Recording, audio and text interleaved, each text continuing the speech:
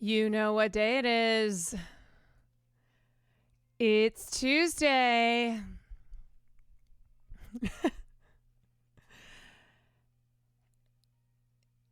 Boys. Happy Tuesday. Happy Tuesday, boys.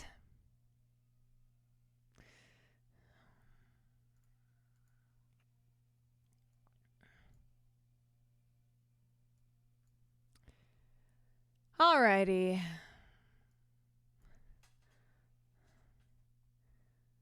Let's get started.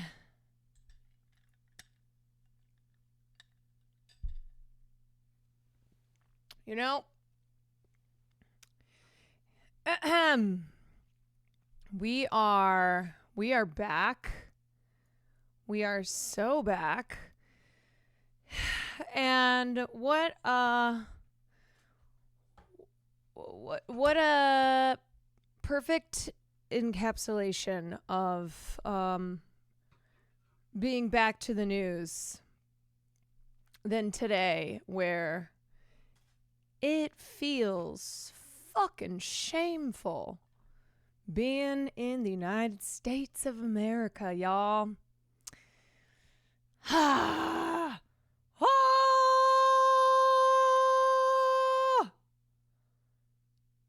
With the Fentano drip today. Yes. Yep. What a Tuesday. What a day in the news today that we will be taking a look at. Autumn Lefts, thank you for the 9 months. But hi, everyone. Hello. Quantano. Yeah, I'll be doing only music reviews from now on. Now that I have the Quantano look. When does the painting come? I don't know. I imagine it'll come in the next week. I hope so. Obviously. I will be showing it on stream when it arrives. Giving lesbian with that flannel. I mean, we are talking about my favorite lesbian, Chappell Roan, today. So that's the vibe. Anything before we get into talking about stuff?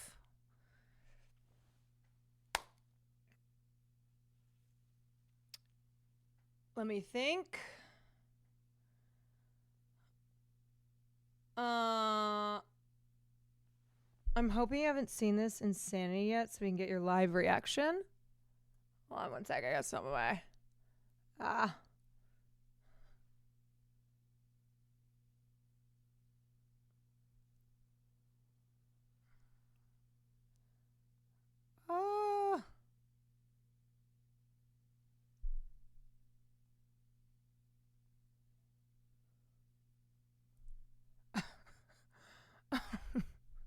Happy Tuesday! Starting off with like something in my... Okay, I think I got it. Okay, what do we have here? Oh my my other favorite lesbian. My other favorite lesbian. Queen of nice, really the queen of mean. Respond to this with the most insane stories about Ellen being mean. She's not the happy-go-lucky nice Ellen DeGeneres under fire again with accusations of a toxic work environment. Why is this like a true crime documentary? It's a phony hypocrite liar. Things are really spiraling. Ellen DeGeneres owns DeGeneres.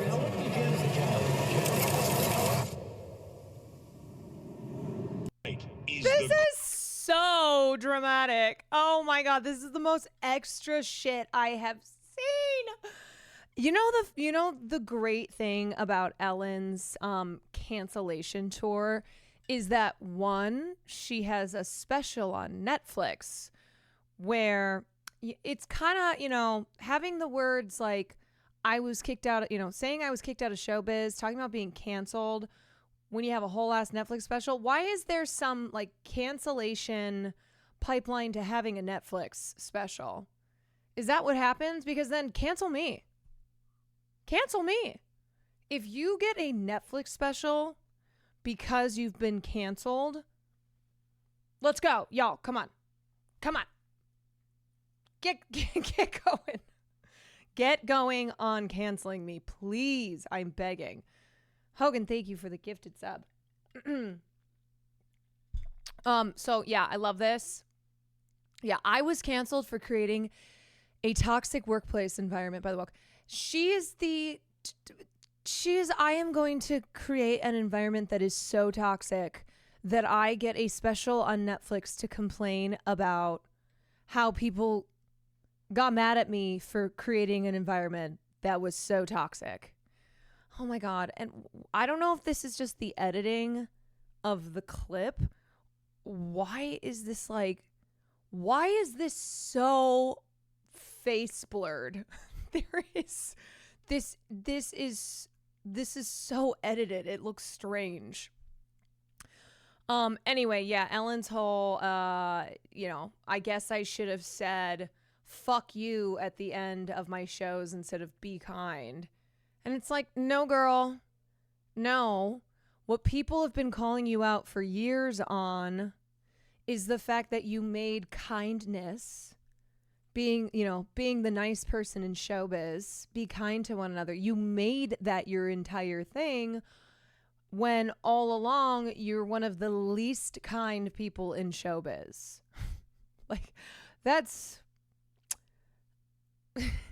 By the looks of it, she might have murdered someone. I know, it's giving true crime documentary where like either she's the murderer or she is a victim who's about to sit down and share her story.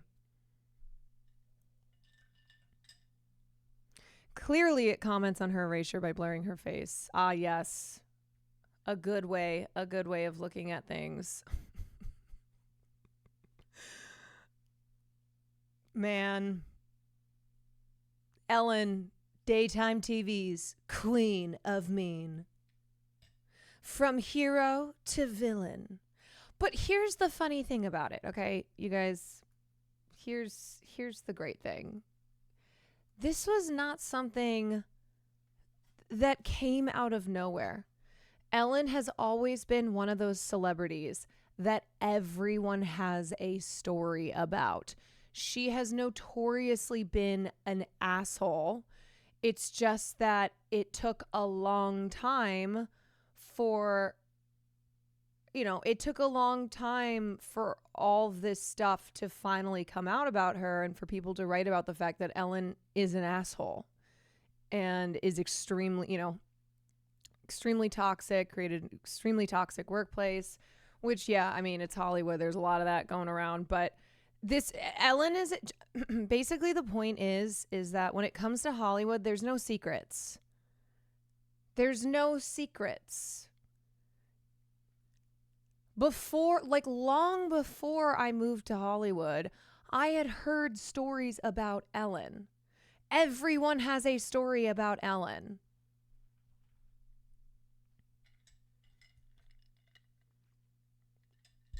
Can we just appreciate how funny this video is? Yeah, we totally can. Is the queen of nice really the queen of mean?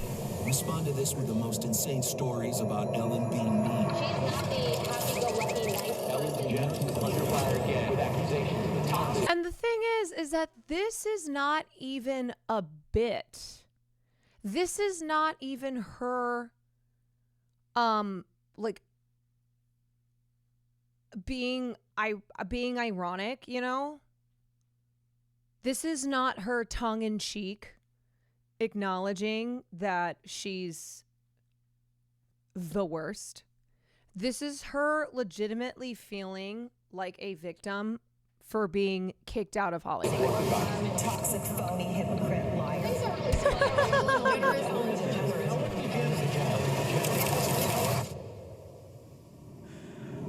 The look at the camera. Oh my God. Oh my God. Her opening her eyes and looking directly into camera, breaking the fourth wall. Please, no, God. Please, Ellen, no. Please. If Ellen wants to do the whole I got canceled for being a strong woman thing, her entire comedy special should just have been her reading off a list of every nasty thing she's heard Jon Stewart, Jimmy Fallon, James Corden, whoever else have said and done to their employees. Because while Ellen's behavior certainly should never have been tolerated in any workplace, she is right that there was a gendered bias in how the public reacted. Like, there's a whole expose about Late Night with Jimmy Fallon a year ago, and it barely made noise. Jon Stewart's had allegations of being a horrible boss against him for years, and you can say he hasn't been canceled, but because he never had the same nice guy shtick as Ellen. But Fallon definitely did, and no one cared about the fact that his employees had to have crying rooms. Yeah, I think this is definitely a valid point. I think the fact of the matter is not that Ellen is necessarily unique in Hollywood.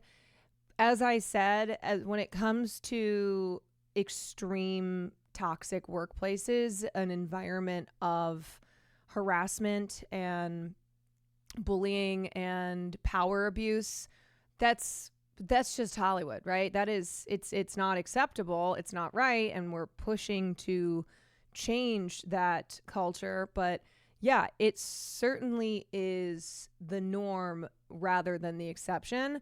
But it doesn't excuse Ellen, and it also is like it's just another annoying instance of someone with a ton of power and money who is using a platform like Netflix to run defense for themselves, to basically be like, actually, I'm a victim in this situation. Because that's the thing with her. What I have not seen yet. I have not seen yet from Ellen anything that makes it seem as if she took accountability. As if she feels, as if she acknowledges the wrongdoing that she did. And instead, it's all just, I'm a victim. This is not fair to me. It's one of those, like, multiple things can be true at once, you know?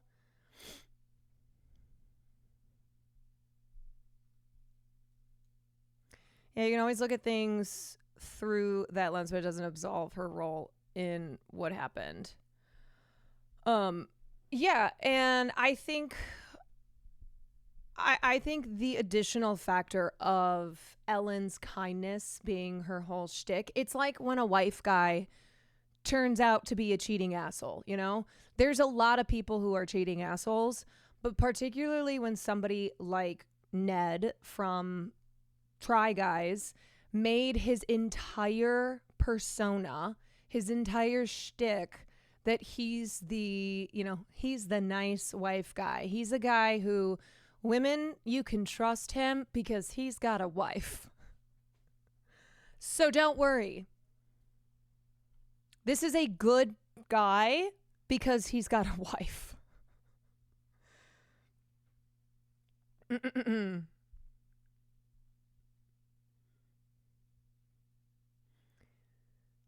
just waiting for her to hit the turf button at this point. I mean, it's probably inevitable. That's probably it comes along with the canceled comedian gets a Netflix special. Feels like whataboutism when she wants others doing worse, same shitty behavior, and yeah, her whole thing was being nice daytime TV, then she was a huge asshole. Yeah, it's similar to the conversation that we had last week when we were talking about Diddy, where when other men in the industry have been exposed as predators, as abusive, but because they're not Harvey Weinstein level, their behavior is excused, where it's like, okay, multiple things are true here, where Harvey Weinstein had, Harvey Weinstein was one of the worst cases of abuse of power in Hollywood, because of how powerful he was, because he fucking ran Hollywood. And so his actions, his behavior trickled down so deeply into the industry, but it does by no means does it excuse other bad behavior just because it's not as far reaching and there weren't as many victims as there were when it comes to Harvey Weinstein. It's like, oh, well, this guy is so much worse. Or like, hi, this person's bad. This person's bad. It's like, yeah, that's true. That's true. But it does not provide cover for what you did. Lunette, thank you for the gifted sub. Full Plaid, thank you for the 9 months. Lizzie, thank you for the 12 months. Ruby, thank you for the 13 months. Oh, Ellen, what is she going to do sitting in her $50 million mansion? Poor Ellen.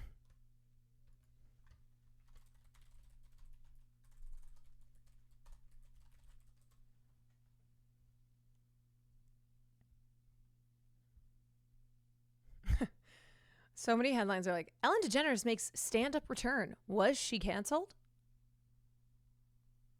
Also, the funny thing, too, is that the show, the Ellen DeGeneres show, ended in May of 2022 after 19 seasons, okay? May of 2022, 2 years ago. Her Netflix special is coming out now. So basically, the show ended, and you have to assume that shortly after that, she signed her deal with Netflix and began working on this special. So the timeline here, right? You know, the timeline, and the timeline is what we talked about when I covered Louis C.K. as well, where these people never fucking went anywhere, you know? It's like they'll disappear for 5 minutes and then come back and be like, my return. I've been away. I've been gone because I was canceled and now I'm having my grand return. It's like, I don't even remember you being gone. You've been here pretty much the whole time. Also, it wasn't just a Netflix special, it was a tour.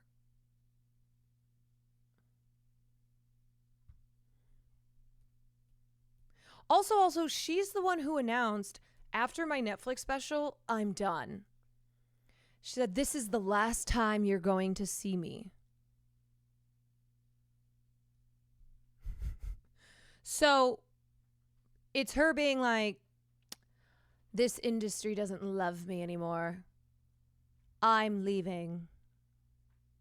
I don't know. Look, it is a major disappointment, not because anything about Ellen was shocking, but just because Ellen was she was revolutionary as one of the first major comedians to come out of the closet as a lesbian, and then her success after she had lost her show, or just I can't remember what it was, but her success as a very out and about lesbian in the industry. And it just always sucks when there's such little representation, and so the people that you have, it's like, oh my god, not only are you one of the only out lesbians in this business, but also at the height, you're at the top, but you're the worst. You suck. This isn't an airport. You don't have to state your departure. I'm going. My flight takes off, in case anybody wants to know, and I will not be returning. I shall not be back.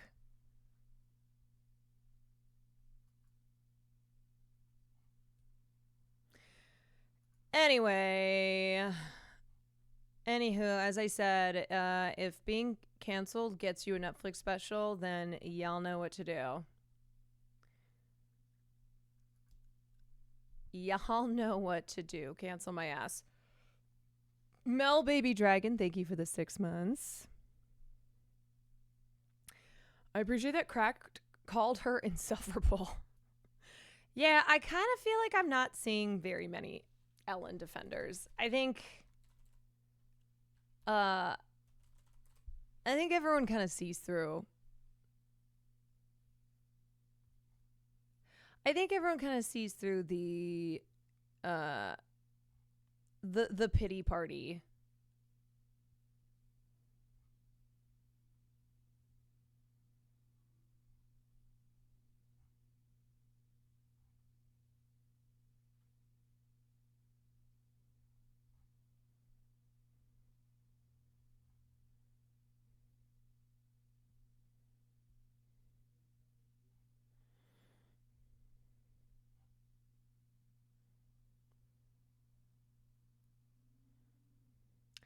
If you're wondering what Ellen DeGeneres' new Netflix special is about, it's about an hour of her explaining how she was kicked out of show business. That's what her Netflix special is about, if you were wondering. All right.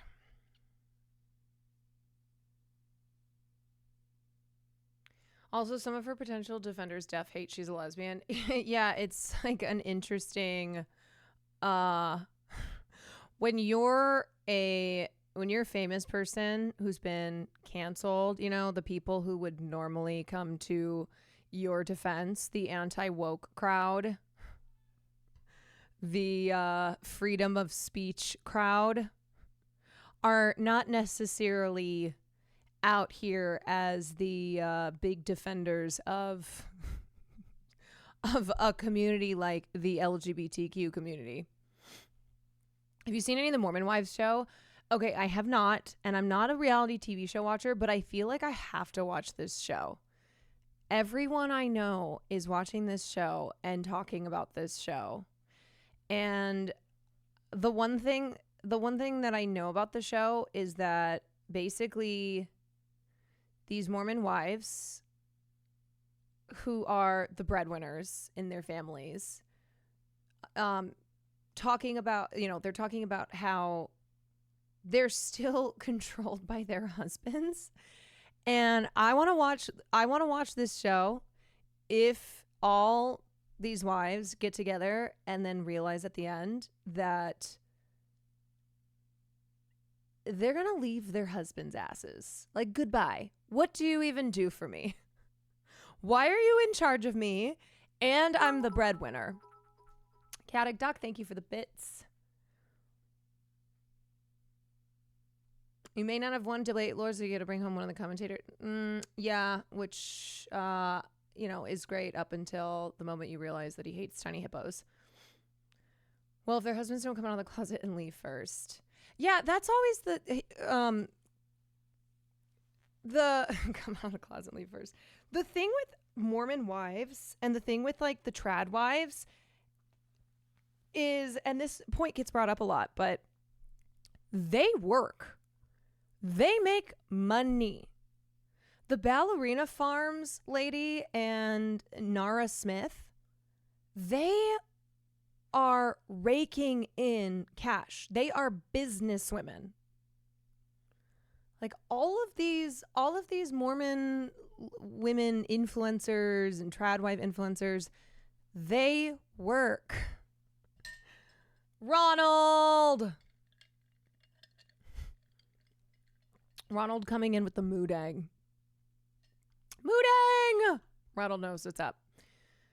Are you going to watch The Penguin? I actually watched the first episode last night, and I thought it was great.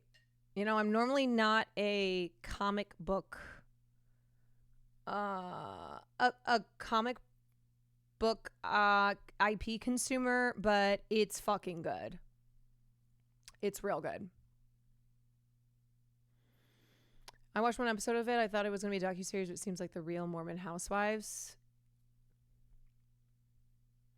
I'm sure it's very entertaining. Quick, is The Penguin Marvel or DC? It's Batman. That is DC. I know that for sure is DC. I know the answer to that one.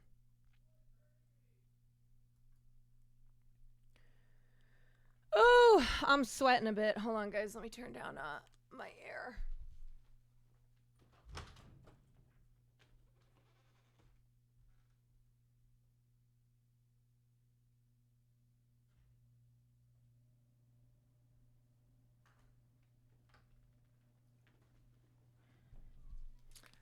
Turn down for what? We need Farley. He's snoozing on the couch. He wants nothing to do with me. Okay, y'all. Let's start off. Let's get going. LeBush, thank you for the 2 months. All right. How shall we start? I think I want to start off by talking about Marcellus Khalifa Williams. It is a it's a sad day to be in this country. I mean, it feels like that often, but I don't know. It felt very dystopic being on my timeline today because I was largely off of Twitter this weekend, really just largely offline because I was busy with TwitchCon, and coming back to being online and coming back to seeing what everyone's talking about, and my entire timeline being people pleading for the life of Marcellus Williams, who was officially killed today. He was legally murdered by the state of Missouri, where I went to college. And that is something that happens in this country and is not a flaw of the system. It is the system, you know? I think that's important to keep in mind, that it's not the system failing. It is the system working as it's designed to work. And it is barbaric and unbelievably brutal. And this case in particular was so... First of all, I was late to this. I was late to the story of what was happening. So I quickly tried to sign petitions and call and text and whatnot. And over 1.5 million people who were also aware of what was going on did the same. And none of it mattered. None of it mattered because of the power that rests in the hands of individuals who make the determination on, arbitrary determinations on whether or not somebody gets to live.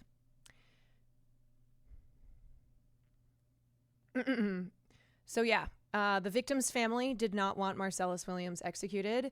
The prosecutor's office, the very one that originally convicted Marcellus Williams, was the office leading the charge, not just to get him a stay of execution, but to overturn his conviction, to overturn his entire case, which tells you that they knew profoundly how unjust it was that he had been convicted of this crime and that he had been sentenced to death. The former governor of Missouri back in 2017 had last minute, at the 12th hour, agreed to give Marcellus a stay of execution. And unfortunately, Governor Jim Parson is a psychopath. He is a fucking murderous psychopath. And between him, the Missouri Supreme Court, the state Supreme Court, the Supreme Court that is run by conservatives, and the Attorney General, people who had nothing to do with this case. They were not there for the original case. They had no involvement in it. They had no stake in it. They had no personal stake in it. And they were the ones who made the decisions that led to Marcellus Williams being legally executed today at 6:00 Central Time. The peeps who pointed guns at BLM protesters got a pardon from the same governor. Of course. And that is, that is the abuse of power that is so clearly on display. And today we're going to talk about not just Marcellus Williams, but we will revisit the origins of the death penalty and why it is so barbaric and why there has been, years of advocacy against the death penalty, working to abolish the death penalty. And just a reminder that the Democrats have removed abolishing the death penalty from their 2024 platform. So as far as people who are like, you got to get out and vote, they quietly removed the death penalty from their platform. So just a reminder there. Did you see the poem he wrote while waiting on death row? Is this the poem about? Yes, I did. We'll take a look at this. We will take a look at this. All right. The death penalty should have been abolished ages ago. Yeah, we have so much overwhelming evidence arguing in favor of abolishing the death penalty, and yet it is something that still remains. I believe there are 5 people set to be executed. 5 people set to be executed this week alone.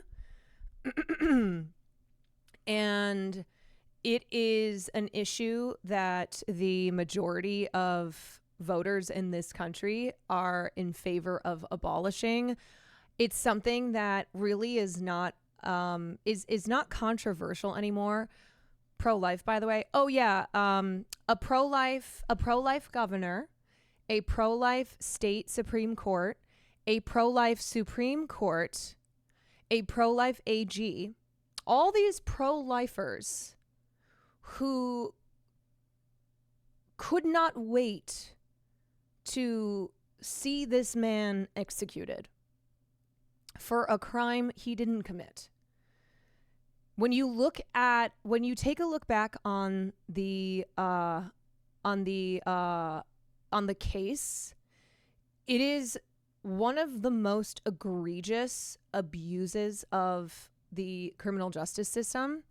And again, I think the biggest indicator of how the cards were stacked against Marcellus Williams from the get-go is that the prosecuting office, the St. Louis prosecutor's office, was the one that was leading the charge to get this overturned. All right, let's take a look at this story. Missouri plans to execute a death row prisoner tonight despite significant questions about his guilt. Marcellus Williams was convicted of murdering newspaper reporter Felicia Gale in 1998. And the other thing that I want to make a point on is that guilty or innocent does not change the fact that the death penalty should never be applied. So it doesn't matter. It doesn't matter as to a person's guilt or innocence. The death penalty should be abolished either way. It should never, ever be something that is used. And the fact that it still is just a total indictment on our system. He has always denied it, and some prosecutors in the office that convicted him say the case is filled with holes. Missouri's governor says it will not stop the execution. Jerika Duncan has been following this case. Jerika, good morning. Good morning to you. Attorneys for 55-year-old Williams not only maintain his innocence, but they claim prosecutors botched the case, alleging evidence of racial bias and investigators' mishandling of the murder weapon before the trial. Now, despite the many questions surrounding Williams' conviction, the execution will go forward, barring a last-minute change. With only hours left before his execution, Marcellus Williams is nearly out of options. Last night, the Missouri Supreme Court rejected his request to cancel the execution, writing, "There is no credible evidence of actual innocence." Missouri Governor Mike Parson also denied his request for clemency, writing, "Mr. Williams has exhausted due He process is the devil. and every judicial avenue. Nothing from the real facts of this case have led me to believe in Mr. Williams' innocence." Williams is on death row for the 1998 murder of Felicia Gale. Yeah, and just a reminder here that Governor Parson, where is it? Yeah, so hours before Williams was set to be executed in 2017, then Governor Eric Greitens called it off and appointed a panel of 5 retired judges to investigate the DNA evidence. The board, however, was dissolved by Parson in June of 2023 and never issued its final report. How do you look at this and see anything other than complete bias and intent to execute Williams no matter what by Governor Parson? Fuck that man. He is simply evil. He is convicted of stabbing the newspaper reporter 43 times with a butcher's knife inside her suburban St. Louis home. Police say they found Gale's personal items and her husband's computer in Williams's car. But his defense team argues male DNA found on the murder weapon and at the scene did not match Williams, and that there were no direct witnesses to the alleged crime. Also, the laptop was given to him by the informant. This is just one of those things where, it almost feels useless to even go back over the details of this case because it's done. It's over. Marcellus Williams he was lethally injected today. He is dead. He is there is nothing more to be done here except to call out what a travesty this is and to advocate for the abolishment of the death penalty. Family have always maintained his innocence. I want a full exoneration because I believe wholeheartedly that my father that he is innocent. Williams's fight has been ongoing for more than 2 decades. Hours before his scheduled execution in 2017, then Governor Eric Greitens granted a stay due to unresolved questions about the DNA. He ordered a 5-person board to examine the case. Yeah, to this day, there is no physical or forensic evidence that links him to this murder scene where the victim was stabbed 43 times. One, if you know anything about, homicide, the number of stabbings that the victim received indicates it being of a personal nature. Whatever. But the second thing is that when there is that many, when you have a crime scene where a victim was stabbed that many times, the fact that there was no DNA to connect Marcellus Williams to the scene is just, it's astonishing. It is astonishing that he was still convicted. And I say astonishing knowing, all the factors in this case that were designed to work against him. But just a reminder that there is still no physical or forensic evidence that tied him to this scene where the victim was stabbed 43 times. But when he left office, the board dissolved without making any recommendations. Since then, defense attorneys, the current county prosecutor, and even Felicia Gale's family have all asked to take the death penalty off the table. Have you seen anything like this before? No, certainly this is an extraordinary case. We spoke to Williams' attorney, Tricia Rojo Bushnell, before the governor declined to halt the execution. And I think what many of us struggle with when we see a situation like this is what's the point? How can this be a criminal justice system if this is the kind of outcome it delivers?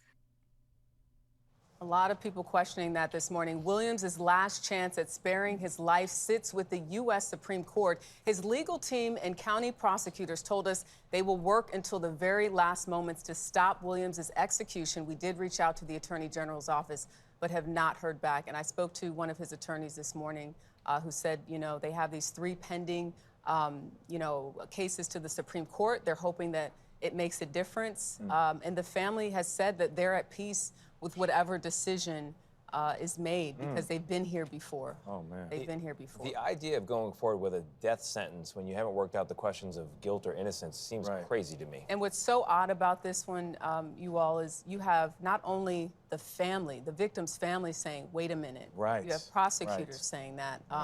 And just the support and the amount of people that are really looking at this case to see what happens next. Wow, Trika, thank you very much. Appreciate it. The aftermath in the Middle East. Yeah, this is a case where overwhelmingly anybody who anyone who became aware of it and was covering this case, it was so clear that this was a travesty, that Marcellus Williams should not have should not have been put to death. And yet, that is exactly what happened. And as a reminder, Black people are 13% of the population and make up 41% of death row inmates. So when we say that the death penalty is inherently racist, when we say that the system is inherently racist, that is what we're talking about. That every aspect of every aspect of the criminal justice system, from arrests to convictions to receiving a sentence like the death penalty, there's just racism baked into it. We know that racial bias is at play in every level of the criminal justice system, and it's used as a weapon. It's often used as a weapon to force defendants to admit their guilt, even when they did not commit a crime. They will threaten the death penalty. They'll put it on the table as if you don't take a plea deal, if you do not say that you're guilty, then you are going to face the death penalty if you proceed forward.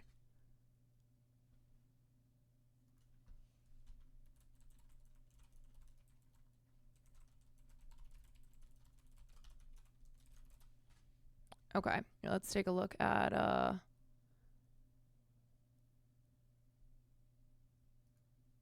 at 6 p.m. Central Time today. On Monday, Republican Governor Mike Parson turned down Williams' bid for clemency, followed a short time later by the Missouri Supreme Court rejecting his latest legal challenge. Williams is African-American. He was convicted in 2001 of killing a former St. Louis Post-Dispatch reporter. And like 58% of eventual exonerations after being found guilty. I mean, as I said, guilty or innocent, the death penalty should be abolished. And the fact that if there had even just been one innocent person, and far more than one innocent person has been put to death by the state, but even just one is an indictment on the system. Reporter Leisha Gale, who's white, during a robbery. He was convicted by 11 white jurors and 1 black juror after the prosecution was allowed to preemptively strike out 6 other prospective black jurors. Williams always maintained his innocence. The jurors, the prosecutor, and the murder victim's family all oppose Williams' execution. Yeah, he was a black man in the state of Missouri in the 90s who was accused of murdering a white woman. And he had a mostly white jury, with the exception of 1 black juror, and that was intended. One potential black juror had been dismissed because the prosecutor felt he looked too similar to Marcellus Williams, And so, you know, like I said, the cards were stacked against Marcellus Williams from the get-go. For more, we're joined in Kansas City, Missouri, by Tricia Rojo Bushnell, Marcellus Williams attorney, executive director of the Midwest Innocence Project. Welcome to Democracy Now! We only have a few minutes, but it's possible that Marcellus Williams only has a few hours. Can you explain what you are calling for and what this case at the last minute is all about? Yes, at this time, we're asking for what Marcellus Williams has been asking for 23 years, which is for a court to take a full and accurate review of the proceedings before it. Right now, for the first time ever, a few weeks ago, the prosecutor had to take the stand and testify under oath about his strikes that he used during the jury selection process.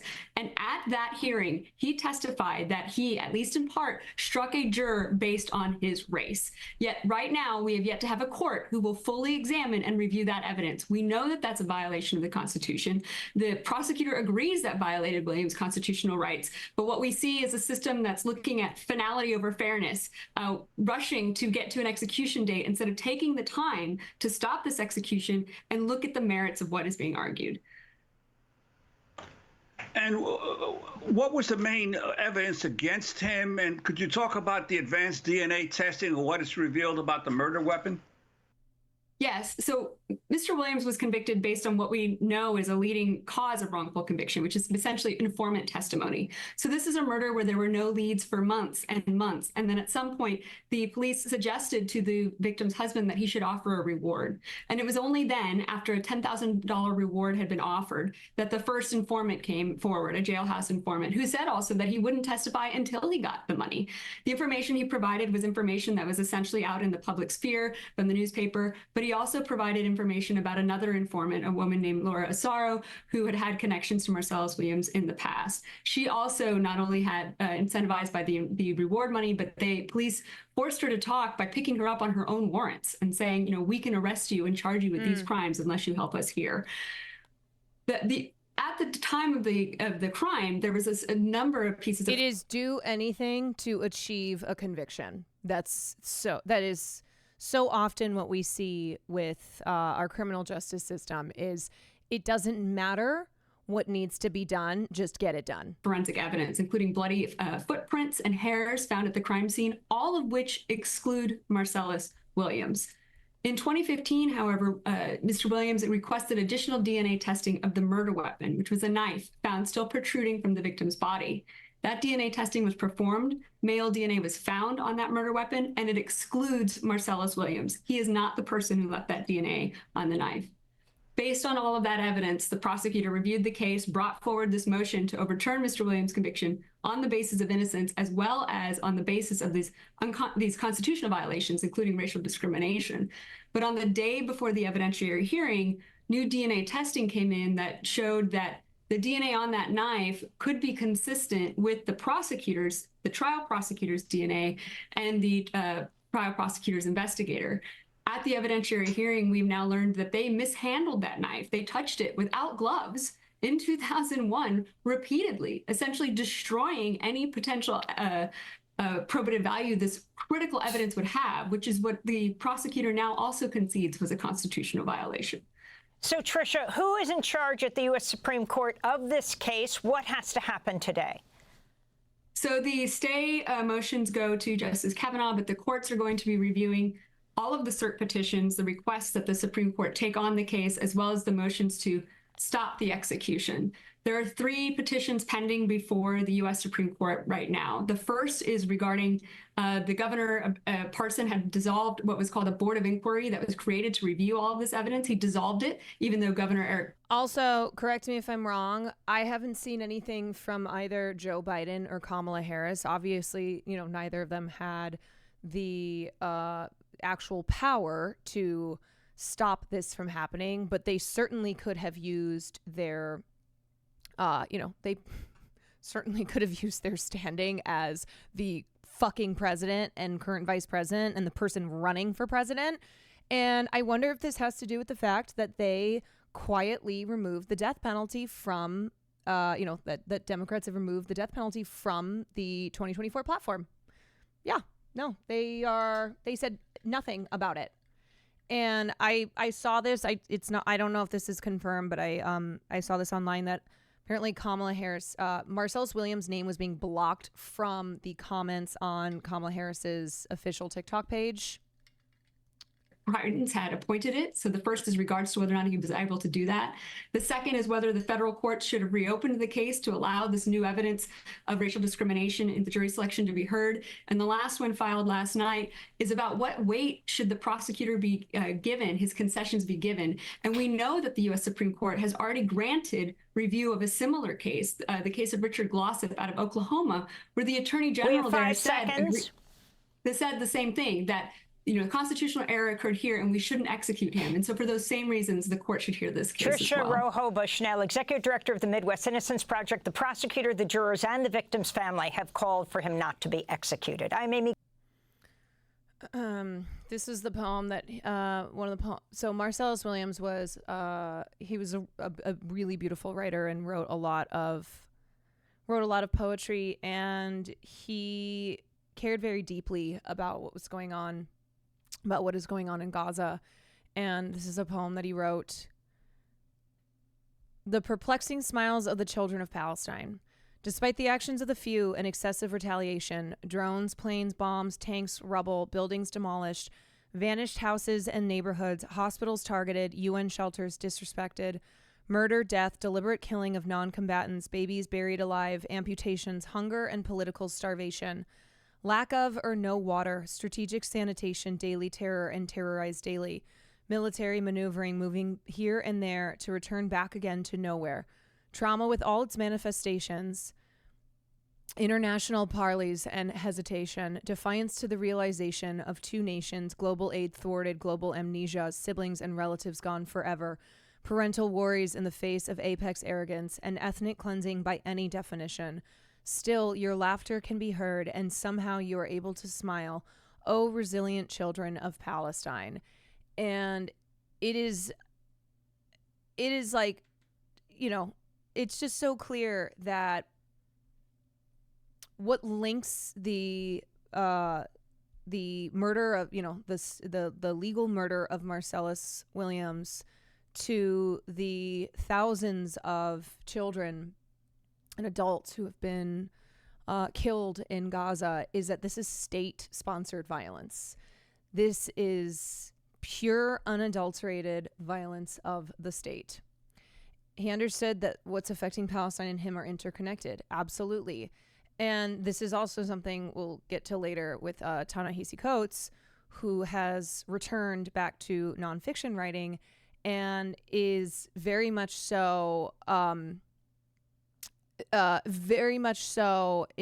incentivized to do so because of his recognizing of the connection between imperialism abroad and colonialism that still affects Black people to this day back home in the United States.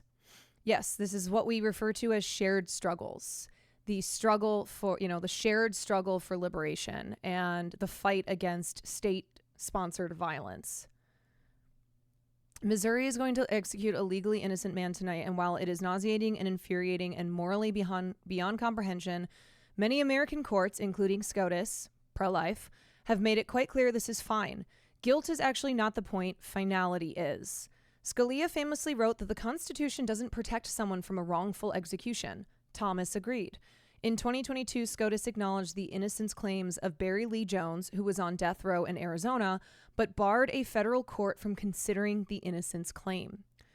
Long story, thankfully, Barry Lee Jones's conviction was vacated by a federal judge last year. This is why who is in the, who is nominated, who's appointed and voted into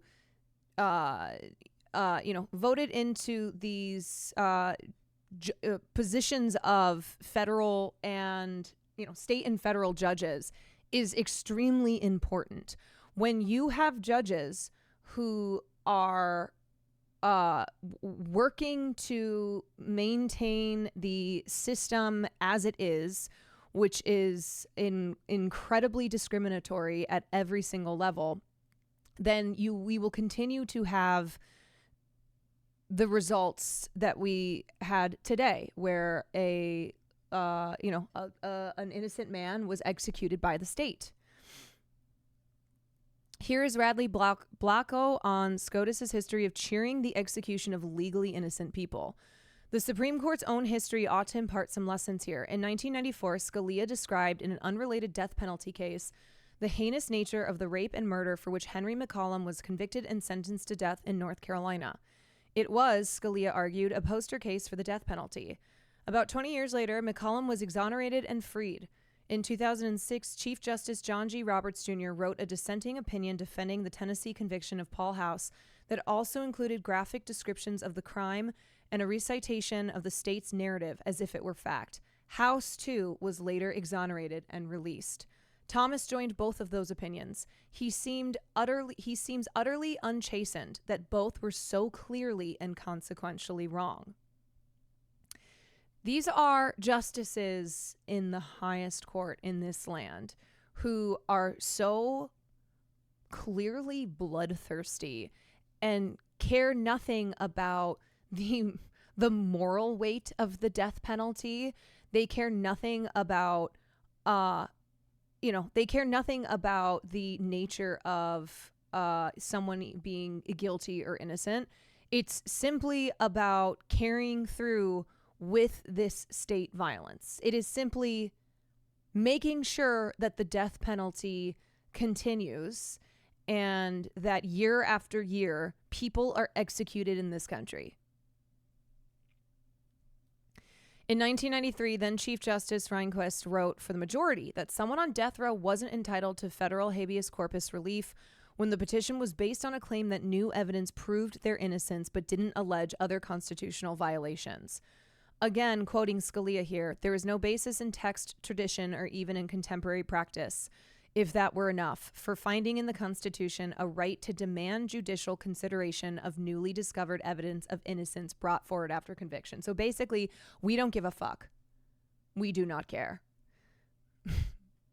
There is nothing that we will consider after the fact to change the result and to consider not applying the death penalty. Yeah, rest in hell, Scalia. Not to put too fine a point on it, but this is the system functioning as it's meant to. It's not meant to deeply consider each individual's circumstances. It's a meat grinder that takes from caged people the only non-renewable things, their time and sometimes their lives. Yeah. The death penalty is discriminatory in that it's disproportionately carried out against people from a poor socioeconomic background, people who have a history of mental illness and being abused, and circumstances that, of course, were they convicted of a crime, it doesn't excuse if they were guilty of that crime, but it needs to be taken into consideration when applying something as heinous as the death penalty, which is why, for simplicity, it doesn't matter guilt or innocence. The death penalty is barbaric, point blank.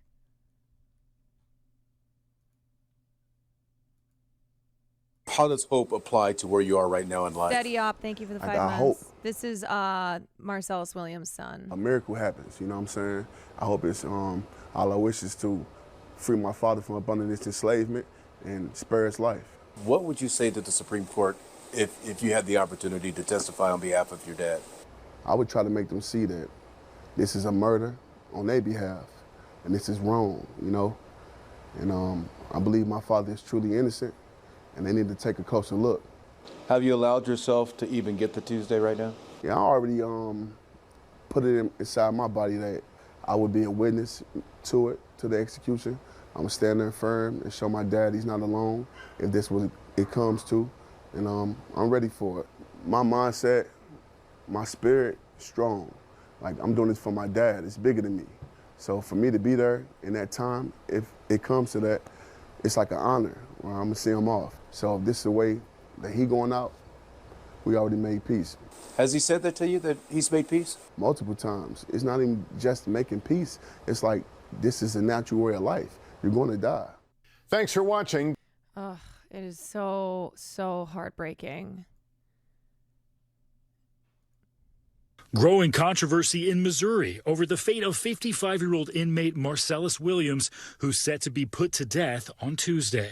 If this were merely a wrongful conviction without the death penalty attached, it would be a much different case. He was convicted of first-degree murder of Felicia Gale in 1998, but his attorneys say the murder weapon was handled by multiple people, tainting DNA. And the family sue the state over this. I mean, sure, you can always bring a legal suit, but it's a matter of if it will have any legs to stand on. Ziant, thank you for the prime. Evidence. The evidence and its mishandling definitely had an effect on the case overall. Prosecutors were ready to cut a deal for Williams to get life without parole back in August.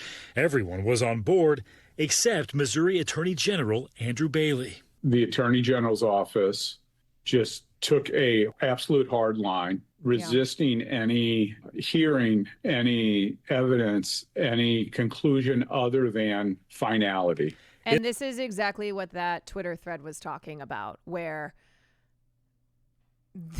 people like the Supreme Court justices, like Attorney General Bailey, like Governor Parson, it is about finality. This was the decision that was originally made, and we are sticking with that, and we are going to pursue it to its ends. Abul Lodi, thank you for the prime. And it is, it's just, it's devastating. It's devastating that those with the power to see this through until the end were the ones who had no stake in this case, right? They were not the victim's family. They were not the prosecuting attorney's office. They were not anyone who had been originally connected to this case, and yet they had all the political power to ensure that Marcellus was executed. In a press release, Bailey agreed the murder weapon had been handled by many actors, but also indicated the victim's personal items were found in Williams' car after her killing. The judge agreed with Bailey, and the execution date remains. But this puts a new spotlight on Attorney General Bailey and his role in other cases. Chris Dunn served more than 30 years for a murder conviction in St. Louis before key witnesses recanted. A judge ruled this year he should be released immediately.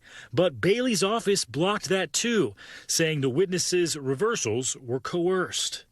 The state's high court stepped in and Dunn was released a week later.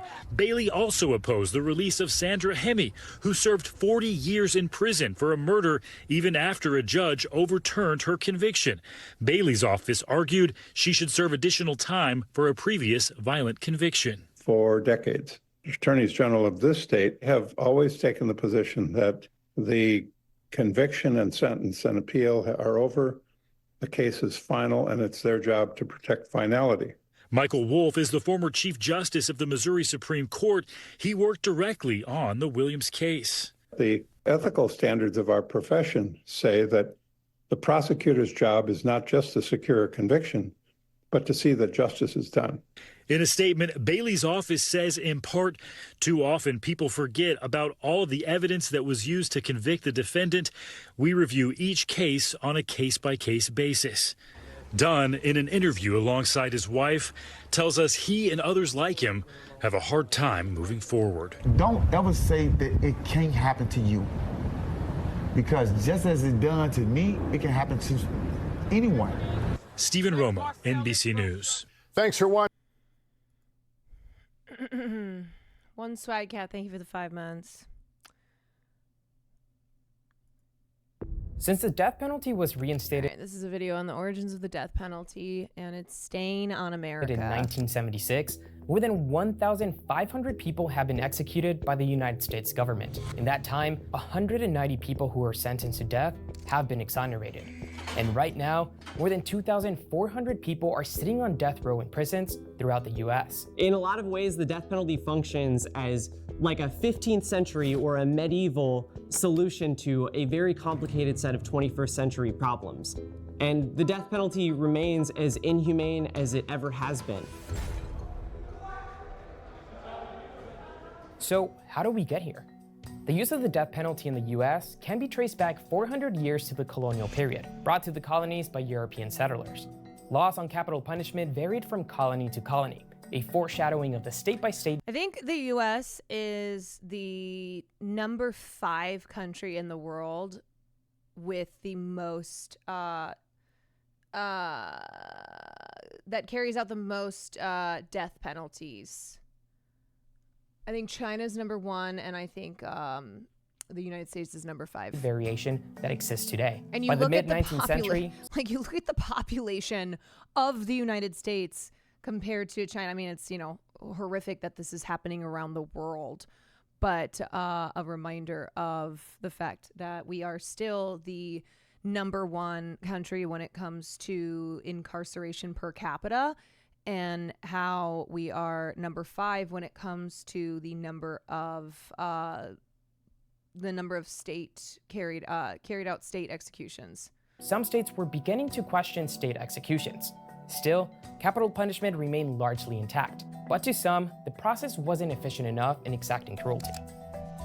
Lynch mobs often criticize the state-sanctioned execution processes as being slow and ineffective and costly, and therefore decided that they wanted to take a mechanism into their own hands and issue racial terror themselves. This is Robert Ponce, an attorney and legal fellow with the ACLU Capital Punishment Project and the ACLU of Southern California. The state saw the lynch mob as being a direct threat against their authority to issue physical domination and social control over its everyday citizens. And so the state's law enforcement and criminal punishment systems made it a mission to prove to the lynch mob and to society that they could exact retribution to wrongdoers accused of committing criminal offenses. As lynchings declined in the early 1900s, state-sanctioned executions rose dramatically until the 1930s.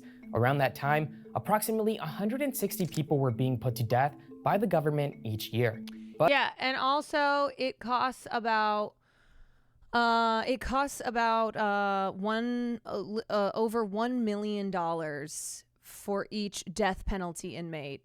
1 million more than a general pop inmate.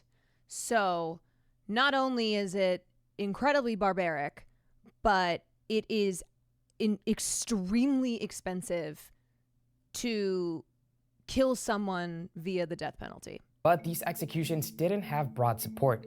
By the 1960s, public opinion in favor of the death penalty had dropped significantly. Gallup polls found that the amount of Americans in support of capital punishment declined from 62% in 1936 to 42% in 1966. In 1972, the Supreme Court issued a landmark decision that reflected public opinion. The court ruled in Furman versus Georgia that the death penalty was cruel and unusual punishment, which violated the Constitution.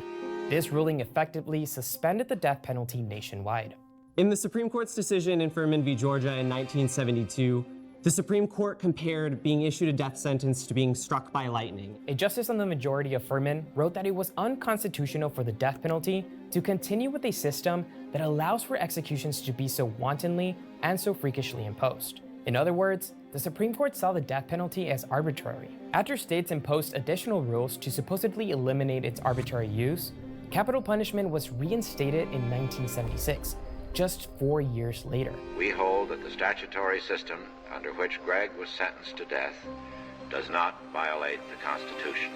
Since then, more than 1,500 people have been executed across the country. Yet the death penalty continues to be arbitrarily applied. Whether or not someone lives or dies depends less on what they do and more on unrelated circumstances. Firstly, it varies depending on location. 26 states have abolished or placed a moratorium on the death penalty, but 24 states still enact capital punishment, and the decision to seek execution is up to local prosecutors. So whether or not you're sentenced to death could depend not only on what state you're in, but what side of the county line you're on. Yeah, and to be clear, even if a state has dismantled the death penalty, it is still used Like it still, capital punishment still remains on the books, like in a state such as California, where Gavin Newsom was like, no, we will, no one will ever be put to death on my watch. And it's used by district attorneys to force guilty pleas from defendants. And it's also used to, it's used to make juries even more favorable to to producing a guilty conviction when you have death qualified them, which basically means ensuring that any jury who is on the any jury who is chosen for the trial does not have any moral qualms whatsoever to something like the death penalty. So this is also why death penalty cases are so expensive. I mean, there's multiple reasons why capital punishment is extremely costly when it comes to the sentencing, comes to the resources that are used, the jury selection being incredibly complicated, the process taking a very, very long time as opposed to non-capital cases. And that's because if you as a jury show even one crumb of moral hesitance in regards to the death penalty being applied, then you are going to be dismissed. 5 counties in Texas and in Oklahoma are responsible for most of the executions that have taken place within the last several years. It's not a coincidence that those states are in the South, where the Civil War era lynch mobs that paved the way for capital punishment were most prevalent. 100 years ago, black people accused of committing crimes against white people were among the primary targets of the lynch mob. Today, the death penalty system in the United States continues that trend. In some states, those convicted of crimes against white people are significantly more likely to face the death penalty than those involved in cases with black victims. Black defendants are 4 times more likely than white defendants to be sentenced to death. Black people also currently make up 41% of those on death row, despite representing only 13% of the general population. Yeah, and also that disparity is higher when the defendant is black or Latino and the victim was white or Asian. So depending on the race of the defendant and the race of the victim will create an even bigger disparity in the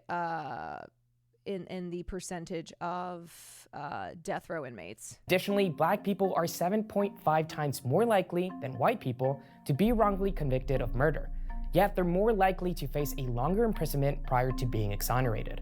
Beyond the fact that the death penalty is sought and applied in a random, unjust manner, it's also really expensive. When the Trump administration resumed federal executions after a 17-year hiatus, it cost $4.7 million to conduct the executions of the first 5 people executed during the summer of 2020. There are several reasons why. Yeah, also, remember when Donald Trump was like, we're going to kill all drug dealers? Like, if you're a drug dealer, you get the death penalty. But then he pardoned convicted drug dealer Alice Johnson, which, yeah, that was the morally right thing to do. But the only reason that he did that is because Kim Kardashian took up Alice Johnson's cause and personally visited with Donald Trump, used her platform to bring attention to Alice Johnson's case. And so Trump, in a, thumbs up way of getting a nice PR pick, pardoned Alice Johnson. So this is what we mean by arbitrary and political, where if you're not an Alice Johnson whose cause was taken up by one of the most famous people in the world, Kim Kardashian, then you're not going to get a pardon from Donald Trump. Executions are so costly. On top of funding the prosecution and the judge, taxpayers often also cover the cost of the defense attorneys because many people facing death sentences can't afford their own legal representation. Additionally, capital trials are a lengthy process. They can be 4 times as long as a regular trial. And while those on death row are in prison, many are in solitary confinement. which is more expensive for departments of corrections than Gen Pop. What's more, everyone on death row is entitled to multiple appeals, which are complicated processes that can take decades. One major thing about the immense financial costs of the death penalty is that so many people are wrongfully convicted and later have their sentences overturned on appeal. So given everything we know about the arbitrary and discriminatory nature of the death penalty, who is it really serving? Many victims' families don't want to have anything to do with an execution, much less to have the memories of their lost loved ones be continuously litigated in a court in a very public setting. But there are still plenty of people who are in favor of capital punishment. As of 2022, 55% of Americans surveyed in a Gallup poll supported the death penalty. There are many people within society who continue to advocate that the death penalty is necessary to exact retribution or justice, but the death penalty has never been about justice. It is about retribution, it's about vengeance, and some of our ugliest societal impulses and urges. But the death penalty's history tells no lies. It is a history of racial animus. It is a history of arbitrary application. It is a history of executing the most vulnerable people within society. And the death penalty remains as inhumane as it ever has been. The US is one of the few democratic nations that still uses capital punishment. In fact, more than 70% of the world's nations have gotten rid of the death penalty. It's time Americans ask themselves, do we want to be a country that allows the government to arbitrarily decide who gets to live and who gets to die? Yeah, and I think a big thing to consider is that there is no jury in the world. There are no individuals who are qualified to weigh something like a person's moral worth when considering applying, when considering something like the death penalty. I think that's something, those non-tangibles, right? We're not talking about concrete evidence. We're not talking about tangibles in a case that a jury that has been, that has been selected and has been determined to be qualified to serve in the trial.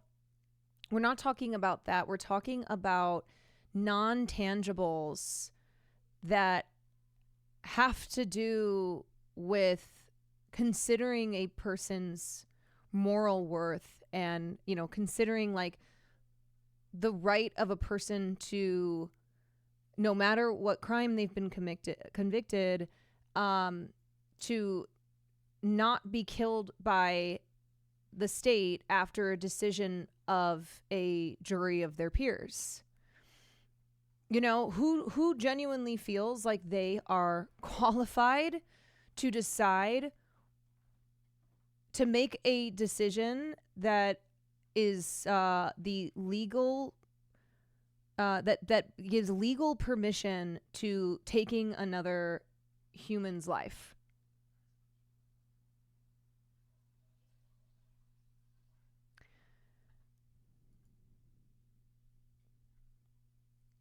I know of a really good YouTube video essay about how the state uses technology to lie about the brutal nature of the death penalty if you want it.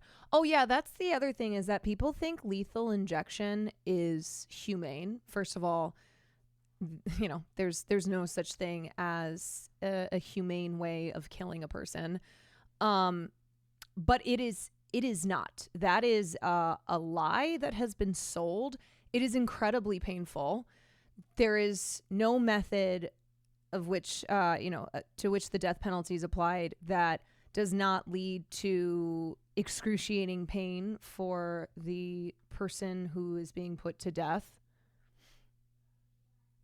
Nothing about sentencing someone to die, killing someone is humane. Right. I apologize for interrupting your topic, but did you already talk about Ta-NAHEISI Coates' profile in New York Mag? Nope, not yet.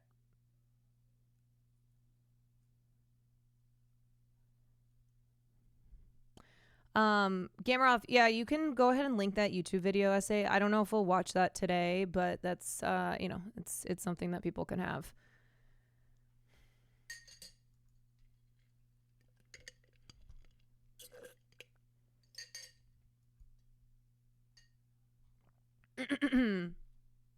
Man, it is just, It is a very sad day, and there's a lot of people who spent years dedicating their time and energy and, you know, did everything in their power, everything they could to try and save Marcellus Williams' life. And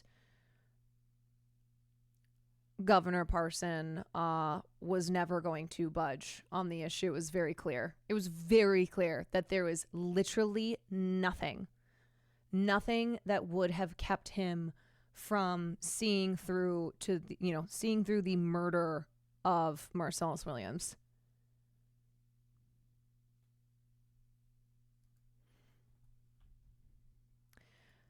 I think John Oliver has a video on oh, Jacob Geller. Yeah, Jacob Geller's great. We've watched a few of his videos on here.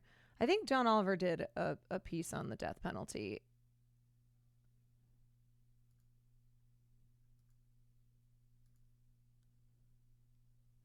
It's pretty old, I think.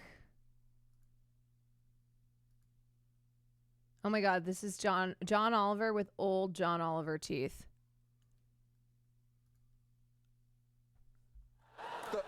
The Statue of Liberty's nose, covering the biggest news of the week, whatever that. This is from 10 years ago.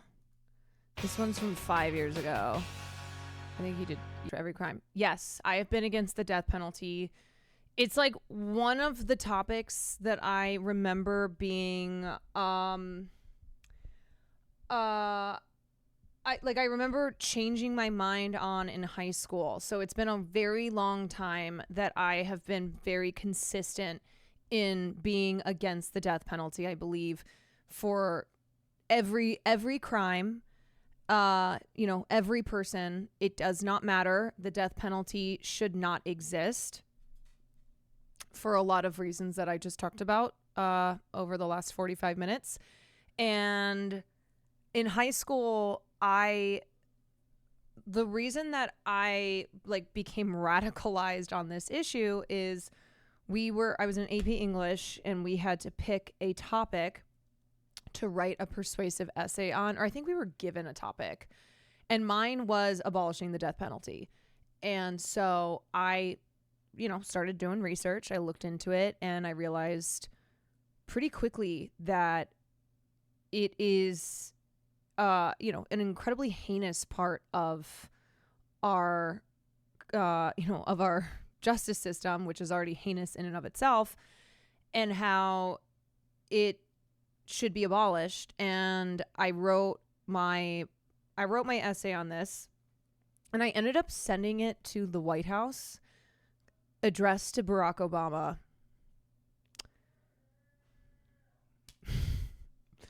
Because I thought to myself that he might read my essay and work on abolishing the death penalty. I didn't get a response, but that's where my being against the death penalty originated. I think okay. What I have learned from seeing responses to something like the death penalty being used to Israel's genocidal campaign in Gaza, their ethnic cleansing campaign in the West Bank, now what they're doing in Lebanon, is that there are a lot of people who are way too comfortable with death, that they have no moral quandaries when it comes to state-sponsored violence. And that is a personal moral failing.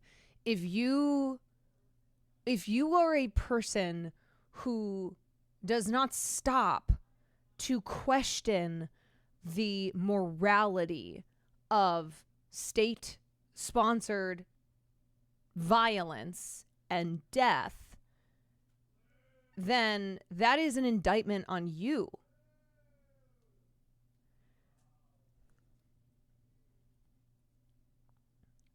And I think, I think it's I think there's a similarity in the justification that is used, whether somebody is killed by a bomb in Gaza or they are shot by the police in the streets of Chicago, or they are put to death by the state of Missouri.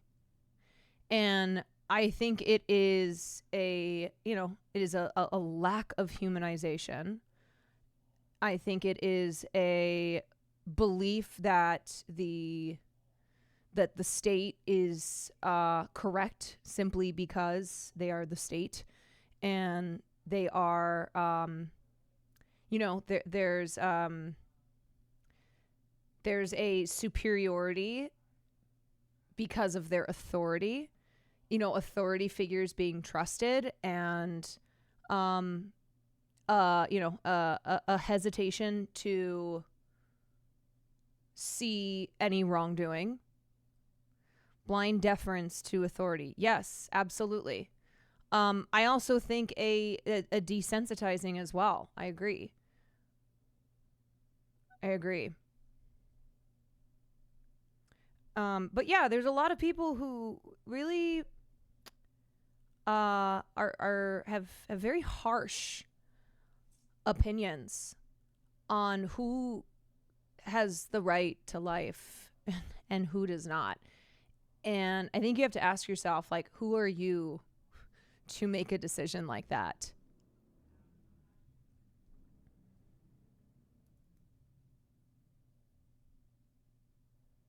Why are you a person who believes that you have the qualifications to weigh human life and determine which life is valuable and worth advocating for?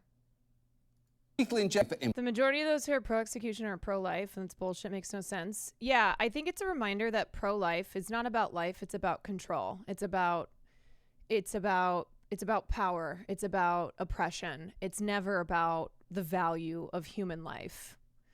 And that's why you see, the hypocrisy with pro-lifers who have no qualms about the right to, the woman's rights being taken away, that her life does not matter at all.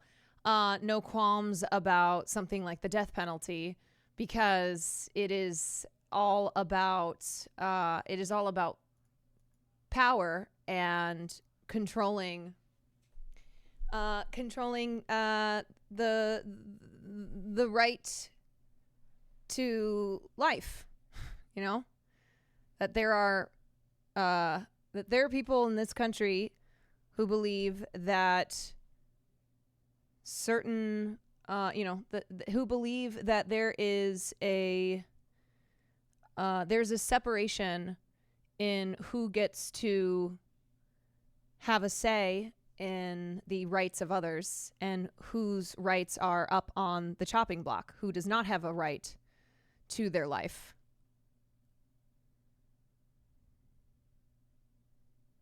Always makes me think of that Bill Hicks joke about how come pro-life people aren't protesting outside of cemeteries. Or maybe it's because a baby who hasn't committed a crime. Oh boy, here we go. Baby who hasn't committed a crime is far different than an adult who has. Okay, first of all, babies are committing crimes. Clearly you're not aware of the statistics of baby criminals. Okay, I guess you're not aware of the terrorist babies. Hello. Big problem in the Middle East. A lot of terrorist babies. A lot of babies committing heinous crimes. Damn, this is dark.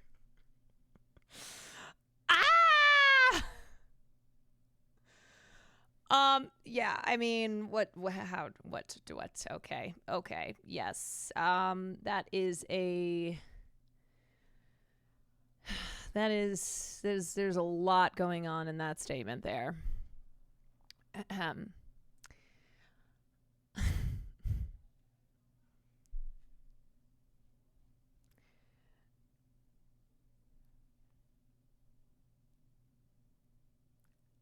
Just, you know what? I think it's easier if you're just like, yeah, no, there are people who deserve to die. Death is something that we are absolutely qualified, that people in power are absolutely qualified to make the decision on. And there are no moral considerations that need to be had.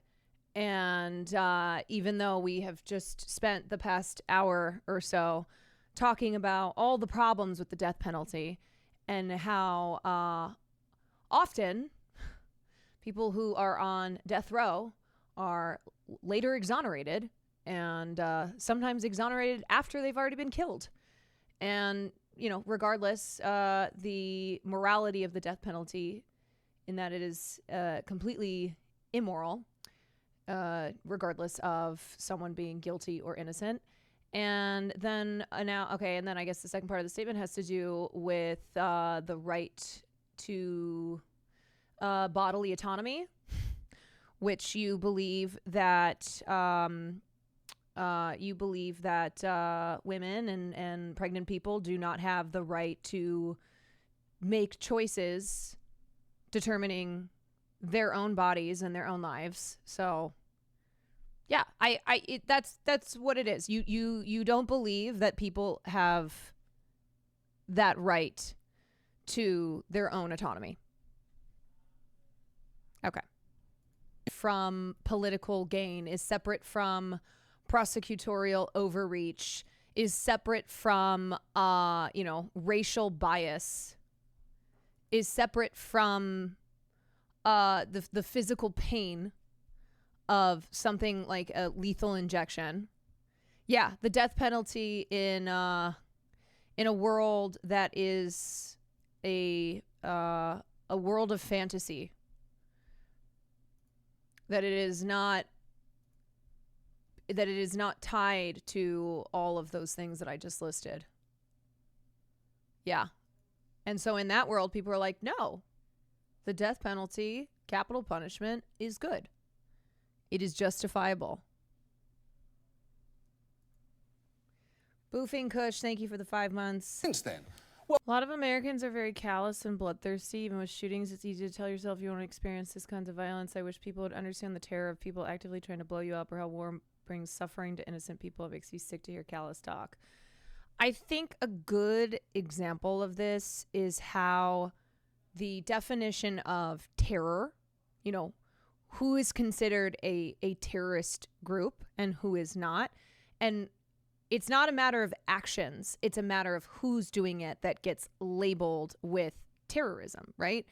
And so if you're, if you're a brown person, if you're a group of militants in the Middle East, you will be labeled a terrorist group for the actions that your group has taken. But the same actions taken by some, an entity like the State of Israel or the United States, which is responsible for far more civilian deaths than the groups that have been labeled terrorist groups by states like the United States of America. Their actions are not considered terrorism because it is the United States who is doing it. So it is not based on the actions that are being done. It's based on who is doing those actions. Who is doing those actions and to whom? Yes. Who is doing it and to whom? Exactly. So when we covered the pager explosions in Lebanon, the point that I was making, and that a lot of people have made, is that if this had been done, if Hezbollah had done this to to Israel, it would have been immediately and nonstop labeled as a terrorist attack by, Western governments and Western media. But because it was Israel who did this to, Lebanon, and many victims being Lebanese civilians, it is not called terrorism because of who is doing it and to whom. Horrifying methods of execution too.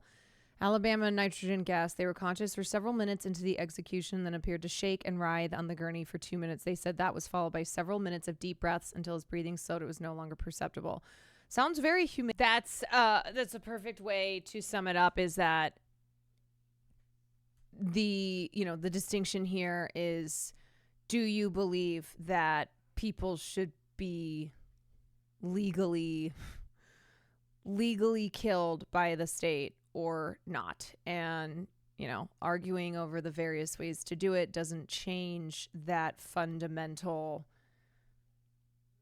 question. There is a case of someone on death row who fell ill and was resuscitated 5 times. The state revived him so they won't lose their chance to execute him. The whole idea of capital punishment is absurd. It's about finality. Again, it is always about finality. It is always about making sure that the capital punishment is carried out no matter what. No matter if there are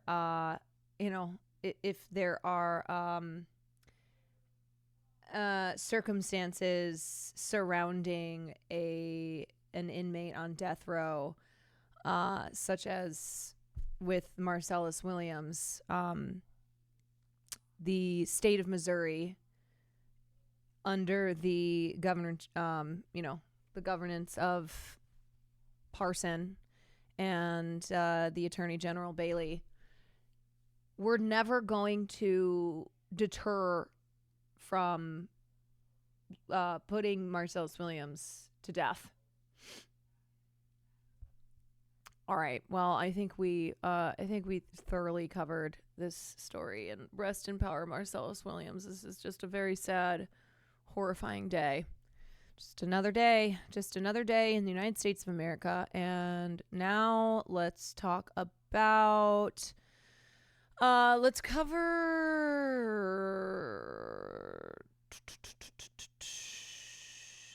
let's talk about the Rashida Tlaib smear campaign, which is just so obviously bad, and so obviously just another smear campaign against Rashida Tlaib. So let's start off here.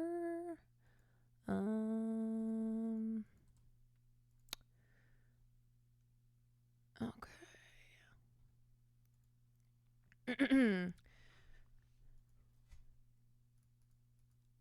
All right. So, in case you missed it, Rashida Tlaib was talking with journalist Steve Nievling about the Attorney General of Michigan, Dana Nessel's decision to charge 11 pro-Palestine protesters at the University of Michigan. So this happened on September 12th.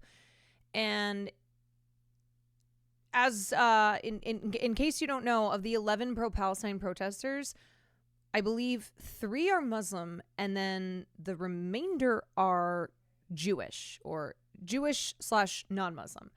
So when Rashida Tlaib in this interview is talking about an anti-Palestinian bias, she is referring to anybody who is protesting on behalf of Palestine, which includes a lot of Jewish people, who have been slandered and labeled as self-hating Jews, who have been charged during protests where they were, protesting on behalf of Palestinian liberation. So what Tlaib said, What Tlaib said initially was during a Black Palestine Solidarity panel. This was moderated by Mehdi Hassan. And she said, instead of getting justice, not one criminal charge in the Flint water crisis, you're going to spend time in trying to use the power of your office to silence people's First Amendment right. On September 13th, in an interview with the Detroit Metro Times, she elaborated and said, this is a move that's going to set a precedent, and it's unfortunate that a Democrat made that move. You would expect that from a Republican, not a Democrat. I disagree, but I know what she's saying. And it's really unfortunate. We've had the right to dissent, the right to protest. We've done it for climate, the immigrant rights movement, for Black lives, and even around issues of injustice among water shutoffs. But it seems that the Attorney General decided if the issue was Palestine, she was going to treat it differently, and that alone speaks volumes about possible biases within the agency that she runs. Nessel's prosecutions were also criticized by groups, including Michigan's ACLU chapter. On September 20th, days later, Tlaib was the target of a racist editorial cartoon that implied she was part of Hezbollah. The cartoon depicted the only Palestinian member of Congress saying, "Odd, my pager just exploded," in reference to the Israeli military terrorist attacks on Lebanon. On September 22nd, Nessel joined scores of Democrats in condemning the cartoon.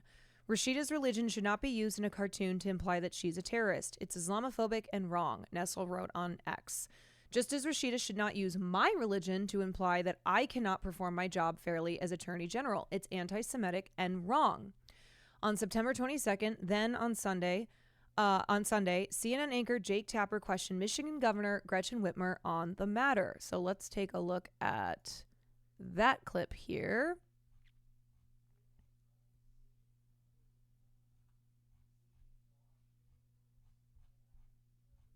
I swear that I had this. Make of those today. No. Wait. Where's the clip of him? Hold on one second, y'all. Jake Tapper.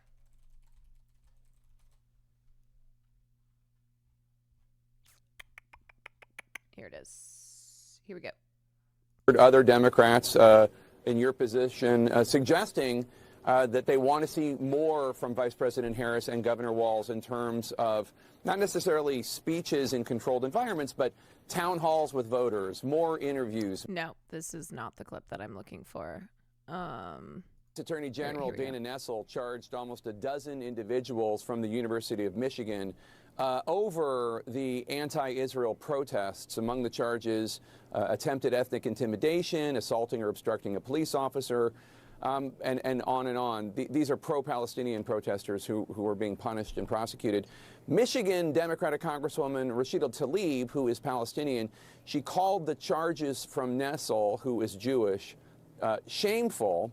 And Tlaib said, quote, "It seems that the Attorney General decided if the issue was Palestine, she was going to treat it differently, and that alone speaks volumes about possible biases within the agency she runs," unquote. Nessel responded by saying, quote, "Rashida Tlaib should not use my religion to imply I cannot perform my job fairly as Attorney General. It's anti-Semitic and wrong," unquote. Do you think that Tlaib's suggestion that Nessel's office is biased was anti-Semitic? Listen, Jake, you know what? This is, first of all, it is outrageous. Second of all, this is like the type of thing that Jake Tapper loves to spend a ton of airtime on. Talking about manufactured instances of anti-Semitism like this. Has been doing this for months. Say is that I know that our Jewish community is in pain, as is our Palestinian and Muslim and Arab communities in Michigan. I know that seeing the incredible toll that this war has taken on both communities has been really challenging and difficult, and my heart breaks for so many. But as governor, my job is to make sure that both these communities are protected and respected under the law in Michigan, and that's exactly what I'm going to stay focused on. But do you think Attorney General Nessel is not doing her job? Because Congresswoman Tlaib is suggesting that she shouldn't be prosecuting these individuals that Nessel says broke the law, and that she's only doing it because she's Jewish. No. See, okay, so this is just straight up lying. This is absolutely dishonest. And you can see Jake Tapper and with Dana Fash, how they have continued to spread lies like this and how they are responsible for conducting, for being a part of these smear campaigns against someone like Rashida. The protesters are not. That's quite an accusation. Do you think it's true? Like I said, Jake, I'm not going to get in the middle of this argument. I think that this was smart on Gretchen Whitmer's behalf, and I think she, she answered this in a way where she's like, "No, you're not going to get the answer out of me that you want to get." I can just say this.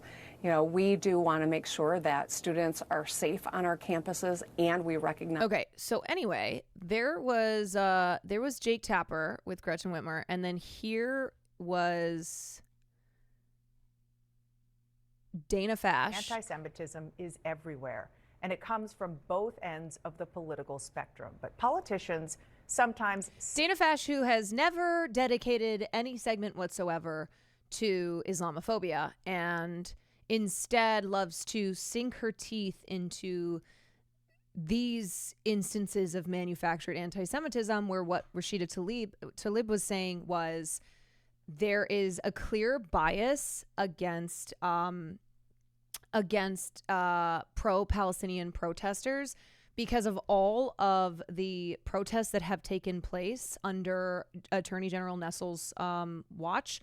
The only one that charges have been brought against was the protests for Palestine, and those charges were brought against protesters who included Jewish, anti-Zionist protesters. So the point is not her saying that, of course, the point is that she's not saying that AG Nessel is racist against Palestinians because she's Jewish.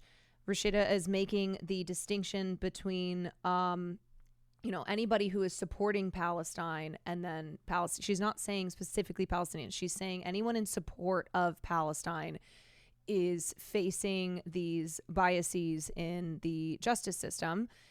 And what she's also saying is that she was very clear to say that it seems as if the pressure is coming down on AG Nessel to bring charges against Palestinian protesters, because this has never been, charges have never been brought against other protesters before, where the, former protests, whether it was for Black Lives Matter, protesting against police brutality, climate change, that there were more instances of violence at those protests, and yet charges were still not brought against any of the protesters. Sidestep calling it out when it comes from a member of their own party. We saw two examples nice performance on at State Debate of the Lords. Union Thank you. yesterday. First, with Michigan Governor Gretchen Whitmer, when my co-anchor Jake Tapper asked about a Democratic Congresswoman's accusation that the state's Jewish Attorney General was letting her religion influence her job. This is straight lying. Do you think that Tlaib's suggestion... All right, we just watched this clip. Jake, Donald Trump has been in this country from the left and the right, but still, preemptively, it's the fault of the Jews? Well, Jake, Donald Trump has been saying things like this for at least 11 months since the October 7th attack. I've never heard you... Can you imagine if the day came where people like Tapper and Fash bothered to cover Islamophobia, bothered to cover anything other than these manufactured instances of anti-Semitism? I'm not talking about real anti-Semitism.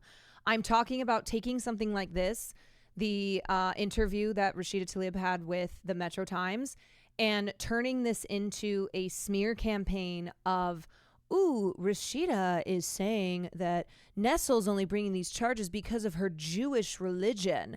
And this smells like anti-Semitism to me. Anything like that. If we lose, it will be the fault of the Jews. But Jake, Donald Trump, again, has been saying for months that anyone who cares about Israel Anyone who cares about the fate of the U.S.-Israel alliance should vote for him. Top I'm G, talking thank you about for the Jewish tier 1. voters who vote for any number of reasons on any number of issues. And he was at an event talking about combating anti-Semitism here and around the world. Just yes or no. Are you comfortable with him using that language? Jake, it's the same kind of language he's been using for months. That doesn't mean it's okay. Yes, but it's his point. Jake, he's the most pro-Israel president we've ever had.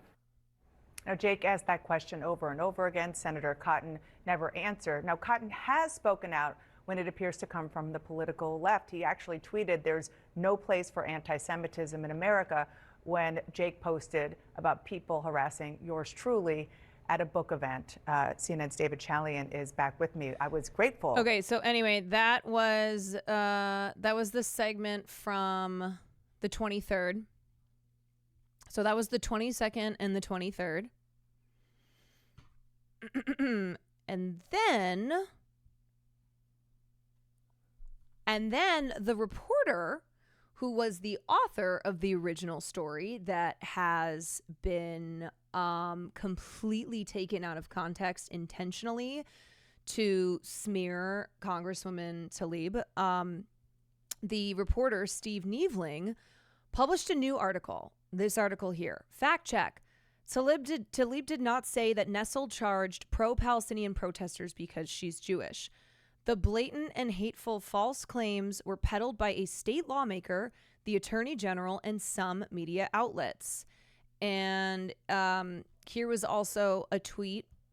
Jake Tapper had tweeted this. The suggestion that Attorney General Nessel, this is Governor Whitmer's statement, would make charging decisions based on her religion as opposed to the rule of law is anti-Semitic.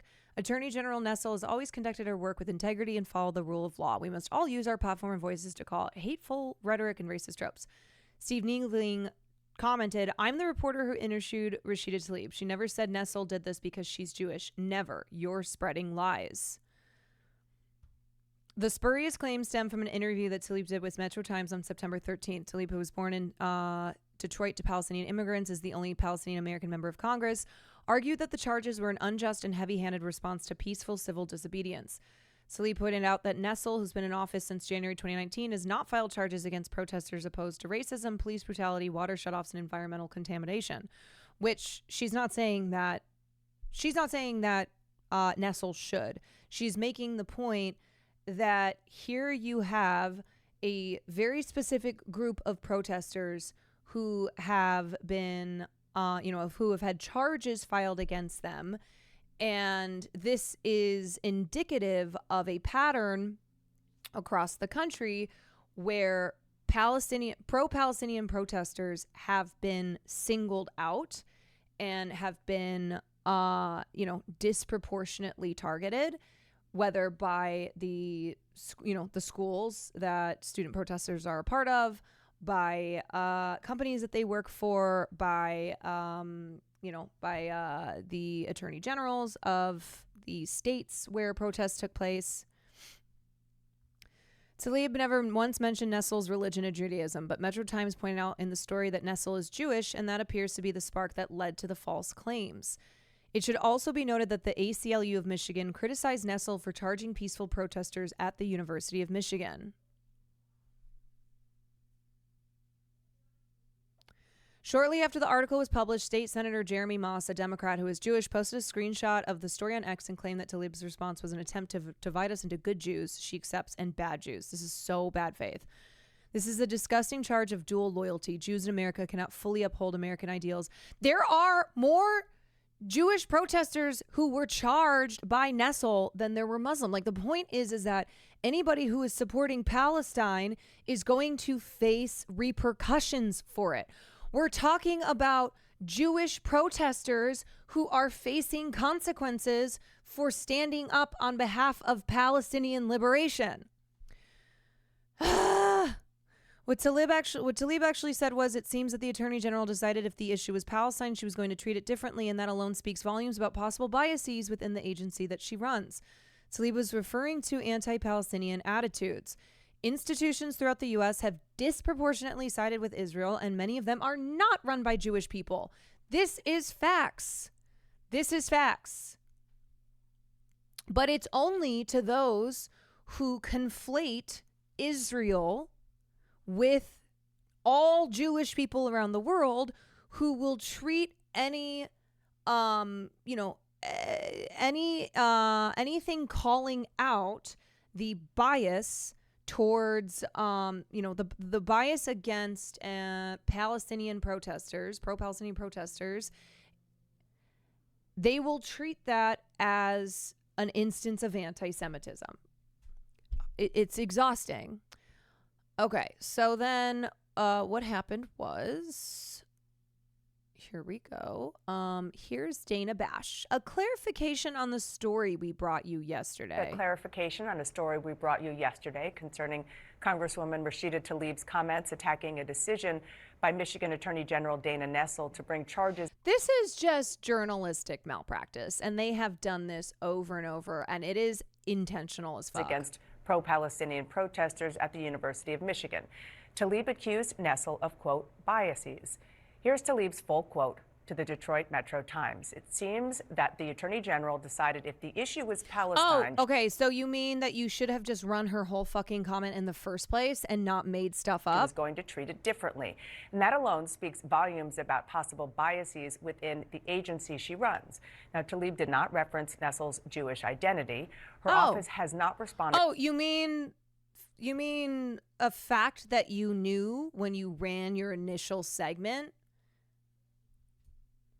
When you were spreading lies to smear Congresswoman Tlaib? To our request for clarity, her allies insist that's not what she meant. But Nessel still says she believes it is anti-Semitic and repeated on CNN yesterday that, quote, clearly she's referencing my religion. I like what she's doing here. She's like, okay, so that's not what Rashida said, and so we have to issue a clarification.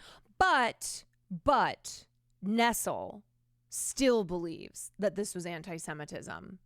So we're going to end with that. And we will let you, the viewers, make the decision. And just remember, Nessel is a Jewish woman, and she believes that this was anti-Semitism. So you must then also believe that this is anti-Semitism, or else you are anti-Semitic. And you can see, here's another instance. This is Jewish Insider editor Josh Kraushaar, who quietly edited his Tlaib story to be slightly less libelous. So here we have the first draft of it that ran. Tlaib has also claimed that Nessel is only charging the protesters because she's Jewish. That is straight up defamation. And then you see Tlaib has also suggested that Nessel's only charging the protesters because she's Jewish. So they are softening the wording here, but the intent is still the same.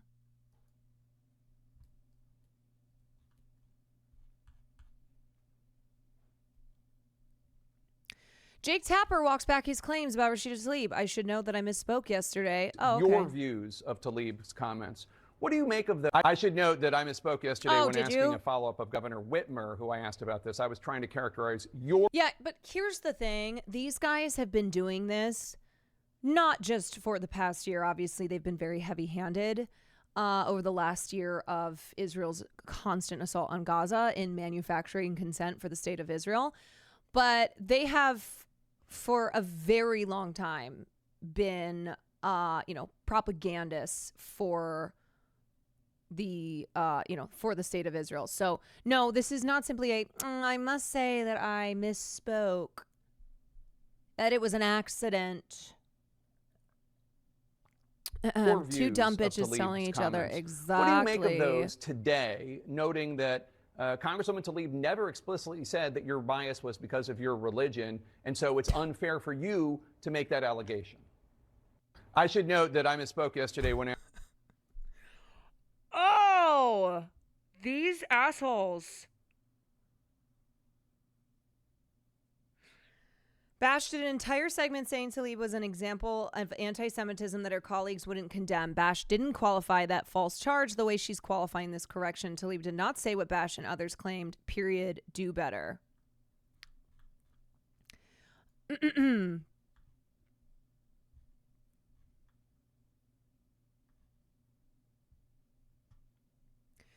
Of course, the manufactured lie about Tlaib has wholly obscured that Tlaib was victim to a racist cartoon donning the pages of publications like the National Review. Yeah, but they don't care about that. They do not care about...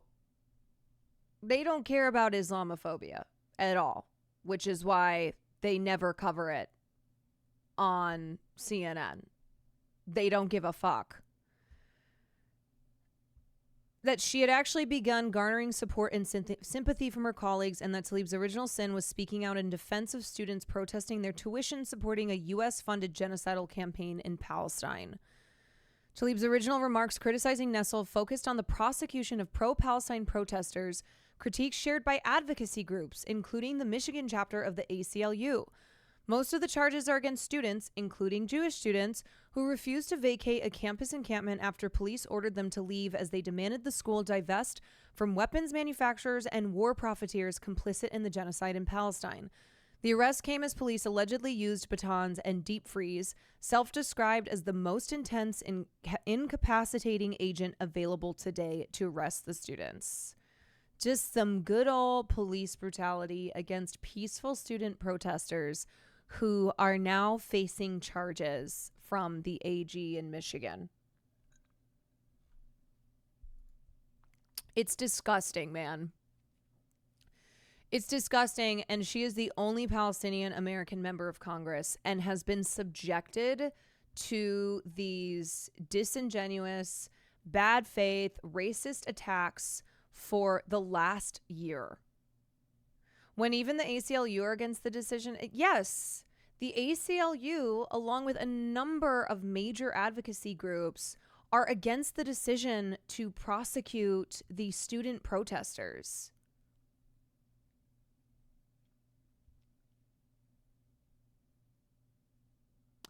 Jonathan Greenblatt, the CEO of the ADL, posted on X Monday addressing Michigan Governor Gretchen Whitmer while alleging that Tlaib had made an anti-Semitic statement about Attorney General Dana Nessel. Oh.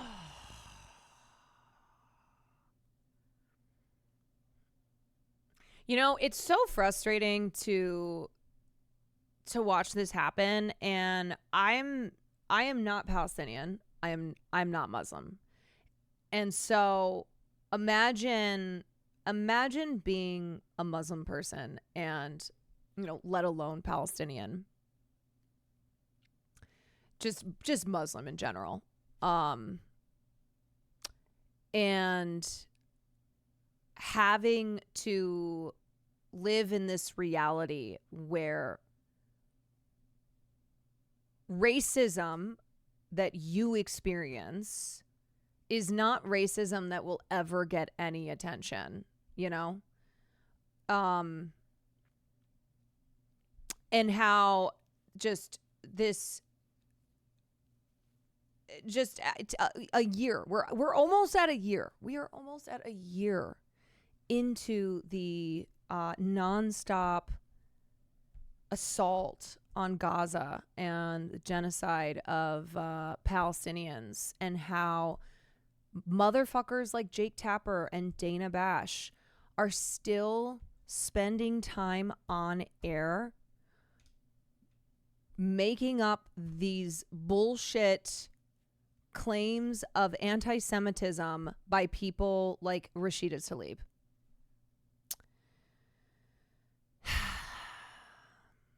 It is it's beyond maddening. And again, I say this as someone who is not Palestinian, who is not Arab, who is not Muslim. And the double standard that is just fully on display every single time here. And also the erasure too of Jews who are being punished, who are facing charges, Jewish students who are facing charges for for protesting their school's investment with the state of Israel. Like, these are Jewish students who are having to who are facing these charges, and having psychos like Jake Tapper and Dana Fash talk all about how, well, this is anti-Semitism to accuse A.G. Nessel of being pressured to bring these charges. Like, what about these Jewish students? What about these Jewish students who are expected to go along with what Israel does, or else they're self-hating Jews?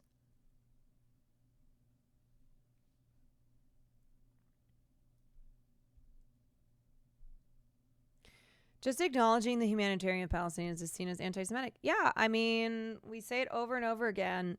If you are Palestinian, your existence is anti-Semitic. You will be called anti-Semitic for just being alive. It's infuriating. Yeah. All right, let's talk about Chapel.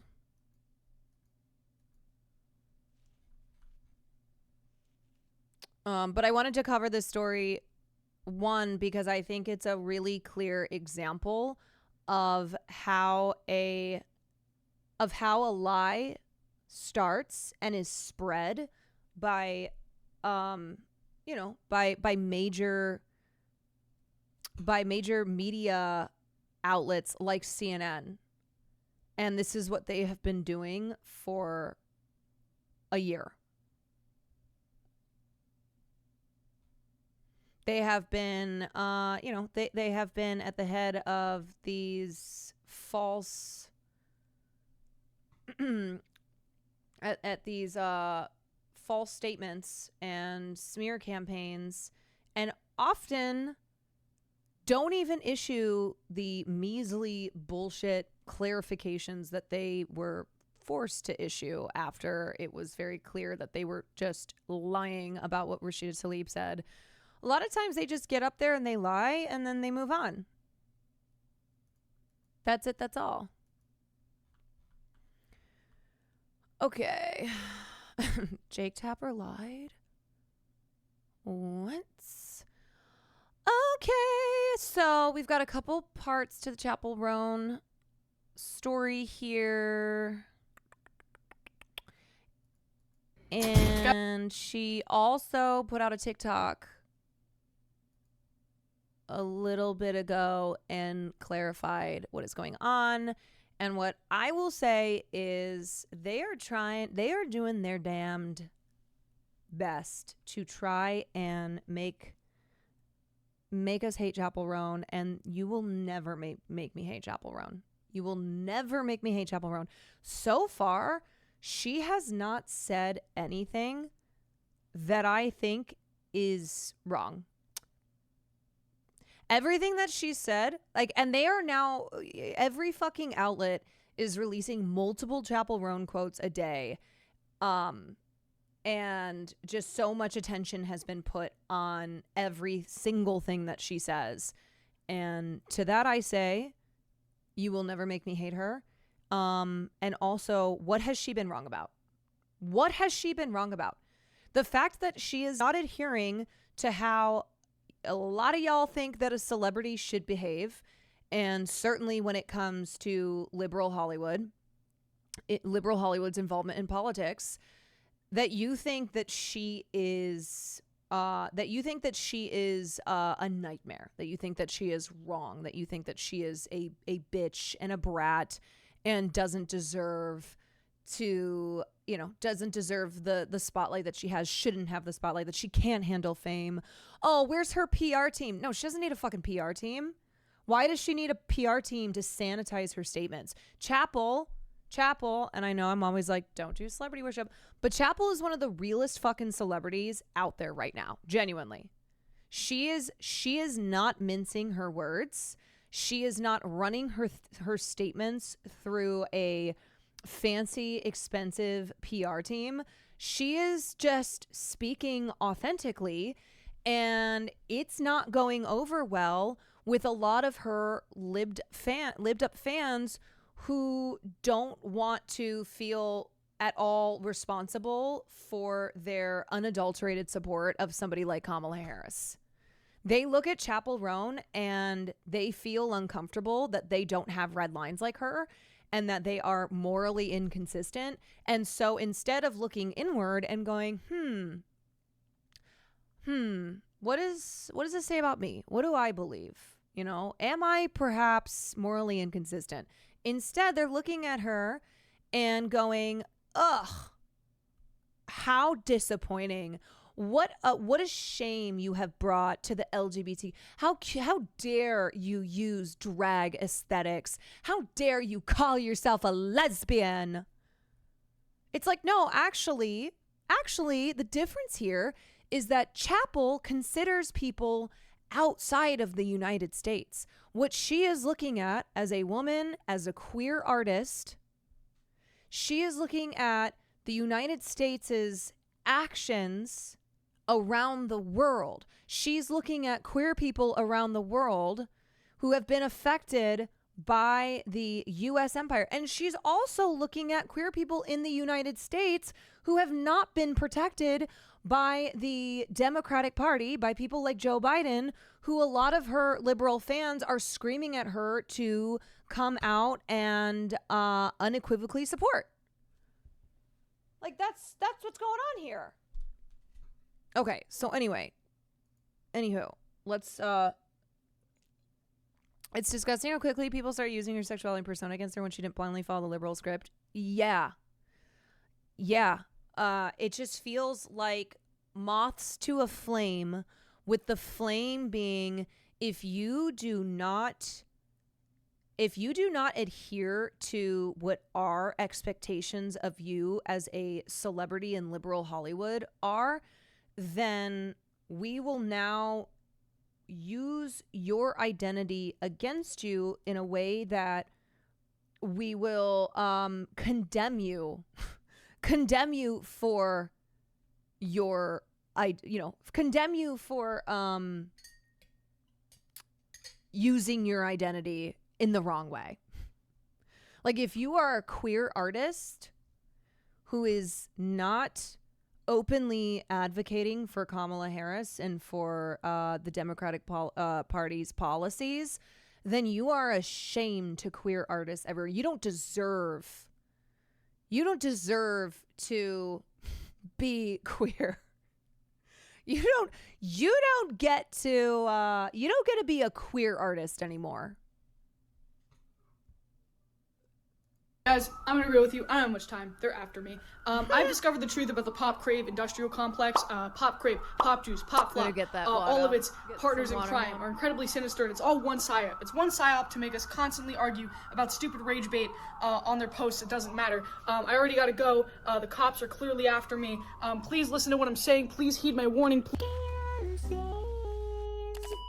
Listen, I swear I'm not court mandated to talk about this lady once a month. However, despite the warning I have given 2 times now, people on the internet continue to be extremely weird about her, and in this case, purposefully obtuse. So, quick background. Chappell Roan is a famous LGBTQ drag queen and pop singer. Chappell has had quite the unprecedented meteoric rise over the last, 11 months. I have 2 other videos about her. You should check them out. I'm debating just making an entire playlist at this point. But because Chappell Roan is suddenly very popular, everybody wants to talk to her, and she keeps giving interviews. And those interview quotes make for very good engagement bait because Chappell Roan is a very controversial and polarizing pop star, mainly because she tends to speak very off the cuff and is very honest and vulnerable about her experiences with fame. Isn't that crazy? Isn't that crazy that she is now controversial simply because she is honest in what she says?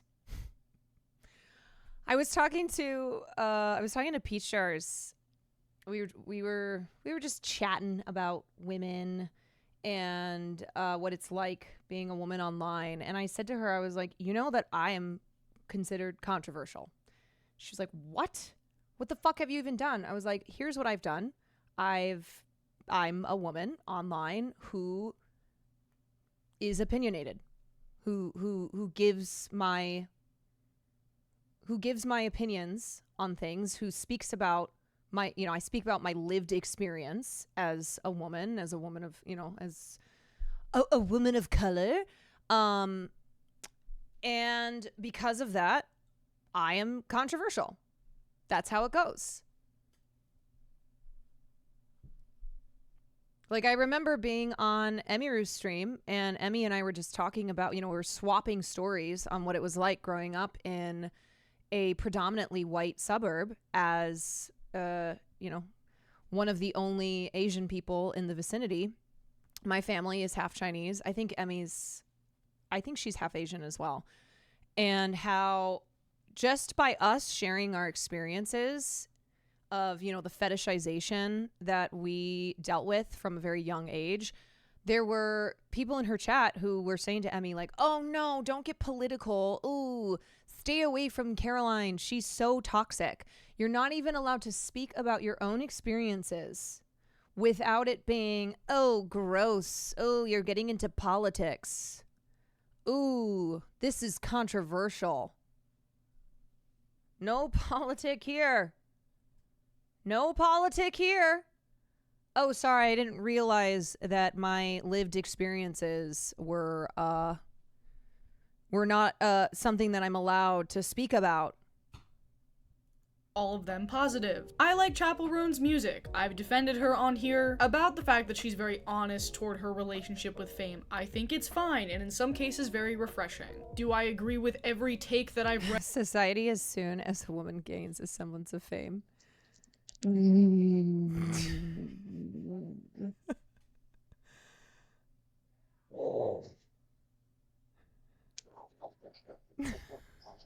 What is she doing?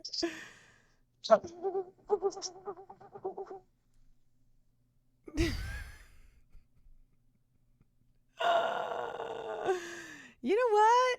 Talk about someone who's controversial. Read of hers Sandwich. out of context from the original interview on a Pop Crave adjacent account? No, but it seems as though this cycle that repeats itself every week is starting to get under people's skin, and today I would like to explore why. So this whole controversy started over the weekend when The Guardian released an interview with Chappell Roan. One of the things that the article references is the moment at Governor's Ball earlier this year. I actually happened to be there for this, when Chappell Roan came out on stage in drag dressed as the Statue of Liberty and revealed that she refused to perform at the White House for Pride. The interviewer presumably asks Chappell Roan about this moment, and she says, I have so many issues with our government in every way. There are so many things that I would want to change, so I don't feel pressured to endorse someone. There's problems on both sides. Oh, God I encourage forbid people she to says use your this. critical thinking skills, use your vote small, vote for what's going on in your city. Now, this is a pretty bad quote. Yeah, okay. Okay. So that is the quote that has caused people to fucking lose their minds. And what you'll notice is, first of all, she does not say that she's not voting. She is simply saying, I am not going to publicly endorse a candidate because there is not a candidate who, like, what she's saying is that there's not a candidate who I align with enough to publicly endorse them. And all people are narrowing in on is the both sides thing. They're like, so you think that Donald Trump is the same as Kamala when it comes to LGBTQ issues? You're both siding this, you centrist? No, she's not a centrist whatsoever. And if you've listened to anything else that she has said, you will understand that she is and has been very clear as a female queer artist that there are things that the Democrats are doing that they are responsible for that she does not condone, that she is against. And it's why she turned down the invitation to perform at the White House, and why instead she wanted to perform poetry by Palestinian women, and her team talked her out of doing that. And so Chappell has demonstrated time and time again how she feels about the current administration in power, and by no means does that mean that she is a Trump supporter. Of course not. It is laughable. It is laughable to pretend as if her saying here, no, I'm not going to endorse someone because I have issues with both of these political parties, including the one that's currently in power and is, materially responsible for the genocide in Gaza. And so here's what I would tell people instead is use your critical thinking skills. Don't base your voting decision on who I would vote for or would not vote for. And also how she is directing people to local politics. She's like, if you really want the best chance at being a part of progress and change, get involved locally. Vote small, vote for what's going on in your city. Now, this is a pretty bad quote, especially clipped out of context because she's not being clear. When that whole governor's ball moment happened, she made it pretty clear that she was specifically referring to the US government's ongoing relationship with Israel. I know that because before she said she wasn't going to come to the White House to perform for Pride, she said that she was calling for the freedom of all oppressed people in occupied territories. And while she didn't name Palestine specifically in that moment either, she Gotta love the way you articulate your ideas. Gotta go to bed, but just want to say enjoy my stay. Thanks. I hope you come back. I want to elaborate about this moment where she decided. I don't even agree that this is bad out of context. Like, I really do think that it's clear as long as you are not being bad faith about it. Not to perform for Pride in a Rolling Stone article in which she says, I had picked out some poems from Palestinian women. I think this is because a lot of, those of us who get it, it's because we also have dealt with this where criticizing Kamala Harris, saying, hey, I'm not comfortable. I am not okay with Kamala Harris's refusal to, materially do anything about Gaza. Her refusal to do something like an arms embargo, to condition aid to Israel. And, Joe Biden is, where the fuck even is Joe Biden? Probably dead. But, by saying that, by criticizing the administration in power and the Democratic candidate who is running to replace Joe Biden, has gotten you accused of being a Trump supporter, right? Where it's so you have a problem with what the Democrats are doing, so that means that you want Donald Trump. Why is it black and white like that? Why is it one or the other? If you do not unequivocally support Kamala Harris, that means then that you want Donald Trump. Trying to do it as tastefully as I could. No one wants to think anymore, I fear. I had to find something that's tasteful and to the point and meaningful and not make it about me and how I feel. Chappell ultimately decided against this plan because of a talk with her publicist, in which her publicist allegedly told her, you fuck with the president and the government, your security is not the same and neither is your family's. The end of this article even addresses the fact that this was controversial at the time that she did it because people misinterpreted it as an endorsement of Donald Trump and the Republican Party, which is kind of what's happening now. So, a snippet of this most recent Guardian interview gets posted on Still Alive, Jack. And the quote that they picked ends with, there's problems on both sides, and there's a picture of Kamala Harris next to Chappell. It is quite literally crafted to be rage bait. Okay, so like I alluded to earlier, the most wild misinterpretation that I've been seeing of this quote is that Chappell Roan is a Republican, which, From what I understand, the way that people are coming to this conclusion is the there's bad people on both sides quote, which again is a bad quote because it's not clear, it's kind of a false equivalence. It leaves a lot of room for misinterpretation or explicit bad faith interpretation, especially if you're just scrolling through your timeline and you see this quote divorced from its original intent. Because when she's saying there's bad people on both sides, she means that in the context of a more left-leaning perspective, because both sides, both parties of the US government are endorsing the actions of Israel. Yeah, and not just how, both parties are so staunchly pro-Israel and they're arguing over who's more pro-Israel. It's the fact that the Biden-Harris administration has moved right so far to the right on a number of issues. And so Chappell Roan is obviously a leftist, and she's looking at both of these parties and seeing that they are too far to the right of her beliefs for her to endorse one over the other publicly. Like, that's the point that she's making. She's not saying who she's voting for.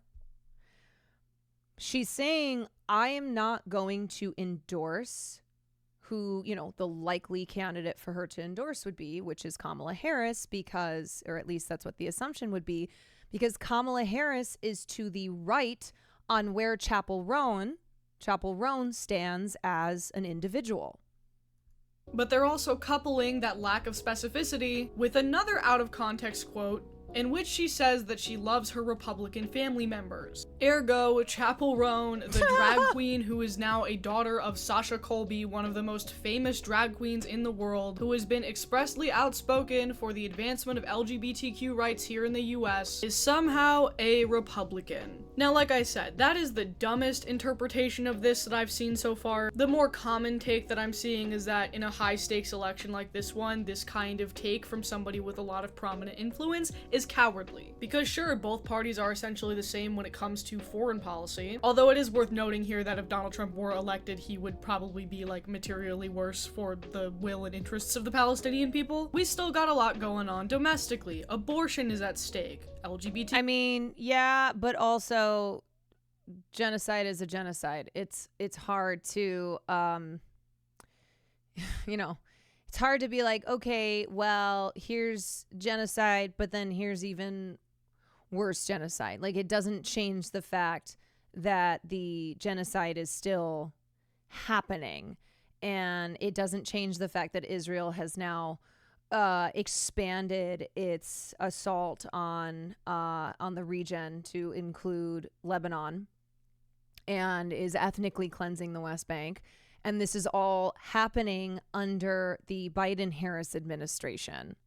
LGBTQ rights, things that are definitely of interest to folks in Chappell's fan base, that the Democratic Party, objectively, by default, has better opinions on. And so the lack of an endorsement in some people's eyes is equal to cowardice because all of these other things are at stake. However, I think this goes back to the fact that this quote is part of a larger conversation between Chappell Roan and an interviewer. It's not an official statement. She's not coming out and saying, don't vote. In this same passage, she's encouraging people to vote in their local and city elections. It's not like she's entirely politically uninformed. She just does not support both parties of the federal government based on their current foreign policy positions. I think she would perhaps benefit from, again, being a little bit more specific, you know, maybe saying, I will not vote for the Democratic candidate unless but like, here's the thing too.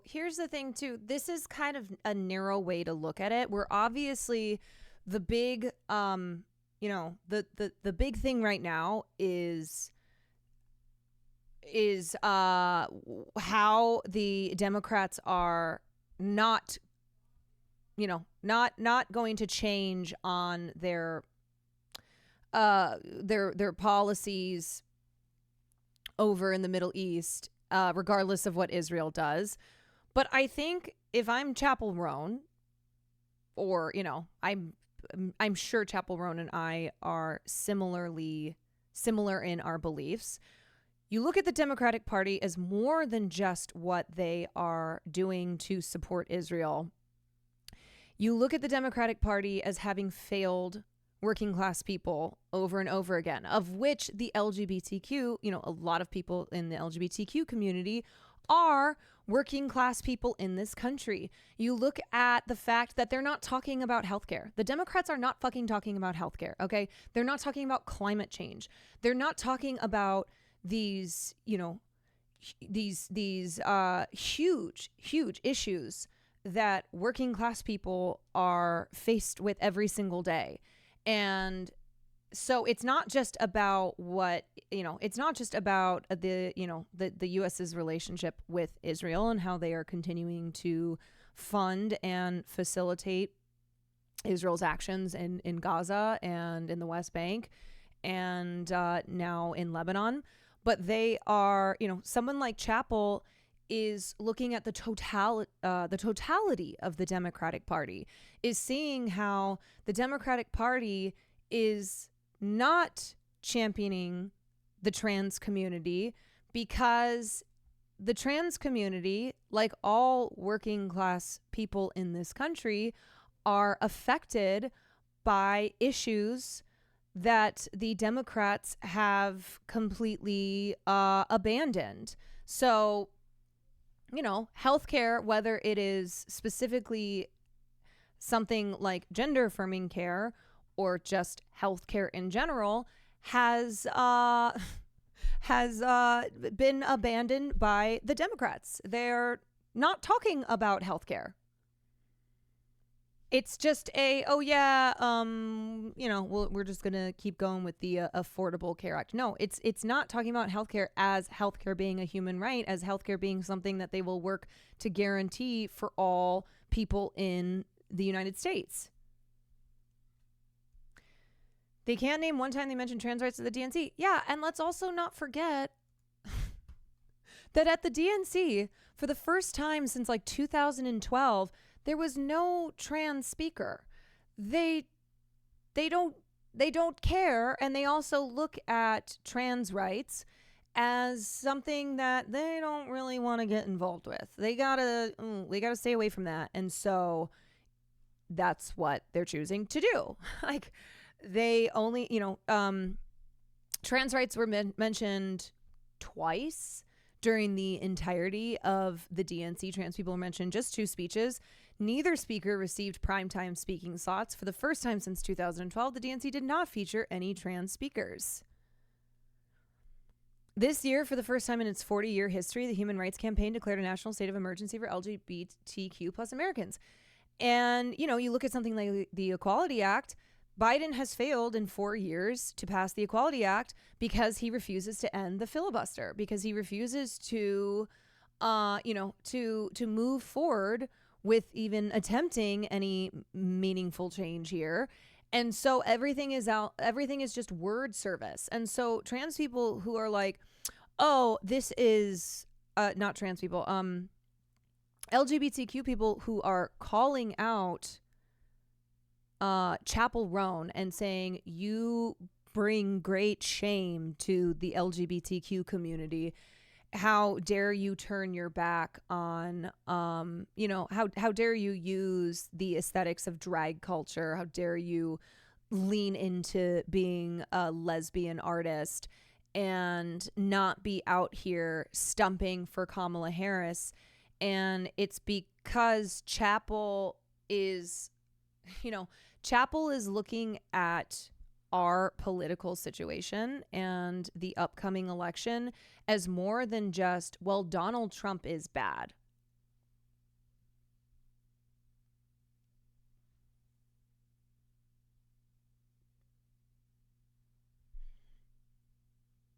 I've heard nothing in terms of healthcare protection for marginalized communities from Democrats. They abandoned the working poor now, and they're abandoning another marginalized group.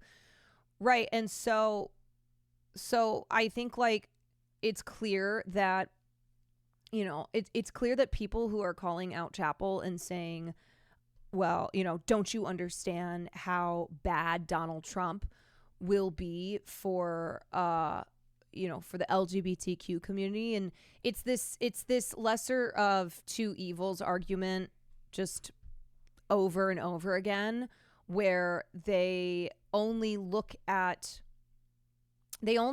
politics as this person, this person in the words that they use is worse than this person, and so therefore you must vote for the person who's using nicer words.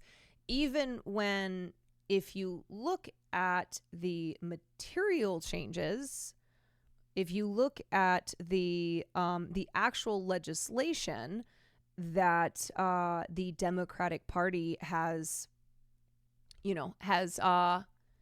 passed, it's hard to see how they actually are materially the party that champions the LGBTQ community.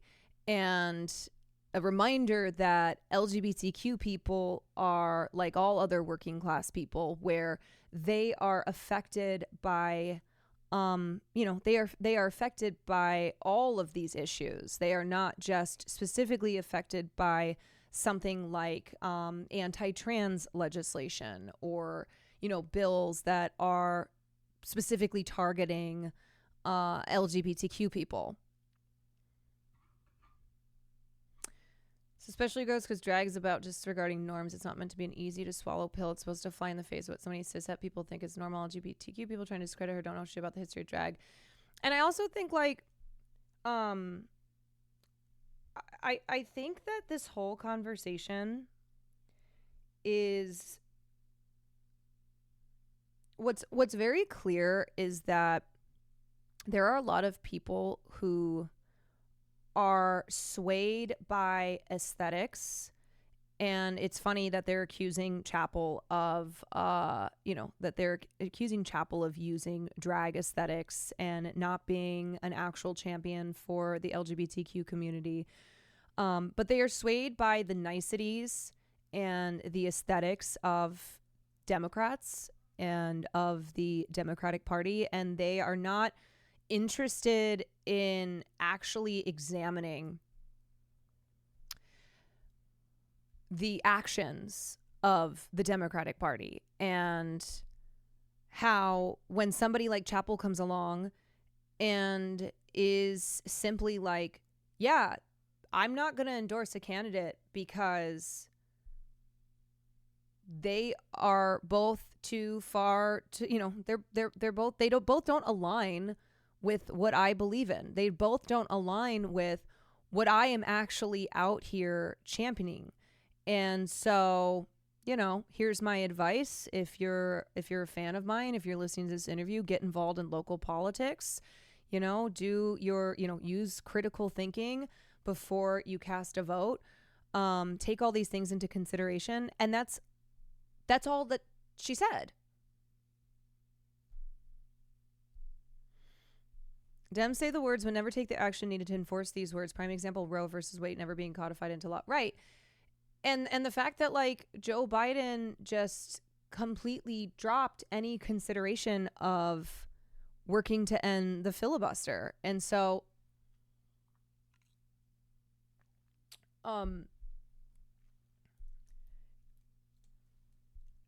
you know, you can listen to the Democrats talk about the things that they're going to do, and you know, that they're the party of the people, and they're the party for Black people and Latinos and LGBTQ and, you know, young and old and whatevs. But you have to, you know, also examine the actions that they the actions that they take. And on Israel and Palestine, this has been the whole debate where people who want to support Kamala Harris no matter what are like, yeah, but listen to what Kamala has said on Palestine. Listen to her words. Listen to the niceties. You know, Donald Trump is out here saying that they're gonna, you know, he's gonna do even more genocide, that he's just, you know, he's so bloodthirsty and he's so, well, one, I think if you do listen to the words that Kamala Harris is saying, it makes it clear what she believes. And look no further than most lethal military in the world. Look no further than saying Israel has the right to defend itself. But more, you know, looking beyond words and understanding that it's about the action that is taken, because words don't mean shit.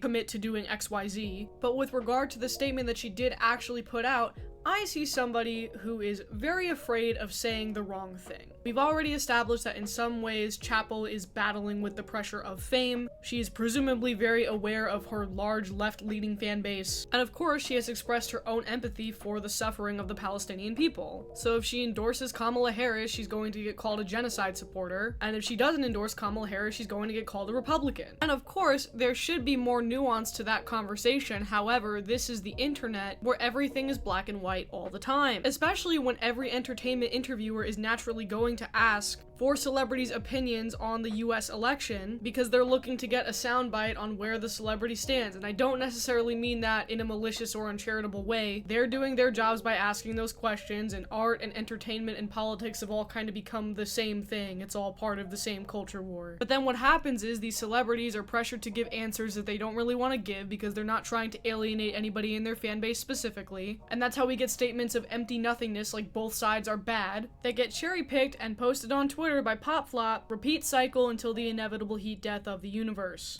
So, do I think that Chappell Roan's lack of an endorsement of Kamala Harris is a big deal? No, not necessarily. I think the majority of folks in her fan base are either voting for Kamala or they're not voting at all. And I'm sure there are a lot of folks in her fan base who are, begrudgingly voting for the Democrats with a harm reduction mindset. And I'm not telling you how to feel either way, but I think there are a couple reasons why this specific quote from Chappell Roan is rubbing so many people the wrong way. I think when she made this stance about not performing at the White House for Pride, it was a little bit of a different impact because Biden was still presumably going to be the nominee this time around, and she was specifically criticizing his administration. And I think there was a lot of doomerism surrounding Joe Biden around this time, one, because of his administration's actions while handling Israel, and two, because they saw his decision to stay in the race as selfish and a lost cause, and they thought it was highly unlikely that he would win again. Obviously, we know Joe Biden dropped out of the race. Now Kamala Harris is running to be president, leading to a rejuvenated spirit within the Democratic Party, but also this pressure from some people to be like, okay, it's not Joe Biden, you got what you wanted, it's not Joe Biden. We can't criticize Kamala because it is imperative for her to win this election against Donald Trump. So not only are the vibes different, we're closer to the election than we were then, so the stakes are kind of different, but also we did just see a pretty big celebrity endorsement make a material impact in this race. A few weeks ago, following the presidential debate between this is what people wanted Chappell to do. This is what they, I don't know why they would expect this of her. Like, if you know anything about Chappell, you would not expect that she would have nominated or publicly endorsed Kamala Harris. That's what's so funny about it. If you've paid 2 seconds attention to Chappell Roan, you would never have expected that she would come out to publicly endorse Kamala Harris. Between Donald Trump and Kamala Harris, Taylor Swift posted on Instagram that she was endorsing Harris as well as her vice president candidate, Tim Walz. Following Taylor Swift's endorsement, Vote.gov reported an influx of 400,000 people who had specifically followed Taylor Swift's link, meaning that there is definitive proof that Taylor Swift, for some reason, converted people who weren't previously going to vote into active voters. Now, I think this is a little different than the case with Chappell Roan because obviously Taylor Swift is the biggest pop star in the whole world. There was kind of a little bit of a mystery as to who she was actually going to endorse for president because prior to her endorsement there was a whole controversy where she was seen hugging Brittany Mahomes. It's also something where people who were applauding and so happy that Taylor publicly endorsed Kamala, it's just about the optics of that. They don't care then that she's besties with someone like Brittany Mahomes.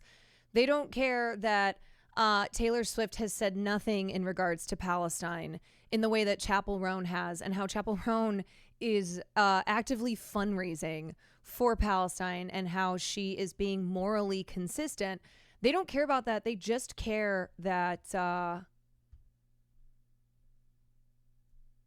how about we accept that there are clearly flaws in the Democratic Party, but encourage people to vote against a fucking fascist cult leader? We need all the votes against that man possible. Vote Kamala. If you don't vote, it's a vote for Trump.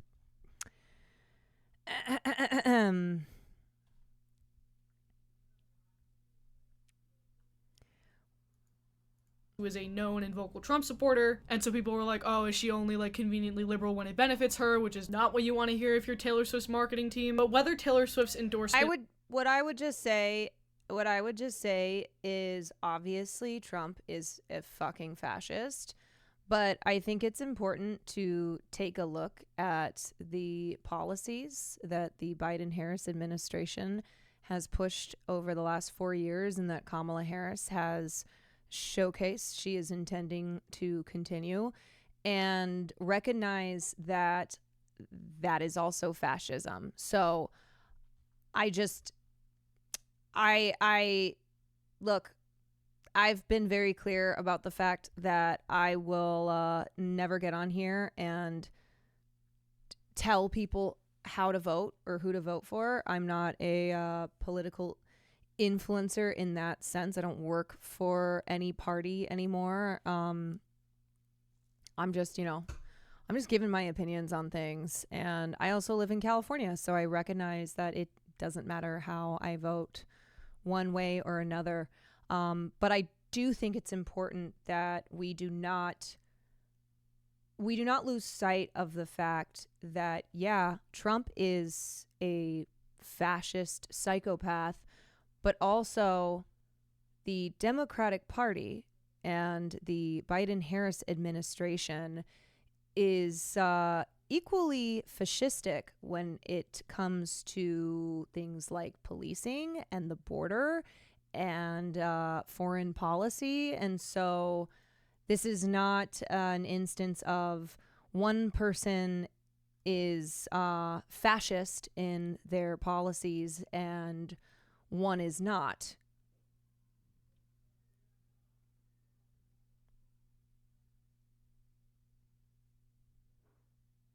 You know, so when criticizing the Democratic Party, you have to call it for what it is. Central Committee is in the chat. How is he always? It's like a beacon. It's like Mike is like a beacon whenever someone's like, you have to vote for the Democratic Party because they are not fascist. It was genuine or just done entirely out of self and image preservation. You know for a fact that if she endorsed Kamala Harris, she wasn't going to like be criticizing her positions on Israel and Palestine in any way, because Taylor Swift doesn't do that. Whereas Chappell has made a specific kind of activism a part of her brand, and so therefore if she did endorse Kamala Harris, she would essentially be seen as a traitor to those kinds of leftist ideals. Overall, I think this controversy is pretty dumb and says more about our propensity to gravitate toward meaningless rage bait than it does about Chappell Roan and her political views. I think because Chappell's existence in the public eye has always had sort of an inherently political edge to it, interviewers are going to... I thought she said Mike is like a vegan. No, I was saying what I meant to say, not Mike is a beacon, but any liberal comment is a beacon. It's like a bat signal, and Mike will appear. Continuously push her to take a definitive stance on the US election and other political issues. And I think she's aware of that, and I don't think she wants that. And I think there's an entire market of secondhand celebrity gossip bullshit that benefits from that awkward in-between. Okay,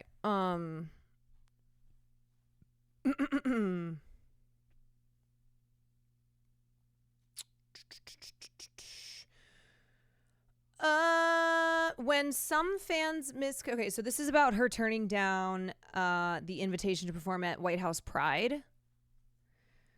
When some fans misconstrued her lack of attendance due to her disagreement with a number of the Biden administration's positions as support for Republicans and GOP presidential nominee Donald Trump, because those people see everything as one or the other, Roan told Rolling Stone earlier this month, "It's not so black and white that you hate one and you like the other."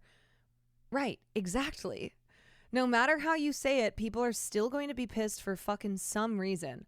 I'm not going to the White House because I'm not going to be a monkey for pride. God, I love her.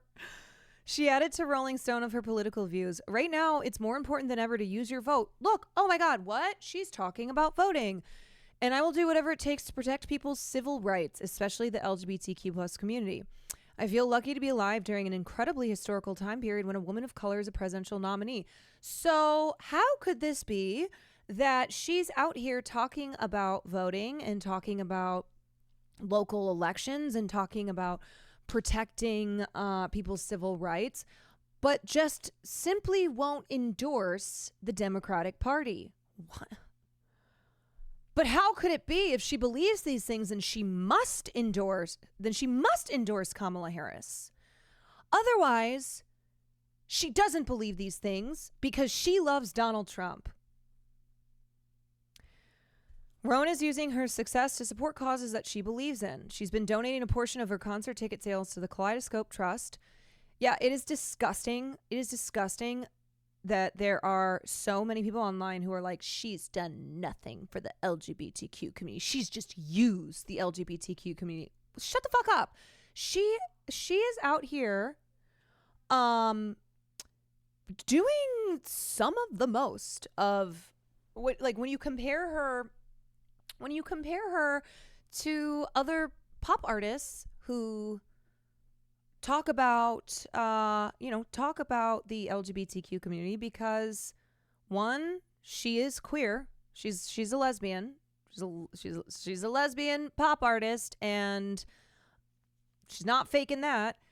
And two, because it's important to her to be outspoken on behalf of this community that is so vulnerable to attacks. According to The Guardian, the merch stands at her concert sells signed risograph prints for £100 each, with proceeds going towards aid for Palestine. Of the prints, Roan said, "It's just my duty to help send resources to a community that is absolutely being destroyed."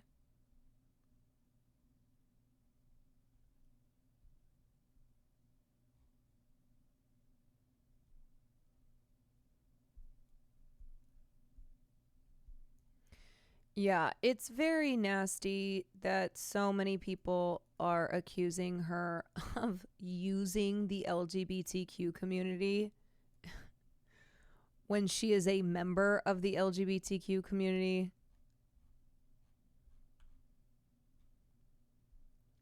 I'm tired of artists like Chappell Roan profiting off of queer and drag culture. She's queer.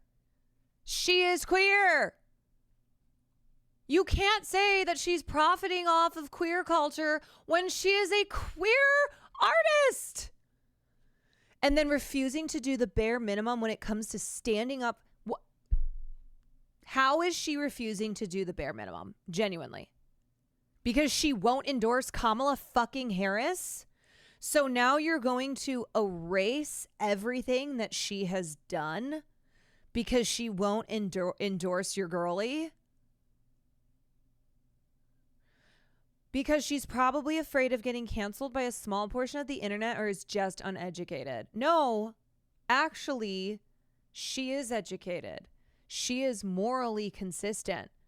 And that's why she has said the things that she has said. Okay, let's watch her TikTok. Who they're voting for.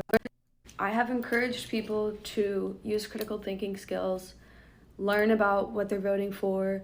Yeah, God forbid somebody does not endorse Kamala Harris, and it's because they're uneducated.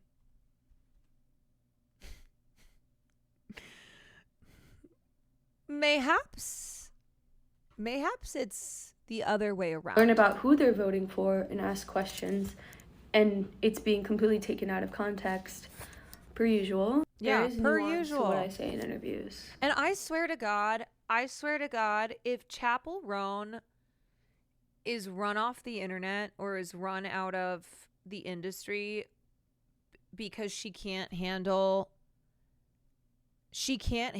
that now everyone obsessively pores over every word that she says. Like, if we lose Chappell's being unafraid to say what she believes in, to not fit the mold of Hollywood celebrities, and certainly not liberal Hollywood celebrities. If we lose that, I'm going to be very angry. I'm going to be very upset. Because I truly think she is a breath of fresh air. And I wish more celebrities were saying what she says and were being authentic in the way that I perceive her to be authentic.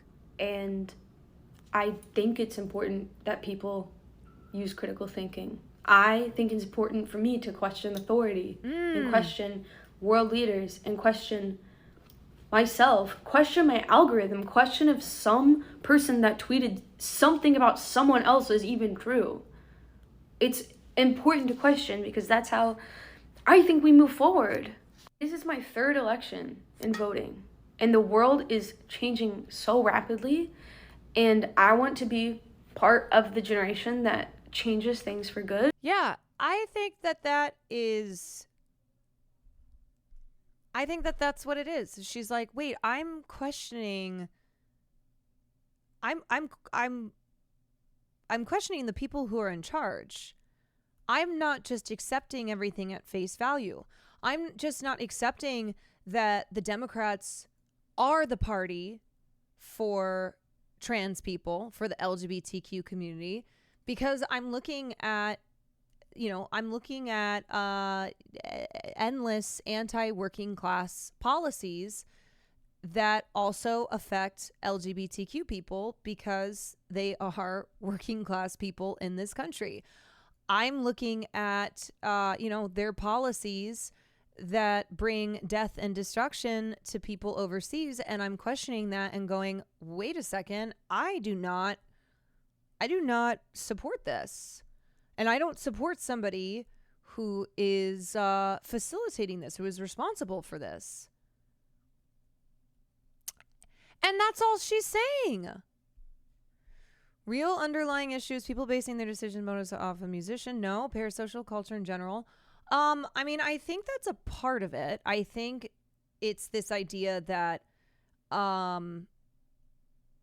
it's this idea that Chappell Roan has to support Kamala, or Kamala's going to lose the election. Like, Chappell Roan will be responsible for Donald Trump, which is bullshit, which is insane.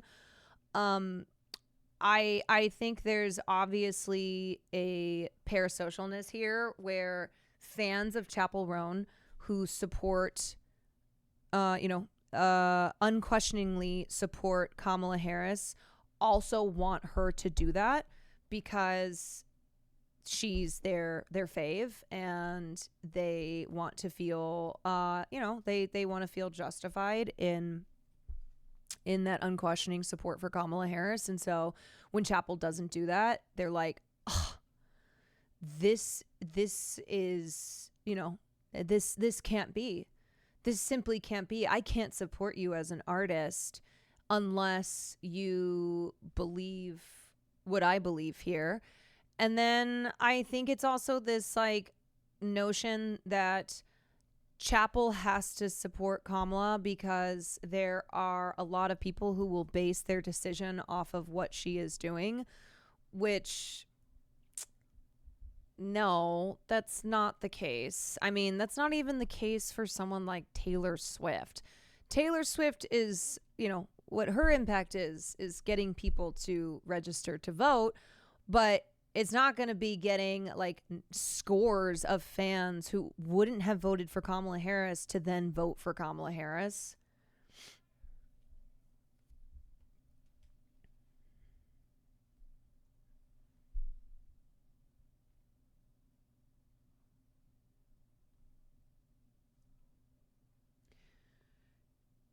All the undecided Midwestern 50-year-olds are on the edge of their seats waiting for Chappell Roan's input. Yeah.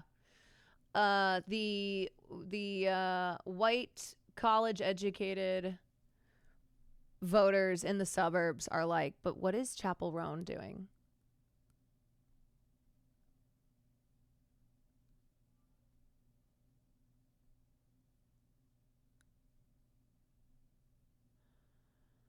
It doesn't matter. We're all in a simulation. What? I don't know. Taylor's poll is kind of crazy. I know my sister's friends are already thinking of voting solely due to her, but again, just anecdotal. Yeah, it is anecdotal because if you look at actual data, it does not support celebrity endorsements being a major driving factor for votes for that candidate. I mean, you look at like the fact that Taylor Swift supported Marsha Blackburn's opponent for Senate, and Marsha Blackburn still won. Beyonce supported Beto O'Rourke in Texas. Didn't matter. He still lost. The one the one instance of a celebrity endorsement that is always pointed to as like a rare example of actually driving a significant number of votes for that candidate is when Oprah endorsed Barack Obama. But yeah, most of the time, the impact of a major celebrity endorsement will be, you know, an increase in voter registration, just awareness. Deaf didn't help Hillary. Yeah, Hillary had every goddamn liberal in Hollywood endorsing her, myself included.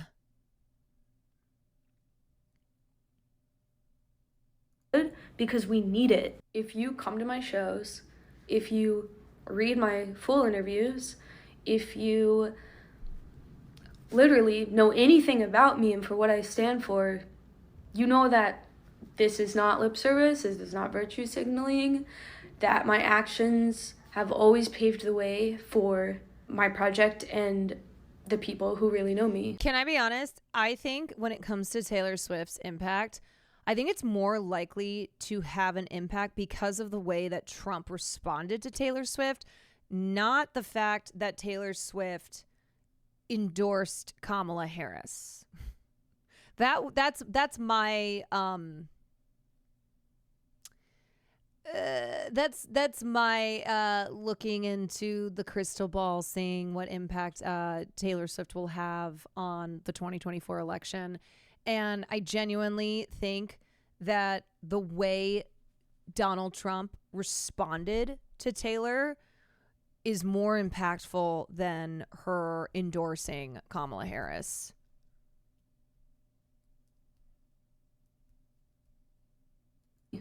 Actions speak louder than words, and actions speak louder than an endorsement. Here's the full quote that a lot of people are just not reading. I have so many issues with our government in every way, she says. There are so many things that I would want to change, so I don't feel pressured to endorse someone. There's problems on both sides, and I encourage people to use your critical thinking skills. Use your vote. Vote small. Vote for what's going on in your city. The change she wants to see in the U.S. is this election Mick year. Beggar, thank you for the 4 instantly months. Is trans rights. They cannot have cis people making decisions for trans people, period. So, hear it from my mouth, if you're still wondering. No, I'm not voting for Trump. And yes. Oh shit, Game Rex, thank you for the Prime. Scootish, thank you for the 7 months. Why are we simping for any politician? They don't know you, little bro. Wanting more from politicians should not be criticized, in my opinion. God forbid, though. God forbid you ask any questions. God forbid you do any critical examining. Dragon Army, thank you for the gifted. God, how do I miss all these? Plant 923, thank you for the 2 months. I will always question those in power. Wow, God forbid. And those making decisions over You love other Donald people. Trump. And I will stand up for what's right and what I believe in. And like, it's always at the forefront of my project. I also think that she's correct in saying like, hey, you want to know where you can do real change at a local level. Like when it comes to anti-trans legislation, pay attention what's happening in your state. Look at what's happening in your state legislatures. Make sure that when you're voting, that your voting is not just every 4 years for in the presidential election. Make sure you are voting when there are judges who are on the ballot. Make sure you are voting for your state, your state legislators. Be paying attention to what's happening in your community. And that is where you can, you have the best chance at driving change.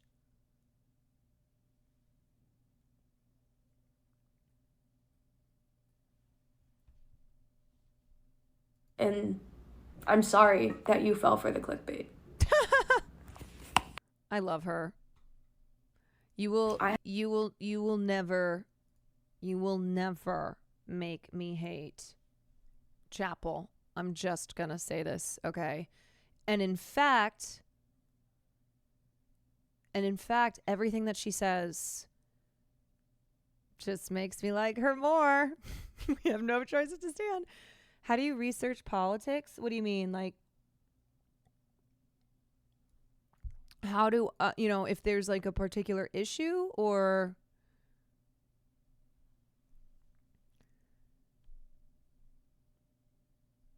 Can we add hot to go? Yeah, I have a couple emotes that I'll be adding in.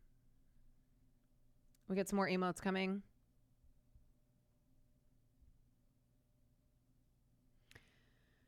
The moment leftists in this country understand our political spectrum is also far right-wing compared to the rest of the world, we might actually fix some stuff.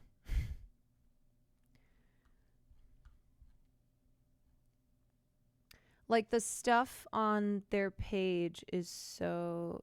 Wait. Like, I'm trying to research about the candidates, but I don't know where to start.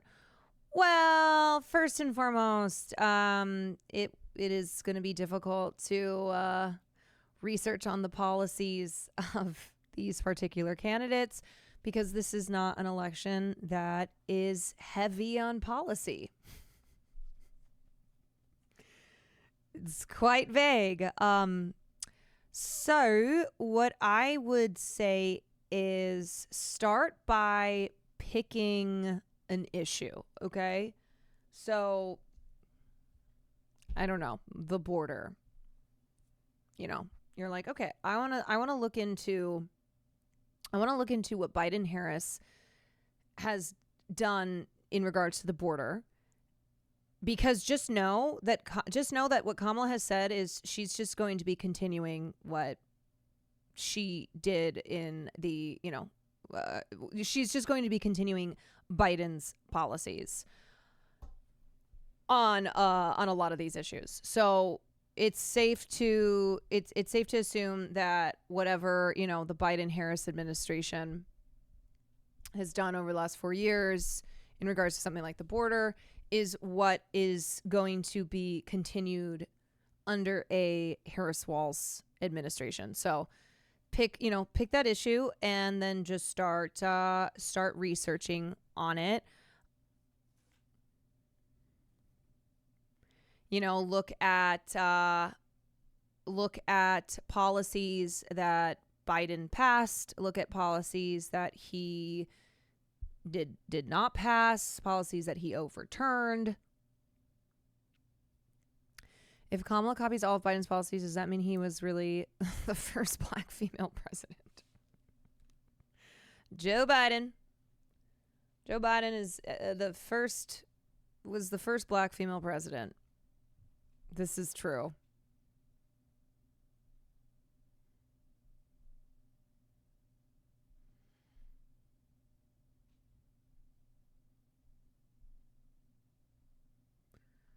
Did that answer your question? Pineapple under these? Do you want kids in cages or kids in cages but with rainbows? Majority Report had a person on today talking about a project targeting local elections and how national policies interact with them. For example, school lunches are not just nutritional, they are quality of life issues, but you don't have to rush to make lunch in the morning for them as well.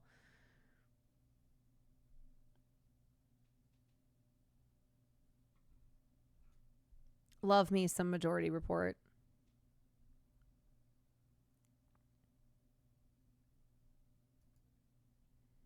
We do know Kamala wants a very lethal fighting force. She said it in the debate as well. Oh, yes. She has repeated that quite a bit.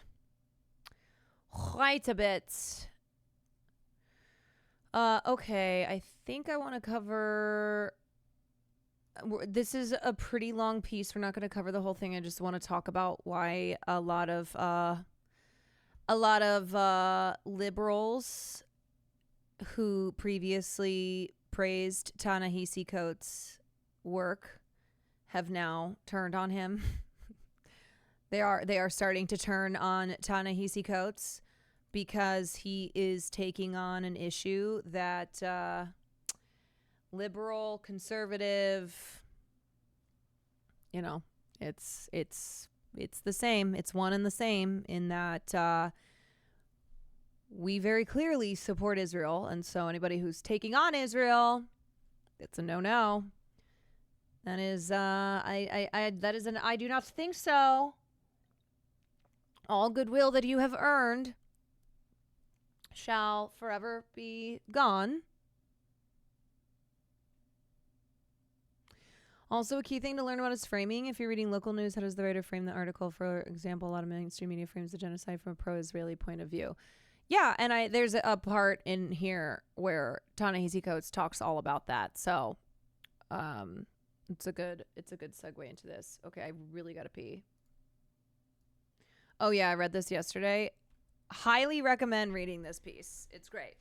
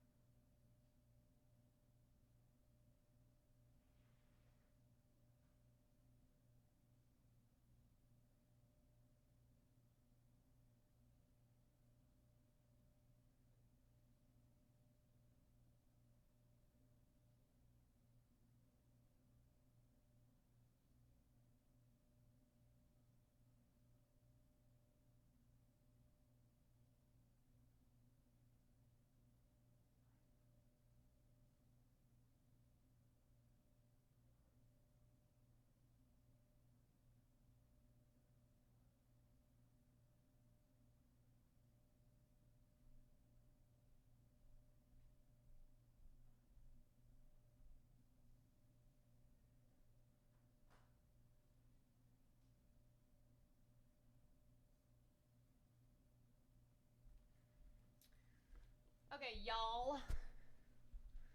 The return of Ta-NAHEISI Coates. So, why are we talking about Ta-NAHEISI Coates? Well, that's because a decade ago, he wrote The Case for Reparations. And since then, he's mostly worked in fiction. It's been a while since he's returned to nonfiction, but he has, and he is releasing a new book, or maybe I think the book just came out, and it's called The Message. And it largely takes on Israel, Palestine, and the American media. And Ta-NAHEISI Coates, I think I talked about this before, but he actually traveled to the West Bank in the summer of 2023 because he realized that this was a blind spot of his, and he wanted to see for himself the reality of the West Bank. And when he did, it became instantly clear of how this was connected to the struggles of Black America, something that he has written about extensively, and how it is a matter of civil rights. It is a matter of systemic oppression and apartheid. And so he wrote all about this in his book, The Message. So I'm just going to read some of this interview or this piece on him. I don't think it's so much an interview as it is just a piece on him. Okay. Where do I want to start? The Message, a return to nonfiction after years of writing comics, screenplays, and a novel, begins with an epigraph from Orwell. In a peaceful age, I might have written ornate or merely descriptive books, and might have remained almost unaware of my political loyalties. As it is, I have been forced into becoming a sort of pamphleteer. Our own age of strife takes Coates to 3 places: Dakar, Senegal, where he makes a pilgrimage to Goree Island and the door of no return; Chapin, South Carolina, where a teacher has been pressured to stop teaching Between the World and Me because it made some students feel ashamed to be Caucasian; and the West Bank and East Jerusalem. It is in the last of these long, interconnected essays that Coates aims for the sort of paradigm shift that first earned him renown when he published The Case for Reparations in The Atlantic in 2014, in which he staked a claim for what is owed the American descendants of enslaved Africans. This time he lays forth the case that the Israeli occupation is a moral crime, one that has been all but covered up by the West. He writes, "I don't think I ever in my life felt the glare of racism burn stranger and more intense than in Israel." Coates traveled to the region on a 10-day trip in the summer of 2023. "It was so emotional," he told me. "I would dream about being back there for weeks." He had known, of course, in an abstract sense that Palestinians lived under occupation, but he had been told by journalists that he trusted and respected that Israel was a democracy, the only democracy in the Middle East. He had also been told that the conflict was complicated, its history tortuous and contested, and as he writes, that a body of knowledge akin to computational mathematics was needed to comprehend it. He was astonished by the plain truth of what he saw, the walls, checkpoints, and guns that everywhere hemmed in the lives of Palestinians, the clear tiers of citizenship between the first-class Jews and the second-class Palestinians, and the undisguised contempt with which the Israeli state treated the subjugated other. For Coates, the parallels with the Jim Crow South were obvious and immediate. Here, he writes, was a world where separate and unequal was alive and well, where rule by the ballot for some and the bullet for others was policy. And this world was made possible by his own country. The pushing of Palestinians out of their homes had the let me turn this down a little bit, sorry. Had the specific imprimatur of the United States of America, which means that it had my imprimatur. That it was complicated, he now understood, was horseshit. Complicated was how people had described slavery and then segregation. It's complicated, he said, when you want to take something from somebody. How could he have been so wrong before? The fault lay partly with the profession that he loved. In journalism, he had found his voice, his platform, his purpose in life. And yet, as he sees it, it was journalistic institutions that had not only failed to tell the truth about Israel and Palestine, but had worked to conceal it. As a result, a fog had settled over the region, over its history and present, obscuring what anyone at closer range could apprehend easily with their own two eyes. The message is an attempt to use the journalist's tools to dispel this veil. Coates was successful in such an effort before when far fewer Americans understood the material grip that the legacy of slavery had on the descendants of the enslaved. In the years after the case for reparations was published, Coates was initiated into elite rooms in New York, Washington, and Hollywood. He testified before Congress, won a National Book Award, was interviewed by Oprah. This son of West Baltimore found himself by his early 40s an esteemed member of the powerful whose message was welcomed. And many are now eager for Coates to lend his considerable influence to the deadlocked public conversation on Israel and Palestine. But the message also unquestionably breaks with the establishment that championed Coates, risking his standing and possibly his career. Journalist Peter Breinart, a vocal critic of Israel, said, "TA-NAHEISI has a lot to lose." There are, of course, many who believe that the moral dimensions of the Israeli-Palestinian conflict are indeed complicated. The most famous of Israel's foundational claims, that it was a necessary sanctuary for one of the world's most oppressed peoples, who may not have survived without a state of their own, is at the root of this complication and undergirds the prevailing viewpoint of the political media entertainment nexus. It is Israel's unique logic of existence that has provided a quantum of justice to the Israeli project in the eyes of Americans and others around the world. And it's what separates Jewish Israelis from the white supremacists of the Jim Crow South, who had no justice on their side at all. But for Coates, one wrong cannot justify another.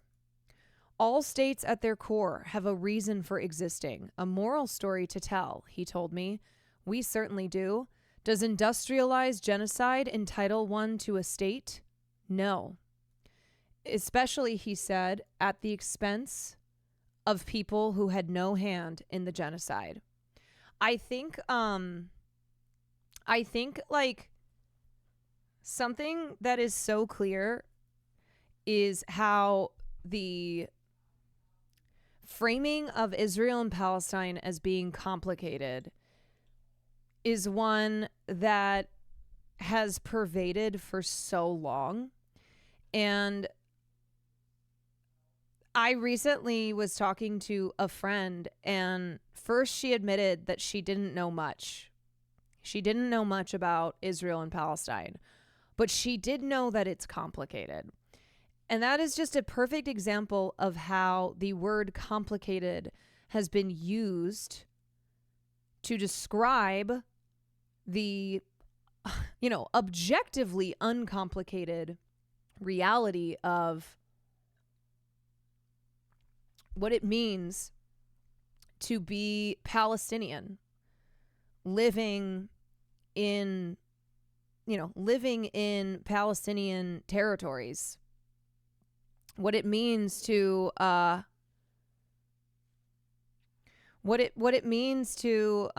be subjected to this objectively immoral system of subjugation and oppression, and how complicated being used to describe this reality is so that people won't question it.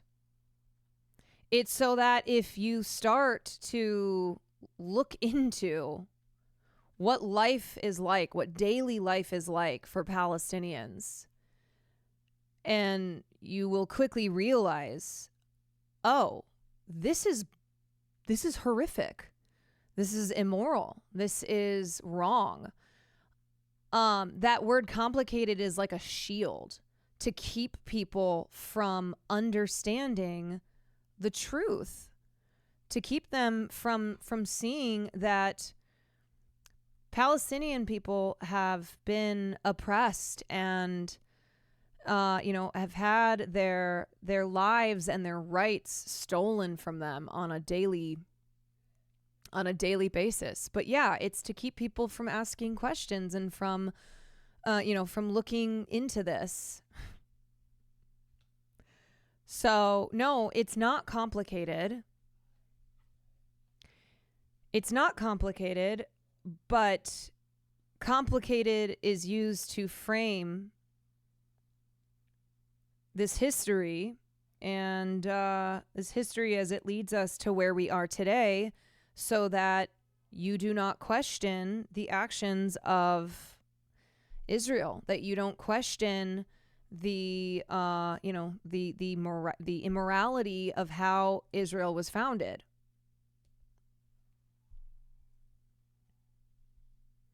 I thought it was complicated till I was 14 and we watched a documentary about the lives of kids in Israel and Palestine. The stark contrasts radicalized me. Right. That's all it takes. That's all it takes. But as long as you continue to believe it's complicated, then you won't have any curiosity. You won't have any interest in understanding it at all.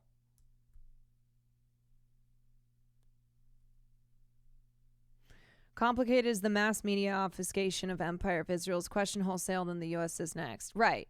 You knock one domino and the entire thing comes down. What matters to Coates is not what will happen to his career now, to the script sales, the invitations from the White House, his relationships with his former colleagues at The Atlantic and elsewhere. I'm not worried, he told me, shrugging his shoulders. I have to do what I have to do. I'm sad, but I was so enraged. If I went over there and saw what I saw and didn't write it, I am fucking worthless. This is a photo provided by TA-NAHEISI. It is a checkpoint in the old city of Hebron. I get sad every time I look at this photo, Coates said. This was the second day of the trip and the moment that I realized how similar what I was seeing was to the world my parents and grandparents were born into. Coates is hardly the first person to attempt to elucidate the plight of the Palestinians. Then again, he was not the first person to tackle the subject of reparations, a staple of classroom discussions and political debate. I remember when he told me he was writing The Case for Reparations, said Chris Jackson, editor of The Message and Coates' other books. I was like, Ta-Nehisi, you can't Columbus reparations. Even within The Atlantic, there was skepticism. My first reaction was, this sounds nuts. said Scott Stossel, his editor at the magazine. This is a non-starter. Okay, so I'm going to skip down a little bit. So this is talking just about how he, how he pushed forward with getting this piece published, how he has helped embed concepts like structural racism into the collective consciousness, how he became, a premier intellectual and expert in this country, and how, it opened him up to a world of high profile invitations and interviews, et cetera, how, it was a critique of the establishment, but he was allowed into the heart of the establishment, but how now that will not be the same case with his taking on Israel and Palestine.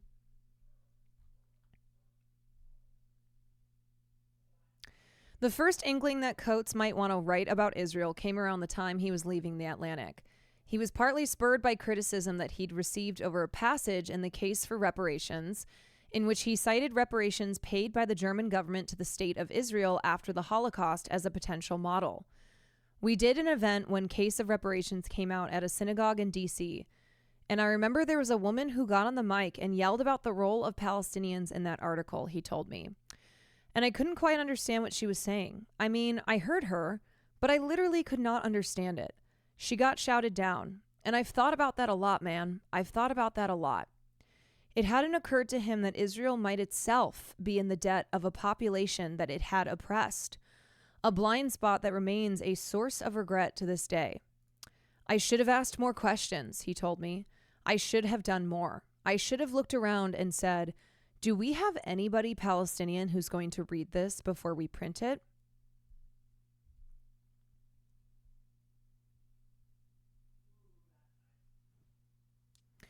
Coates felt the need to fix this wrong, but to write something substantial about the issue would have been difficult at the Atlantic. I probably did not want to go through whatever it would have taken. Though the magazine had supported his bold positions before, he felt that Israel was a protected subject under both Bennett and Goldberg, the latter of whom ardently defended Israeli interests as a staff writer and blogger alongside Coates. In part because of the pandemic, it would be years before he could finally visit East Jerusalem and the West Bank, both of which, along with Gaza, were seized by Israel in the Six-Day War of 1967 and have been occupied ever since. Days before the trip in May 2023, Coates told one of his traveling companions, the writer and professor Eve L. Ewing, that he was gripped by fear of what he might witness. I really didn't want to go, he said. He had learned enough in the years since publishing the case for reparations to know that it would be painful. But his idols, people like Frederick Douglass and Ida B. Wells, had told their stories at the risk of capture and enslavement and worse. We are supposed to be black writers, and we're afraid now, he said. What are we then? And so it was really clear to me what I had to do. On the ground in the occupied territories, he saw the segregated roads, the soldiers with their American-made weapons, the surveillance cameras, the whole archipelago of impoverished ghettos. I felt a mix of astonishment, betrayal, and anger, he writes. The astonishment was for me, for my own ignorance, for my own incuriosity. The betrayal was for my colleagues in journalism. Betrayal for the way they reported, for the way they'd laundered ethnic cleansing, for the voices that they had erased. And the anger was for my own past, for Black Bottom, for Rosewood, for Tulsa, which I could not help but feel being evoked here. One of his first encounters with the Israeli state is a soldier stopping him on the street to ask him his religion, a confusing question for an atheist.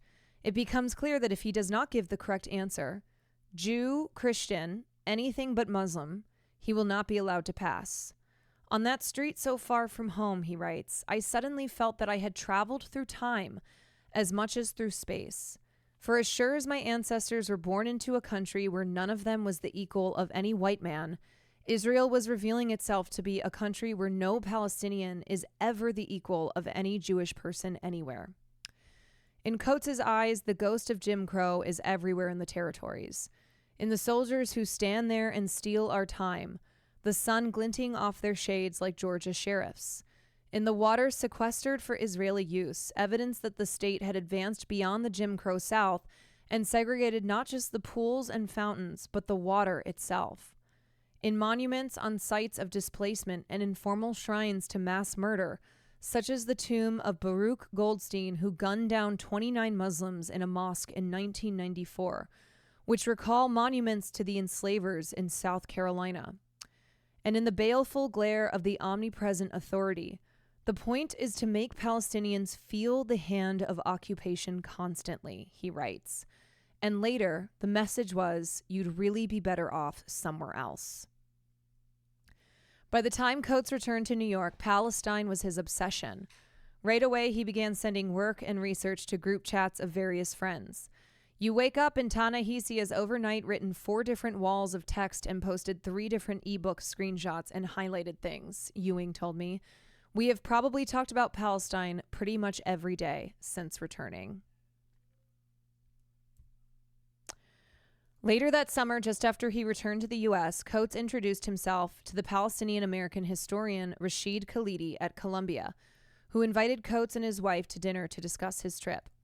I think he felt that he had been conned, Khalidi told me, and I think he felt he had to, I don't think atone is the right word, but make up for what he had mistakenly believed. So Coates began his education in earnest, with Khalidi guiding him through the literature in a running dialogue that lasted months. It was a process not dissimilar to his preparation for the case of reparations. Coates leaned on friends, family, and experts, Jews and Arabs and others, to stress test and expand his ideas. He's a very public learner.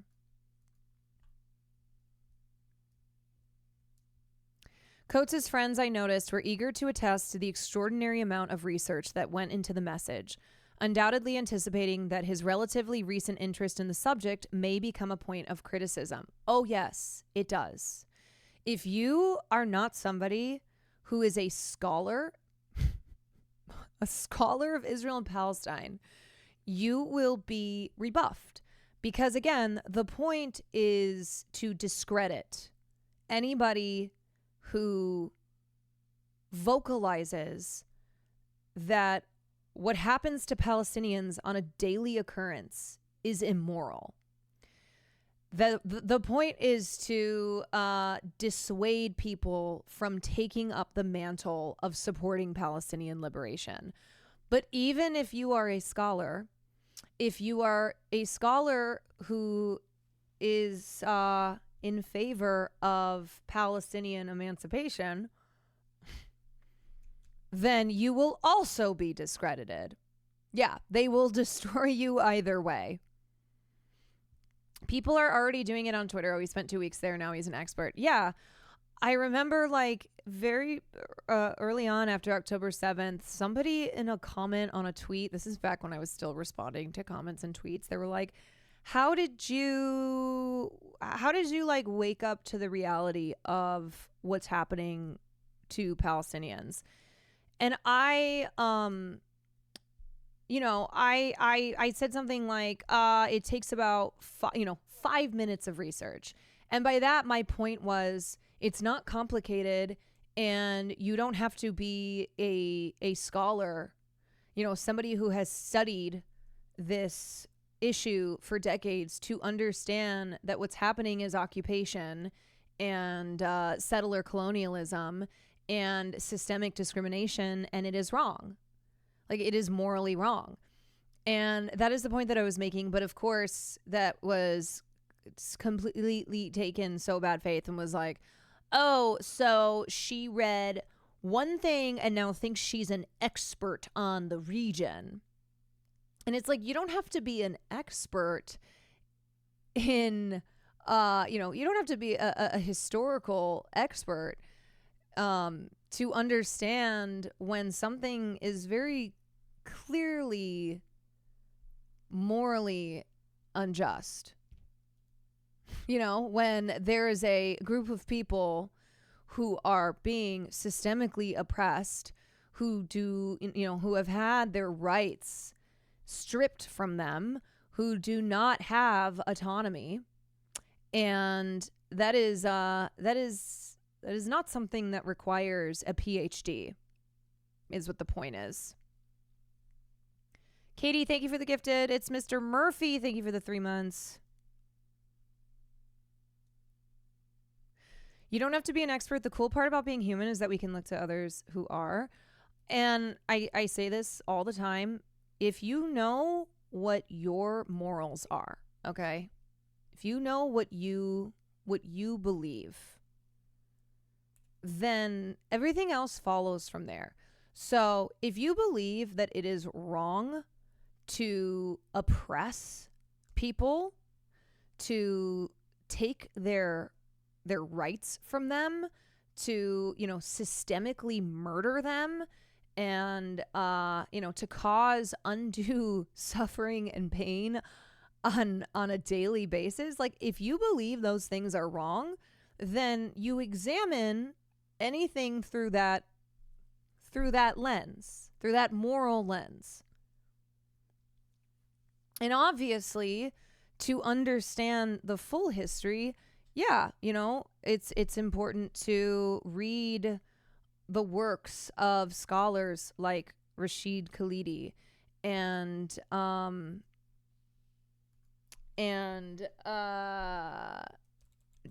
Daniel Levy, or no, who am I? I'm so sorry. Daniel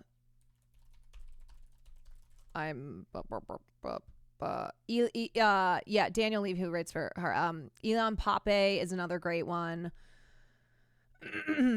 Obviously, you know, you've got people like Norm Finkelstein and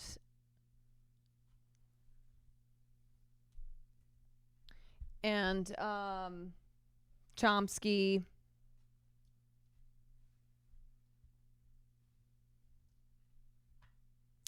Really appreciate your read through. Grateful that Coates is calling out how various institutions have failed us on this issue in his upcoming book. And what's interesting too is how this is the issue that will cause the establishment to turn on him. When he was writing about reparations, when he was writing about systemic racism, he was still allowed into those, you know, into those elite establishment circles. He was invited to the White House. You know, he was interviewed by every mainstream outlet. But because of how staunchly he believes in Palestinian freedom, it will not be the same experience now. Yeah, they're cool with him until he started talking about Palestine.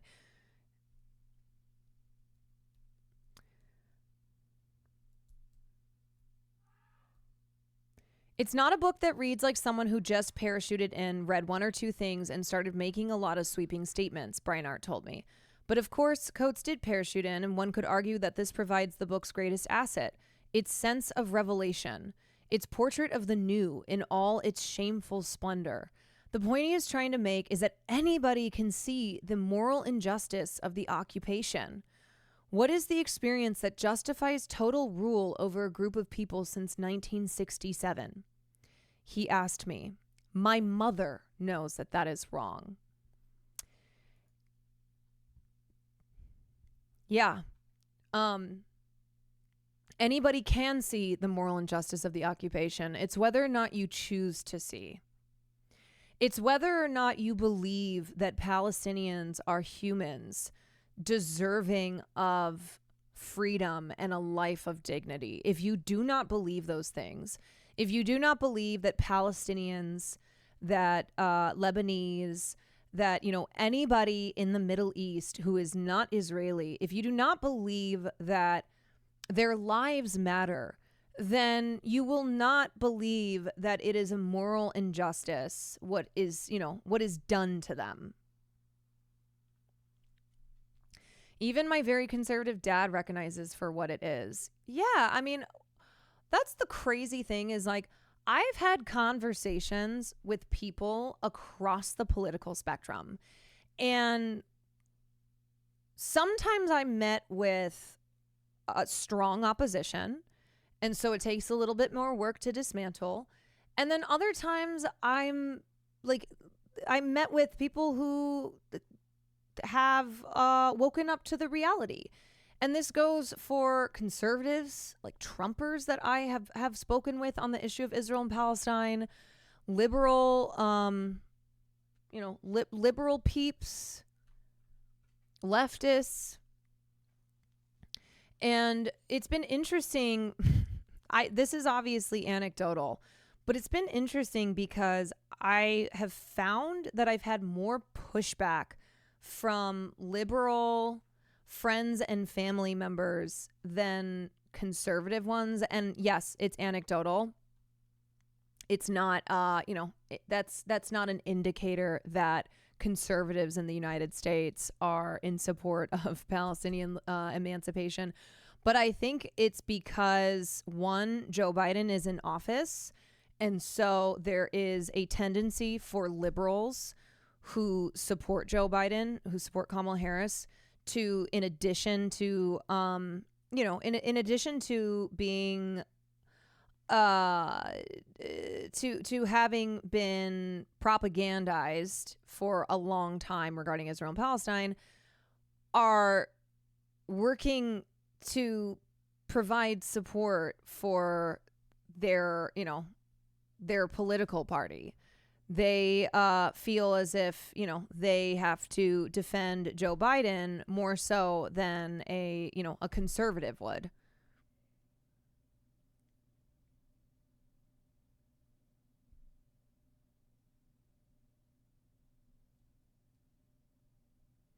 Where are you fighting these Biden stands? You got to remember that my liberal family members work for the Democratic Party.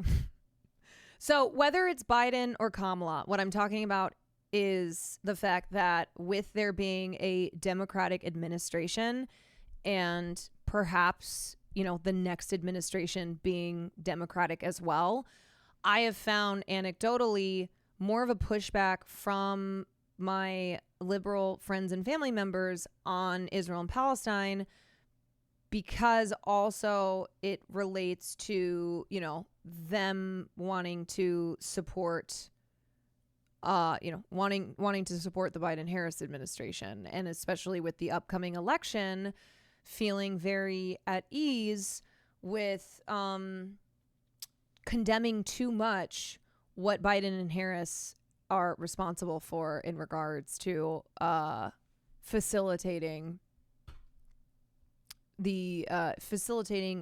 Israel's brutality. But yeah, I'm just being clear that this is anecdotal, and I just thought it was interesting that one of the only things that I found common ground with on some conservatives that I've spoken with is Israel and Palestine. And I don't think it's because we morally line up completely.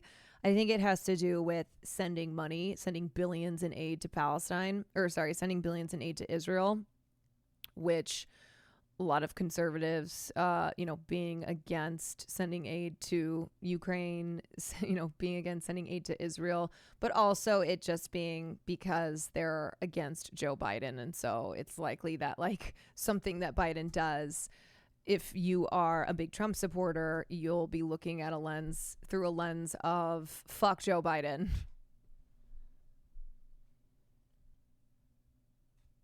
People want to feel good about who they plan to vote for. Yeah, totally. They want to feel like they're doing their civic duty. They want to feel like they are, morally justified in every way for voting for that candidate.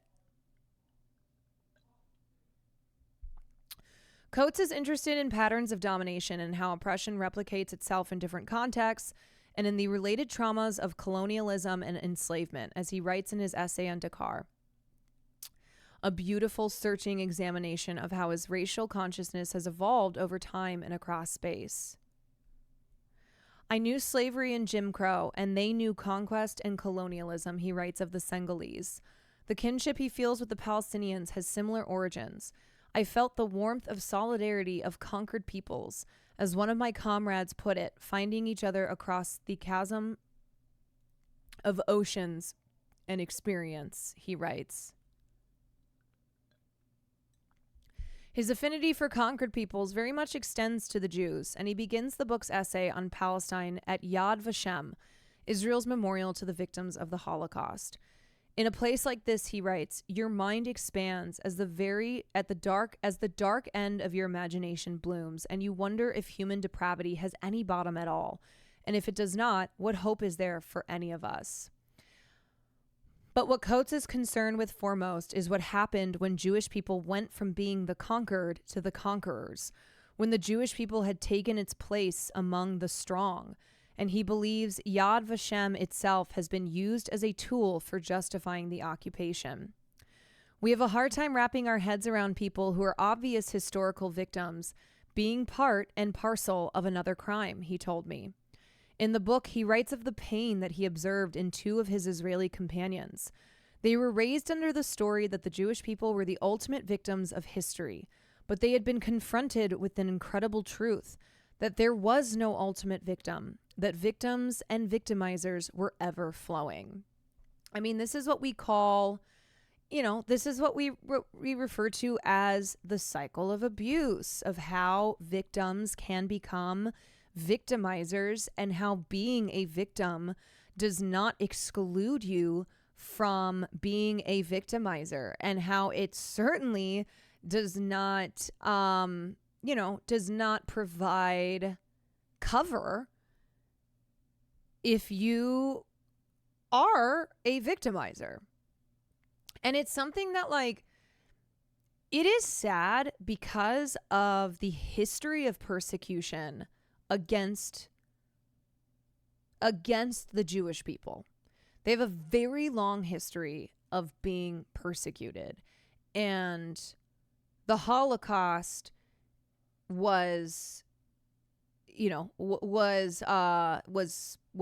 horrific, and is one that is taught still today for many reasons, but one being that it is an example of how we must never allow that to happen in this world to any people.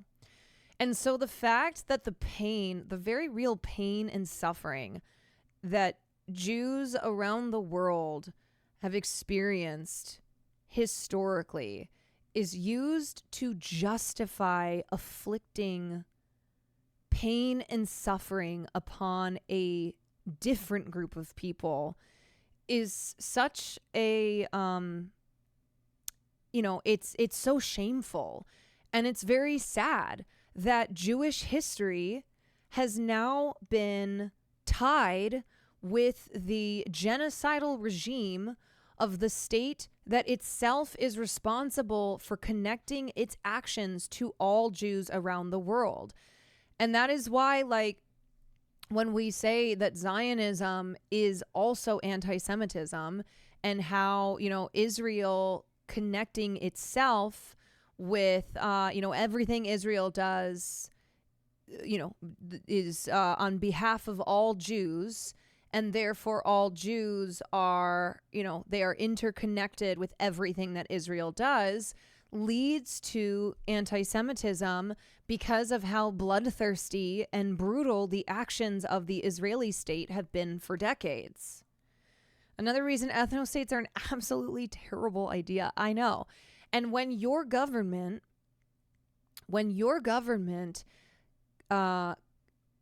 is responsible for systemically oppressing and brutalizing a population of people and have extended that to the broader region, that leads to a decrease in your safety. It's like the Israeli people are further put in harm's way because of the actions of their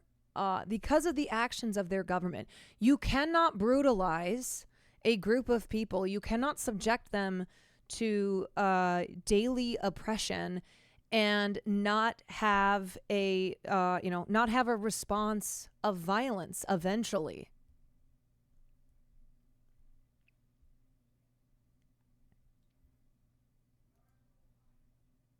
Herzl had to construct the self-hating Jew that didn't want to embark on his national aspirations. Anti-Zionism was baked into Zionism and demonized from the start. Yeah, I mean, they need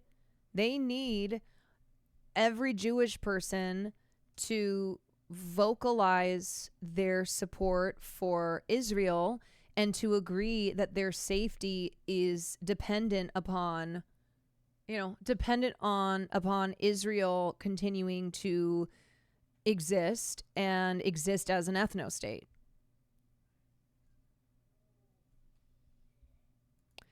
Anyway, I think that's all I'm going to read from this piece. I just wanted to give y'all a little bit here, and I think Ta-NAHEISI, I think this is going to be representative of how we are progressive but Palestine, of how when it comes to our institutions, if you are somebody who is vocally critical of Israel, and not just vocally critical of Israel, but also in support of Palestinian liberation, that you will face consequences for it. You will not have the cushy position that was granted to you for being a premier intellectual on other topics.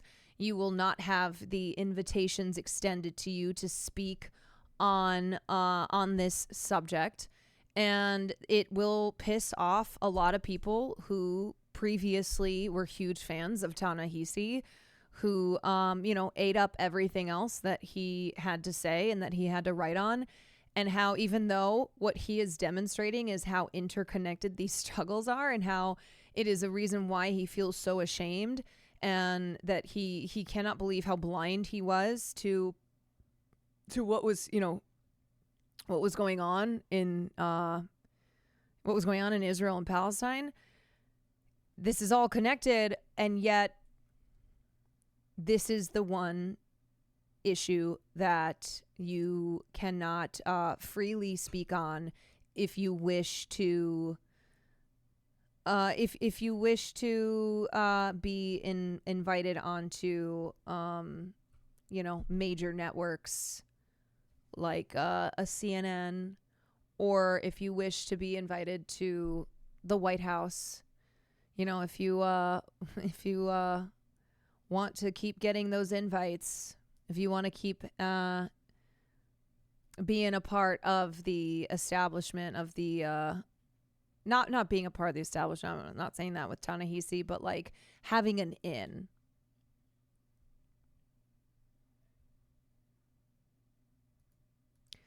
I highlighted and shared a story like 5 minutes ago of what opened up my grandpa's eyes early on if you check my logs. My grandpa's always been very liberal. He marched with MLK. And we were talking about Palestine during the protests, and he said he didn't understand the impact on Palestinians until he met a Palestinian woman in college. She told him, "I don't remember being forced to move, but I remember the feeling when I saw little Jewish girls swinging on my swing." He said it was the first time he realized that something was taken away from someone in order to create Israel. Yeah, I think everyone has their own awakening, whether that is you met a Palestinian person for the first time and you learned of their history, and you heard of how their grandparents were forced from their home, of how their neighbors' houses and fields were burned, and many were slaughtered. And all it takes sometimes is meeting someone who you are exposed to a different experience and perspective for the first time, and that's all it takes. For some people, maybe it's that they read a book. Whatever it is, it's like it always revolves around being exposed to a different perspective than the one that you have than the one that has always been dominant. And I think that's been a big thing over the last year. Where having platforms like TikTok, that a lot of Palestinians have been able to use to share their experiences, to literally show what's happening to them in Gaza. Just for the first time, there being a shift in, even though most of mainstream media still blocks the perspective and voice of anybody who's pro-Palestine, that there have been other ways for the for the Palestinian perspective to make its way into the public consciousness. And the the curtain being pulled back. And once that curtain is pulled back, you see everything laid before you. It's very clear, and it's hard to it's hard to put that curtain back. A different perspective is always what's needed to change someone's mind. Yeah. Isn't that interesting how that works? Being exposed to different perspectives can change something that you've believed for a long time.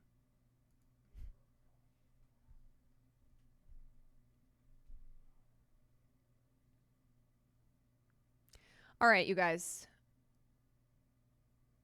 Alrighty. Okay. It is we are 4.5 hours in. Let's see. I think I just about covered all my topics.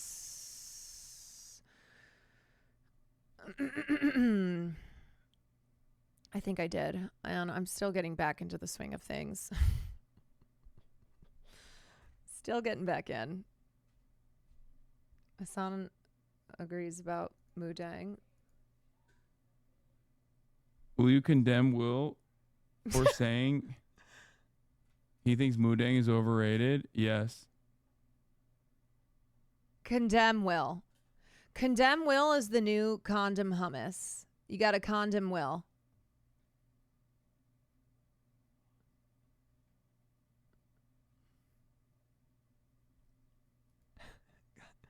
Condom Will Neff.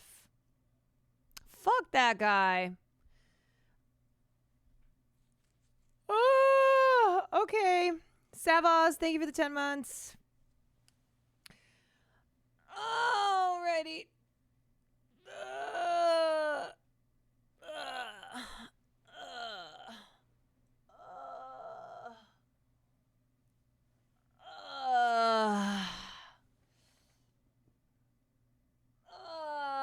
Okay. Okay. All right. Big stretch. Big stretch. Yes. Everyone do your stretches. Posture check. Posture check. Stretch.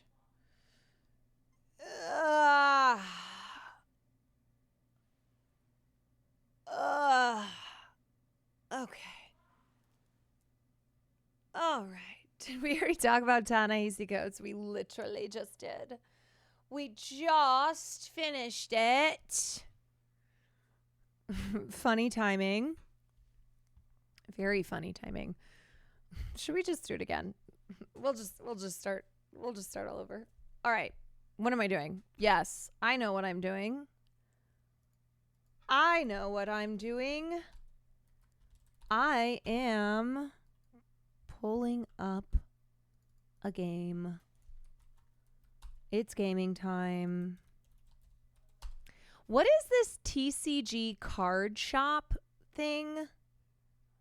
Dexon, thank you for the 7 months. Not that that's what we're playing, but it's a TCG card shop simulator. It's the latest a store simulator.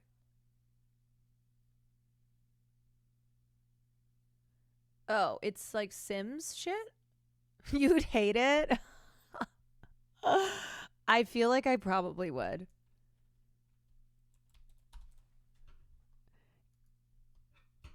You work at a trading card shop selling Pokemon-like cards and collecting them? Yeah, that sounds like something that I am not about. Does not seem like my thing. Okay, y'all. It's time for The Walking Dead. We are in chapter 3 of the final season. Hi. Oh. Snacks. Thank you so much.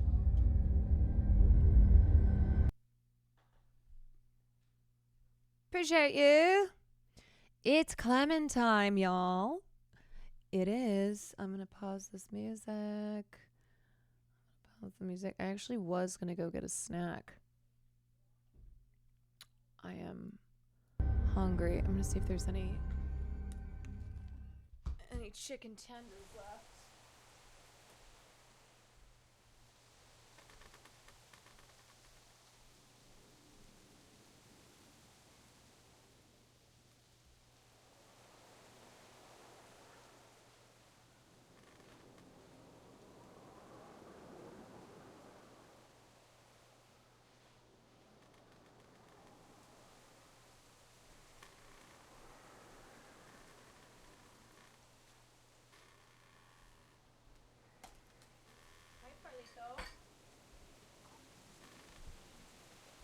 Now, why do you only come over when I... Come here. Okay? Come here. Fine. Okay, fine. Whatever. All right.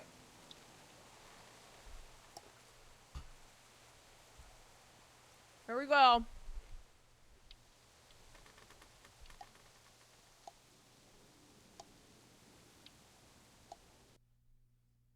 Who's ready?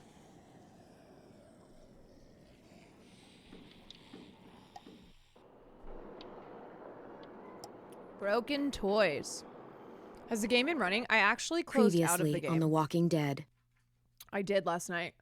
While searching for a place to call home, AJ and I found an old boarding school run by kids deep in the forest. Their leader was a guy named Marlon, All my homies hate Marlon. and AJ pulled the trigger. I told AJ that what he'd done was murder, that he'd have to atone for it. The other kids agreed. They voted to kick us out. I thought we'd never return. Then 5 AJ minutes and I were later. attacked by Abel, one of the raiders Marlon had given the twins to. He was with someone I thought I'd never see again. Lily. We were almost eaten by walkers when suddenly one of them spoke to me. Do you condemn AJ? His name was James. No. An ex-whisperer who didn't believe in killing walkers. He helped me treat AJ, but without real medicine, he wouldn't make it. Zombie lives matter. The kids didn't turn away the sad sight of AJ and let us back inside. MRD, thank you for the 5 After I months. told them how we could defend the school against the raiders, they were willing to let us stay, at least until the fight. I decided to help Lewis tune his piano. He opened up to me. Lewis is a great friend. Those are rare. Then the raiders. You're a queen, brilliant, sophisticate, big-time streamer. Would help if we had good news between Palestine kids killing kids. Well, here's the thing. I did say today was a heavy news day. I try to balance, if you are new to the stream, if you're new to the stream, if today was your first day, yes, the news was overwhelmingly not good. But I do try to provide some balance. Some days are a little heavier, but that's also why I like to do gaming even even if I'm tired, even if I've done a lot of news that day, because I try to have that balance, even though obviously this is a very grim game, but it's still it still breaks up the news, and this is entertainment. From the news to just trauma in gaming. So your cleanse is The Walking Dead. But yeah, no, I get it. I know some days are heavy. Sometimes it's too much for people. And I do not begrudge anyone who's like, ooh, I gotta take a break. Sometimes I see in chat people be like, love y'all, love Caroline, but I can't do this story, or it's just I gotta take a break right now, and so they leave and then they come back. So I know. Raiders finally came. They busted open our gates, but the kids stayed hidden as planned. Until 10 ran out of cover, hoping for a chance to learn about his missing sisters. The bomb went off, and attempting to save 10, Mitch threw himself at Lily and got a knife to the throat. With only a second to decide, see how relaxing this is? I fired and saved Violet. They got away with 3 of our friends, and we had no idea where they'd gone. But we knew someone who did. We hope it's not too much for you as well. Sometimes it is, which is why sometimes I'm like, I can't even cover this story. Some days I'm like, I can't do this.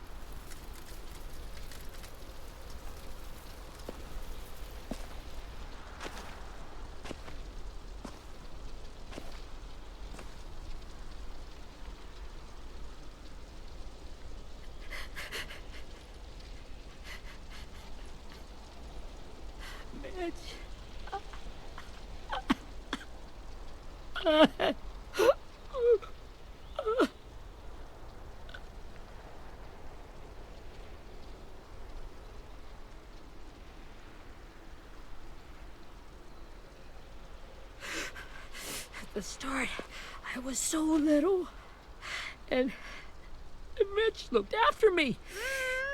People said he was a dick sometimes, but he was always nice to me. Aww.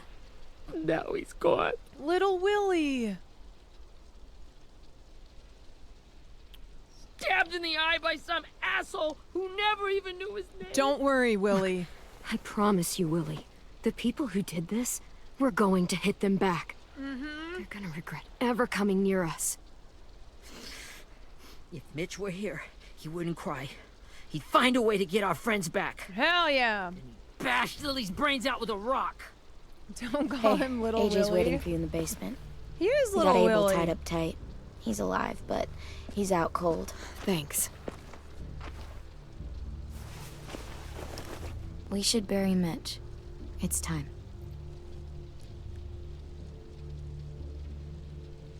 Really, Farley?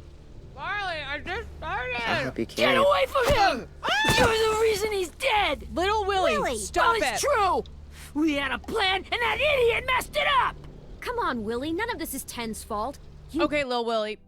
Fuck you. Hold on. Farley, hold on.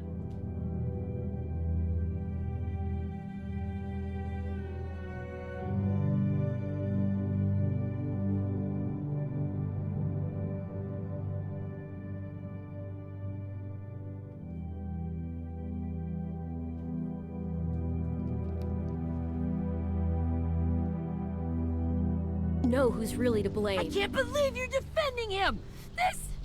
This is bullshit! 10! I'll take care of this. Talk to Abel, find out where Lily took Lewis, Omar, and a sim.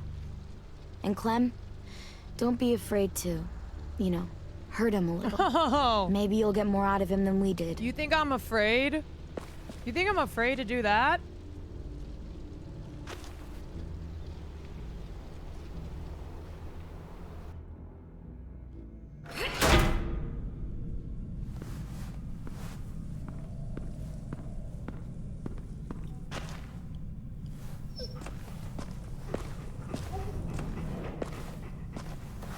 Oh yeah, here we go.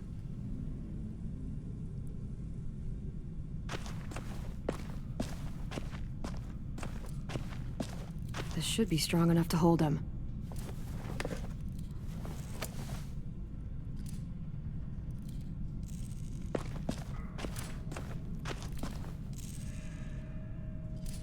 Good girl, Rosie.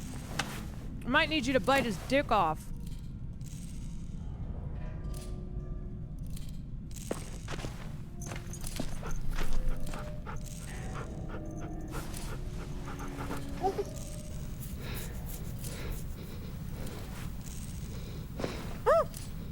She's my dog now. Yeah, she's my dog now. Brody.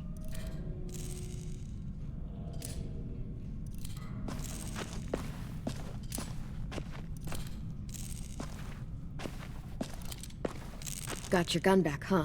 Uh-huh. Oh God, AJ.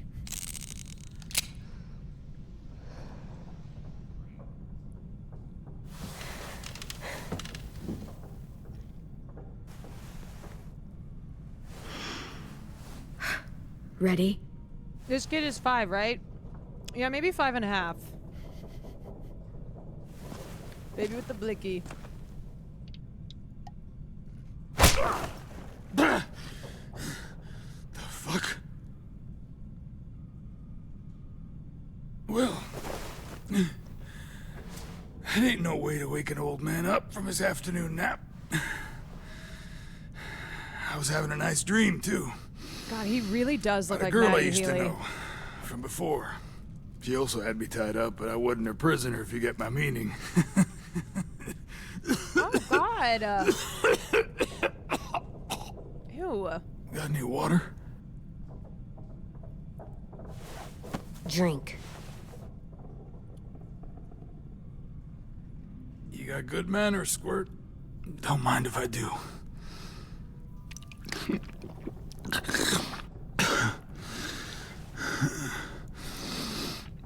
You've had your water. Now it's time to talk. It's the first time interrogating someone, isn't it? You let me dictate the agenda. Makes me think you're weak. Shut up! Don't make this harder than it needs to be, okay? I just want to know where I'll show Lily you took my weak. people. It doesn't matter. As soon as she gets there, she's gonna turn around and come right back for me. You better give me the 5-star treatment. Dude, I wanted him If I'm smiling to be able when she to gets talk. here, you might be able to trade me for a little mercy. Let's go, You aren't Rosie. gonna do that. You don't have it in you. Call it off! Call it off, you fucking psycho! Yeah? Still think I'm Just weak? tell us where they took our friends so we can get them back. Lily will never give him up. Only reason we came here was for more manpower. Losing Jonathan and me for 3 sprouts that can barely hold a gun. Even a dummy like me can do the math on that one. We're gonna get him back. You don't know what it's like out there. It's a bloodbath. One community against another. From Richmond to the coast. Back at the Delta, we're at war. With some really sick fucks who make me look like the Virgin Mary. We need people to fight it. Soldiers who do what we say. Point the guns the way we tell them to. No fucking way I'd let my people fight for you. I'm starting to think you're mad at me. You think we like doing raids like this? He shouldn't have called me Our home is weak. under threat. It's a good home. Built to last. I'd do a lot to protect it. Maybe you can understand that. And I do a lot to get my friends back. So stop wasting my time. Okay. Front pocket. The answer to all your questions. I don't trust him. Read it. Whatsoever parteth the hoof and is cloven-footed, and cheweth the cud among the beasts, that shall ye eat. What the fuck? Is this code? No, it's fucking Leviticus.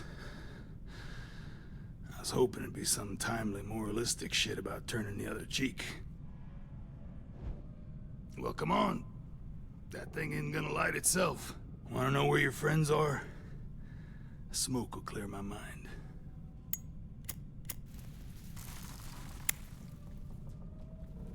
Help me remember stuff. Like where Lily went. Oh, yeah? Come on, kid. Don't make me wait all day.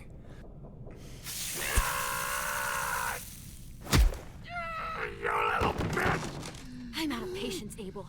Tell me where Lily went. Now!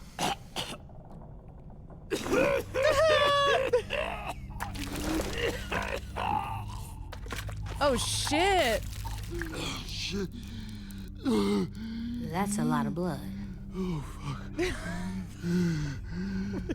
We are so ruining AJ. He's gonna die, isn't he?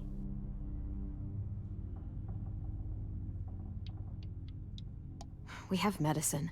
We can still patch him up. I don't think so. When you pushed me off that balcony, something must have burst inside of me. No medicine can fix this. Shit.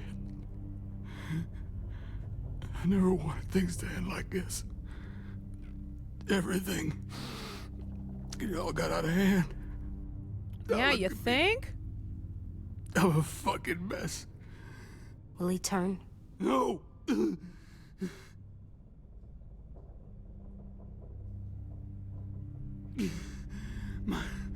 My whole life, everything I ever got, I got with my own two hands and my will.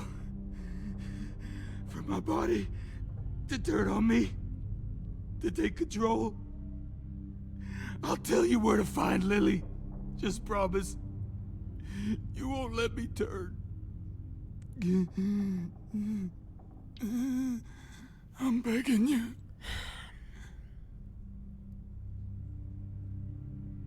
All right. Okay. If you're honest with me, I'll put you out of your misery. You have my word.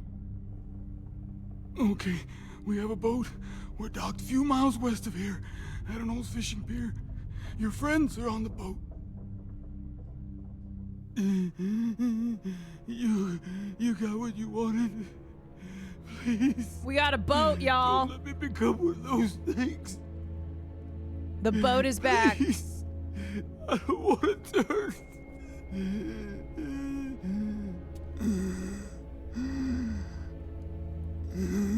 All right. I gotta set an example for AJ here. I did just put a cigarette out on this man's face. I wanna let me keep my face. Really?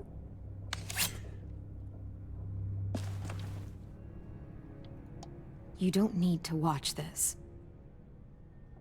I want to. Oh, shit. Oh, fuck. It's like when I chose to watch Kenny beat the shit out of what's his name. Oh, no.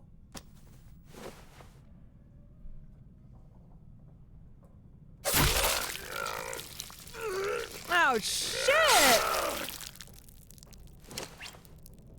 Yo, okay. AJ did not even blink. At least he can't hurt anyone anymore. AJ did not even blink.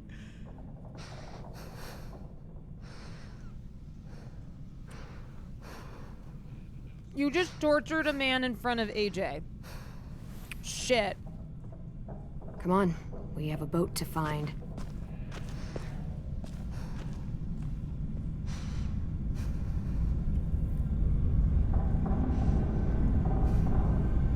Bro, why did he want that instead of being shot? Oh no.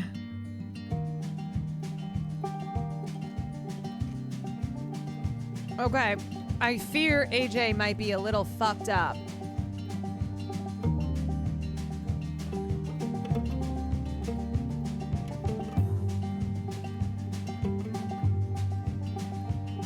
Sometimes I don't know where this dirty road is taking me. Sometimes Just a little bit. So I guess I'll keep gambling, lots of moves and lots of rambling. Well, it's easier than just waiting around to die. Will someone ban Nandre?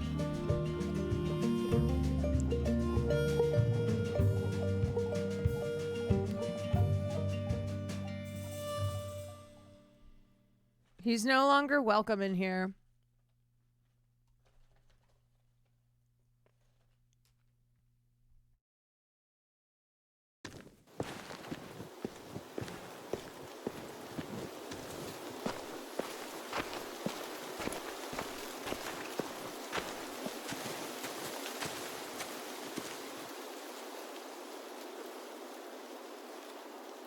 Once we find the boat, we'll look for a way to sneak on board.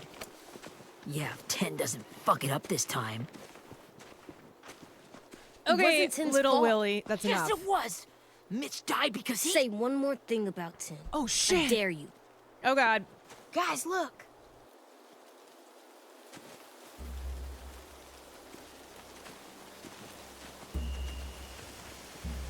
Okay, now that is a boat.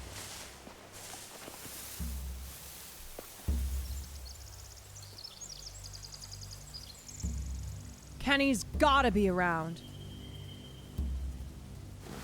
You see anything? The beach, a boat, and a wood street in the water. That's called a pier. Pier. Okay, let's spread out and focus on those areas. Keep your heads low. See, not everything I teach AJ is bad. I just taught him what a pier is.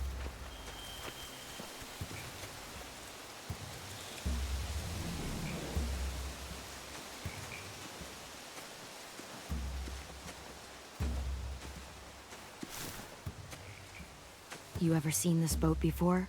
No. Marlon kept us confined to the safe zone. Pier leading up to the boat? It's our only way in and out. Well, let's see what else is down there. There are a few on deck, a couple others on the pier. Could be more inside. Looks like they're well armed too.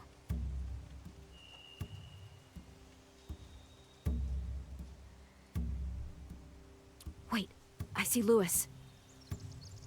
Abel wasn't lying. This is it.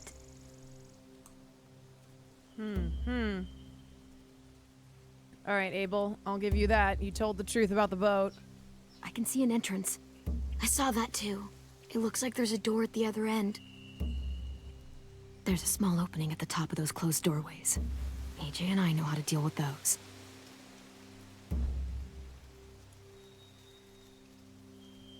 The pier has plenty of cover on it.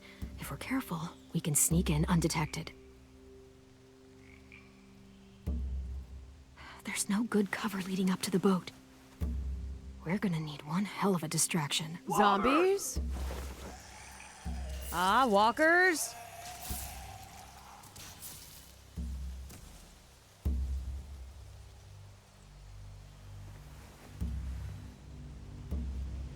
Maybe if we could get walkers on the beach somehow. Maybe not as hard as you'd think.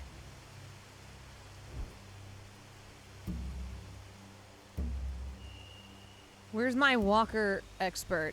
My guru? I don't see any obvious place to keep prisoners. They're probably below deck. We should have asked Abel. Shit. When he said on a boat, I didn't think it'd be this big.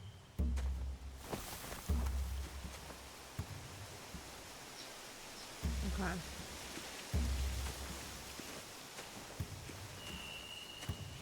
Look at AJ just perched there. He's so little. Find anything over here? They have horses. Let me see.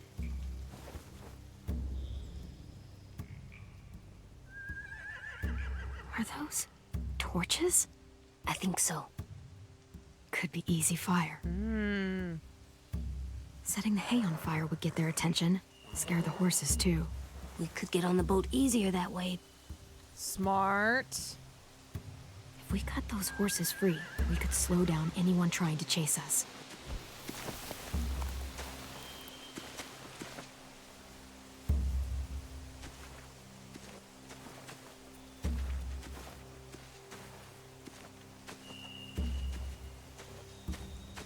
Anything useful?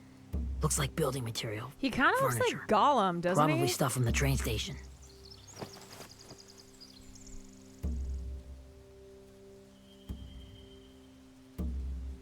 Sheet metal, wood, and quite a bit of it. Or Chucky. We should have that stuff.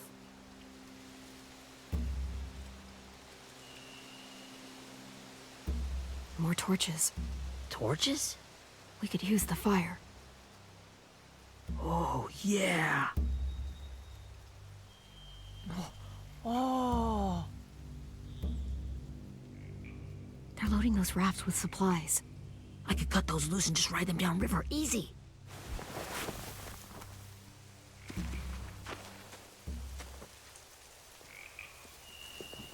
We should get out of here before they spot us. We can talk through the plan once we're somewhere safe.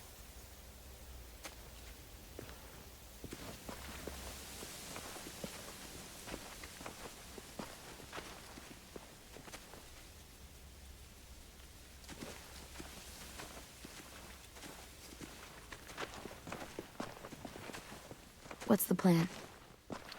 Here's the plan, boys. They've got guards posted on the pier and the boat. There's no way we can take them all at once. Our only hope is to distract them while we sneak on board. We should burn their stuff. That'd work. We could burn the supplies or the hay they keep for the horses. Whatever we don't burn, we should take. Ruby would love to have the horses. But I'd rather steal those supplies. I could build traps. Weapons. Yeah, we'll steal their supplies and burn the hay as our distraction. If you're going to steal from the rafts, you have to do it carefully. Wouldn't do it any other way. The fire will lure the raiders away from the boat, and we can sneak across the pier. If anyone sees us, they'll shoot. Well, don't let them see us. You remember that guy I told you about, James? He sent in walkers to save us from Lily and Abel. Maybe we could convince him to do it again. If we lead a big enough group of them onto the beach, we can blend in without being seen. Now, how do we find him? I love, like, picturing James just... Perfect. He just walks around. He's just with What the about walkers. after we get everyone home? His people. I mean, the raiders will just come attack us again. What then? Hide, quick!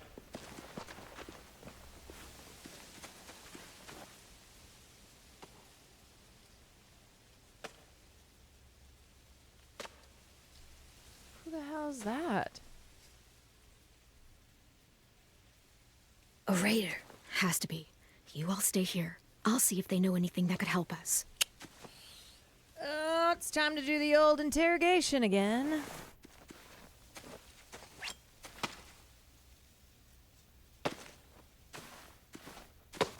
Drop it. How many of you are there? How many of who? Come on, you I'm know. not fucking around. Answer the question. 8. There's 8. Clementine, wait. God damn it, Violet. Wait, what? It's Minnie.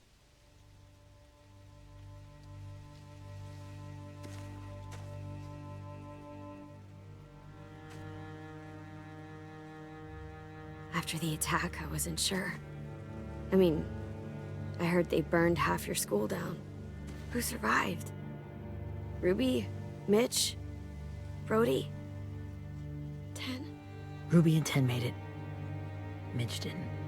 Violet's And Brody, ex. Ooh. She died. 10's boots holding up okay? His boots? They're so old, there are more holes than rubber. I duct taped him up the last time I saw him, but that was a while ago. His boots are fine. You're Clementine. The girl who took over after Marlon died. It's weird. I thought everyone would want to lean on their own. I didn't ask to be put in charge. It just sort of happened. Is that the kind of wishy-washy bullshit you say to everyone back home or just me? Excuse me? Abel figured he could talk Marlon into handing everyone over like he and Lily did, but... like they did before. You ruined the whole plan. Excuse me?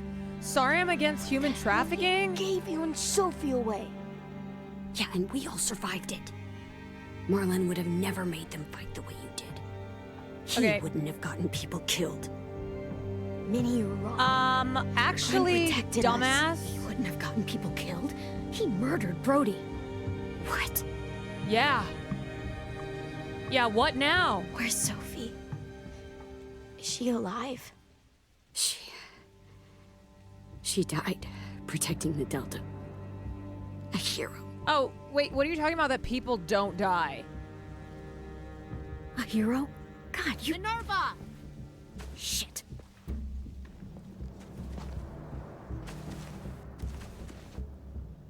Rockingham! Finish up and head back. I want to be in before dark. Don't you fucking dare. Yes, ma'am.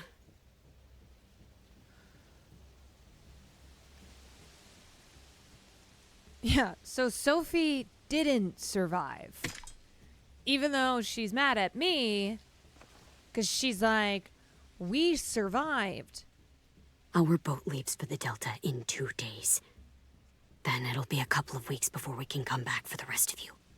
When we do, don't fight. The only way you're gonna save your people is to let us take them. I'm serious. Don't fight this. If Ten could see you now, he'd be ashamed to call you his sister. Mm-hmm.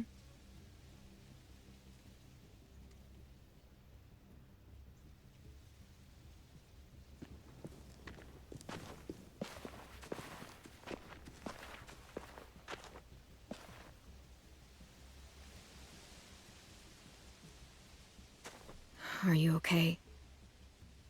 Nothing's changed.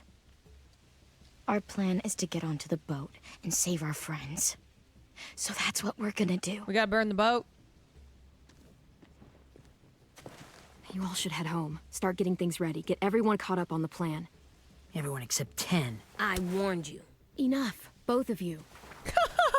AJ and I will go find James. Good luck.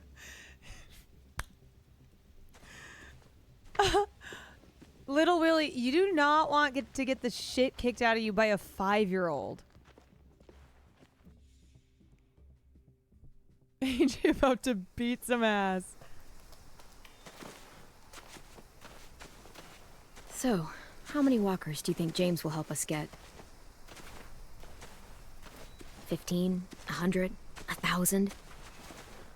Clem, I don't... Ow. Gunshot wound. It feels like someone pinched me from inside. Here, let's rest a second.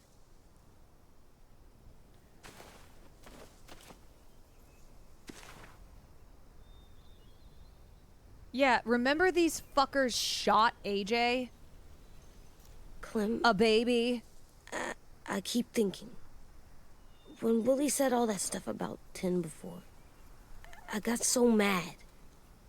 He was being mean, and 10 wasn't even there to defend himself. I wanted to hurt him. I know I shouldn't, but I just can't stop thinking about it. I want to just punch his head. I know it's hard, AJ, but thoughts like that, they go away. You just have to give it time. Waiting's hard. I'm just thinking too much. Like, I think I'm mad at 10 too. Running out of cover when Lily attacked the school was really stupid. But he just doesn't know stuff like we do. And then Willie started yelling at him instead of helping him learn. Why don't the other kids know all the stuff we know? When there's a plan, you have to follow it. Well, the other kids haven't had it as hard as we've had. We had to make a lot of mistakes to learn what we know. Yeah. He's seen a lot of shit. I guess. But 10's mistakes are just so bad. Maybe he'll learn from them too, like we did. It's weird that people are so different. It is Erickson's boarding school for troubled youth. Troubled youth? Trouble like bad? So they did bad things? Why? Okay, sometimes they do them because bad things happen to them. I knew a doctor once, back when you were just a baby. He called it trauma. Trauma. You have some too, you know. The thing where people can't walk up behind you. I don't like my trauma. I want to get it off of me. No one likes their trauma. How do I get rid of it?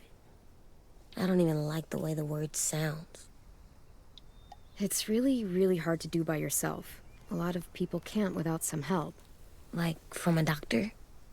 Sure, but those are rare these days. Talking about trauma. Or like the school, right? It was supposed to help with people's trauma. Yeah, it was. And now they help each other.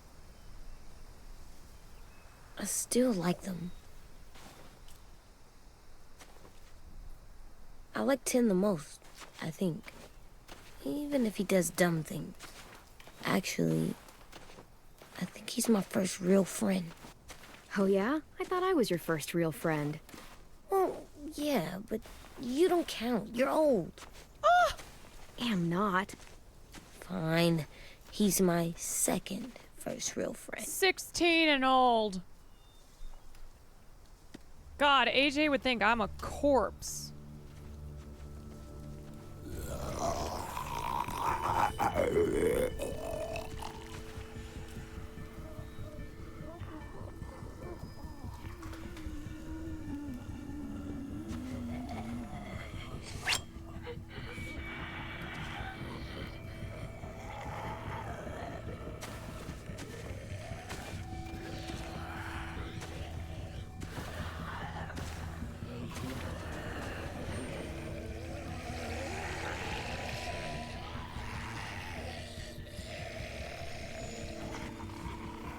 I don't see James. Just monsters. There he is. James? Sykkuno. You're hurt. Did the raiders do this? It looked like they had people from your school. Why are you here? Those people you saw, we're going to save them. But to do that, we need your help moving some walkers. I could maybe help, but my mask is still in the camp. Oh, inside no. my bag. I can't pass through a herd without it. Needs his walker mask. Okay, then let's go get it. Please, I just ask that you don't kill them. James! The walkers. If you distract them, I can sneak over and find my mask. God, ZLM. Distract all of them? Please. I'll try. God damn it, James.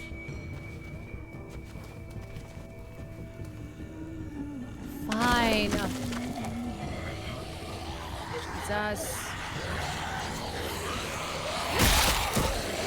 Damn it, ZLM.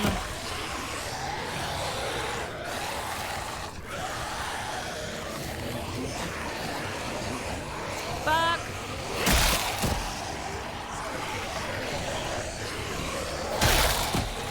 James, you better get this fucking mask.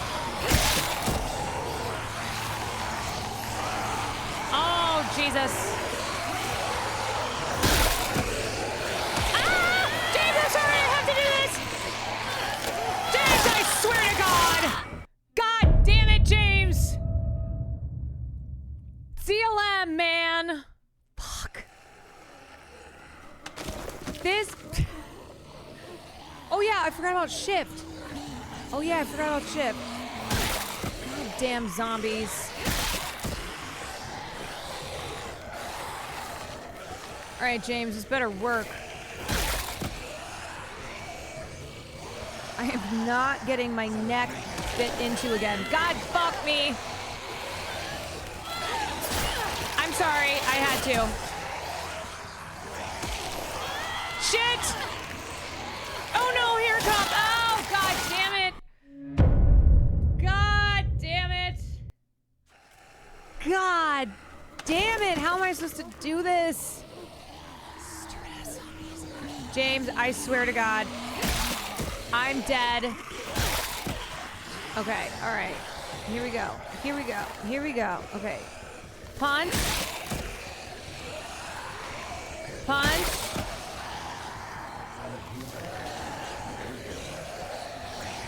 God, fuck! I was hitting E!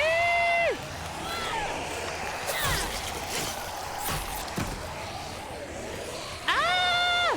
Ah! No! Shit! This is so hard! You guys, I don't know how to do this. Has he gotten the mask yet? Okay. All right, lock in. Lock in.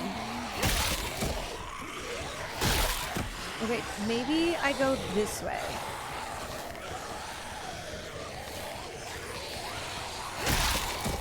I'm just gonna keep... Fuck me! Shit! No, this is so hard! Oh, no! How do I do this?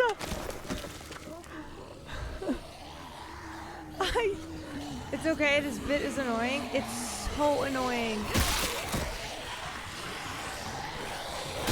God, they just get up so fast.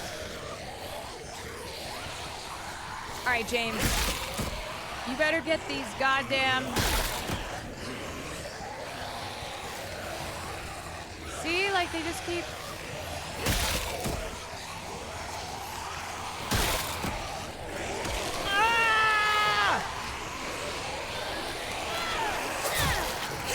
God damn it!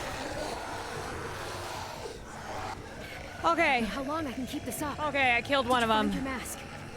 I can't find it. The horses must have... There! Sort of, kind of got it. Shit. We have to run. Hey, over here! Oh, God. AJ! No, there are too many of them. Well, James, this is what happens when you're all about ZLM. Will draw them away.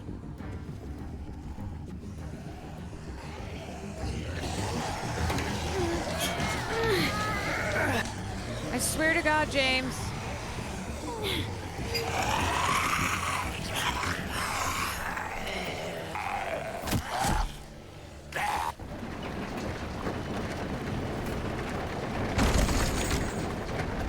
Yeah, why am I not using rocks to distract these zombies?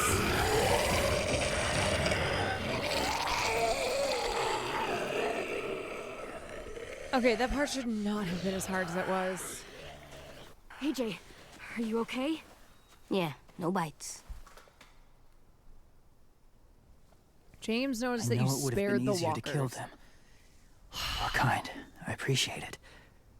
Really. Well, okay, I killed one, but your relationship with James has changed.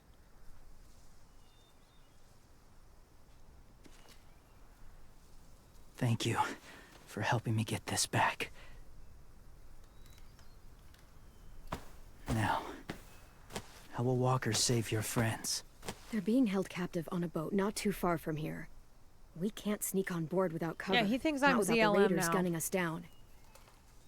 You want to use walkers to hide? To sneak on board their ship? That's insane. It's our only chance.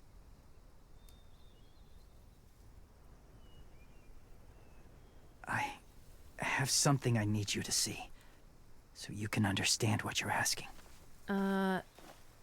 James. What, We still need his help, right? Yeah, we do. James, I got your fucking mask back. I didn't kill your zombies.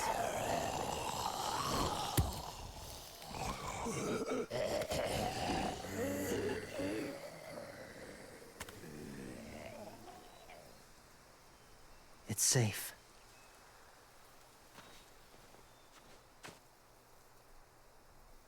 Just a little further.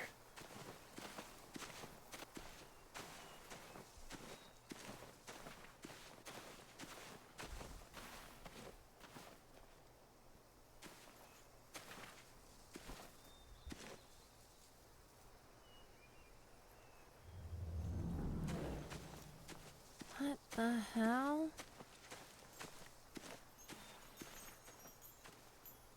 Clem, what's this? It's called a salt lick. Salt lick? Ugh, sounds gross. Leave it alone, okay? Why? Is something wrong with it? Just bad memories, kiddo. Oh. Oh, season 1 reference. This place would go for $3 million in LA. My people, my former people, they had a practice. They called it Zombie collecting. sex?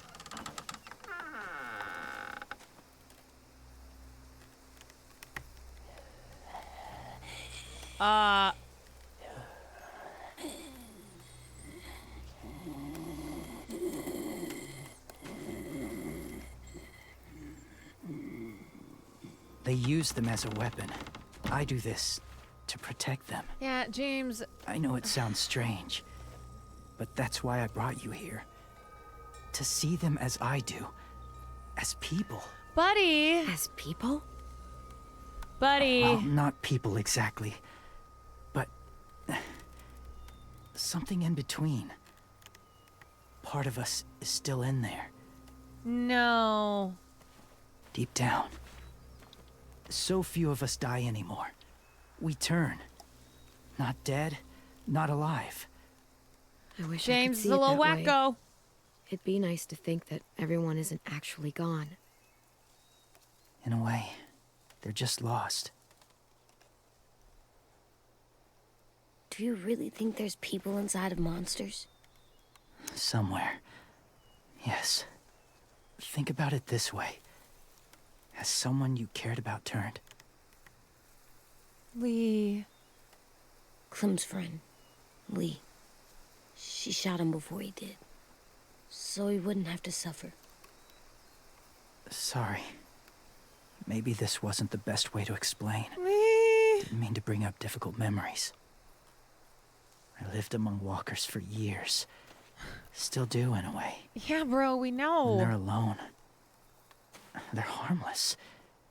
Innocent. If you want my help, I need you to try and walk with them. Then tell me if you really believe they're just monsters. They are just monsters. They're not people James, or friends. Bro. Bro. She'll be safe, I promise. This isn't smart. It's too dangerous. She just needs to move as they do. I don't know what some of it. Will. Fine, just do it then.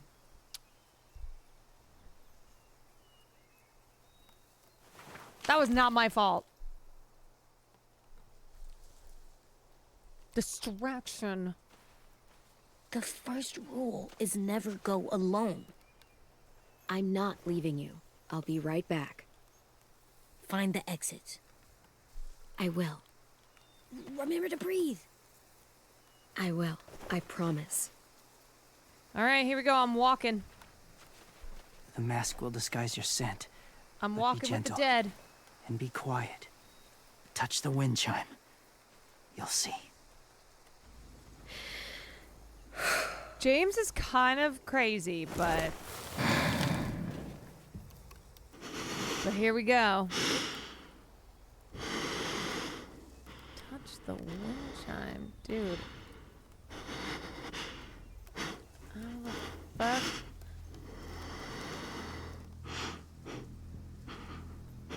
Okay. How do I? Oh. Oh.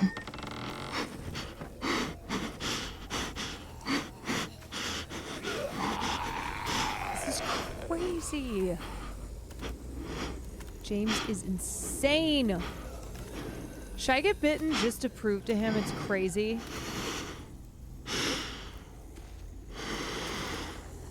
Where's the wind chime? Oh, there it is.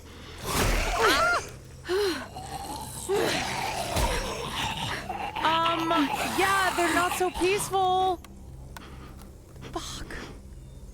What the fuck, dude?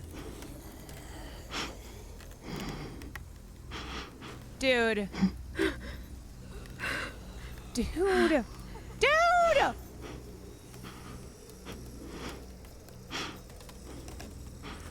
Dude, bro!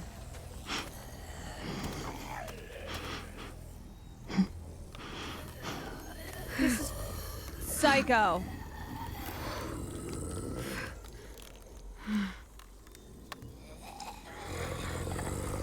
Oh my god.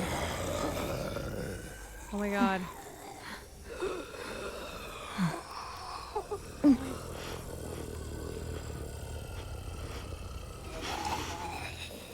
Oh my god.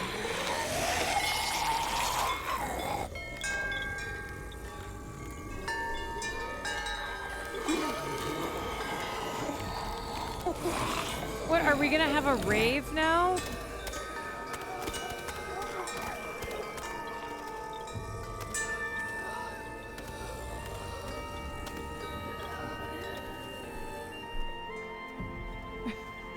This is how there's humanity, is that they're drawn to the wind chime.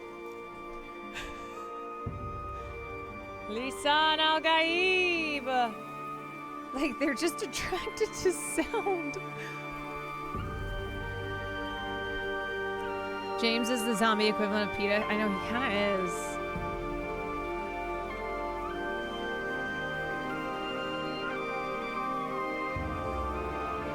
I don't think this really convinced me or anything.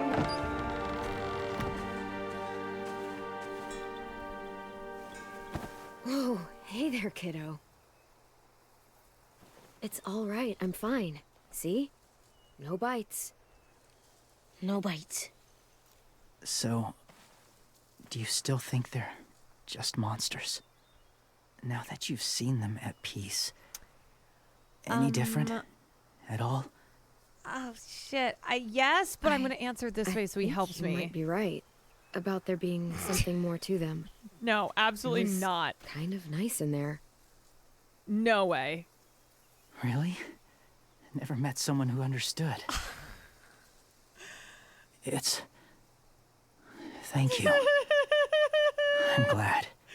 I just needed help, you guys. Have you ever killed a walker before? I have.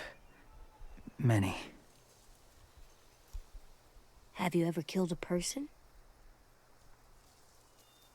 Many. But that was a long time ago. That was a long time. I've killed someone before, too. AJ. AJ, you gotta stop talking about it. You've killed someone? AJ. I'm a murderer. No, stop it. But I'm trying to atone. Well, that's good. James I is guess. like... That's enough. What about the walkers? Are you going to help us save our friends? I thought I could, but I can't. So many walkers would die. My god, dude. Oh, the death this would cause. I'm sorry, Clementine, but I can't have more Are blood you on my hands. fucking kidding? James, the walker in the barn, the one with the different eyes, what was his name? Yeah. His name? What Gary? How about the woman in the back, near the wind chimes? James, What's her name? you're being a freak. I don't know. Asim, Omar, Lewis. Those are the names of my friends, the ones who were stolen by the raiders. I'll never forget that.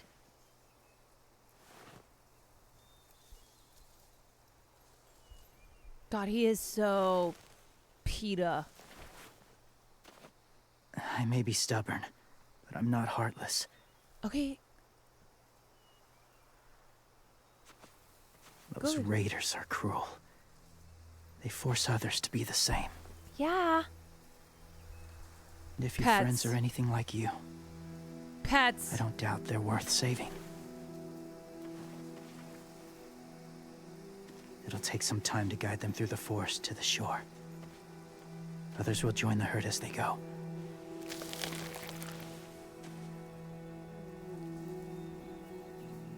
Tomorrow night, be ready. I can't undo this.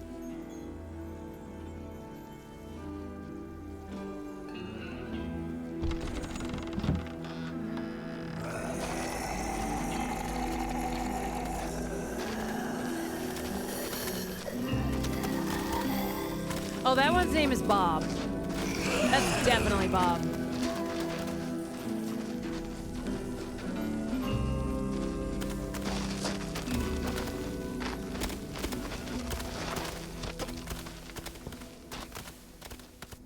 Clem, when you said there might be people inside walkers, did you mean it?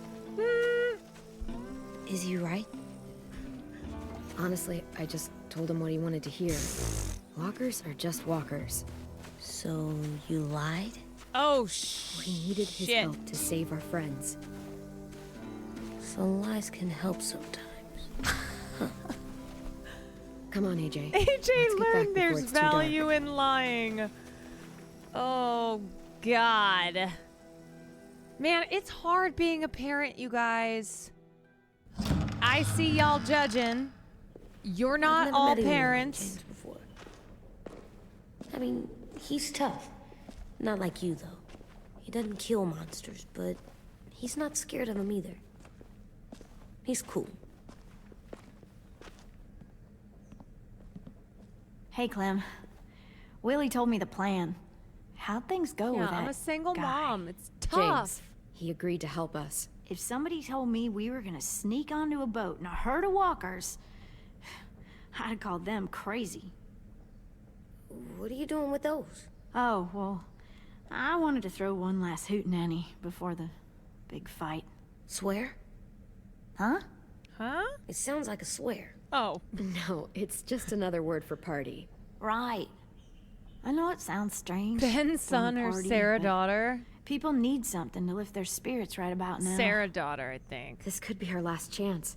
I wanted to make some tea for everyone. Could I borrow your little heater thing? What can I do? We need to pretty up the old music Sarah room. never got anyone Could you make us killed. something colorful to hang up? Okay, I'll be an artist.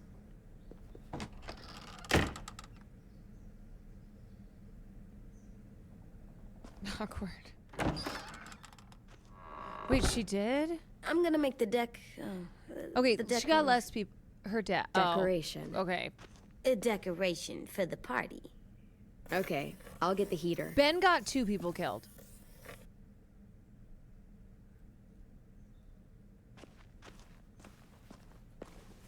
How do you play with it?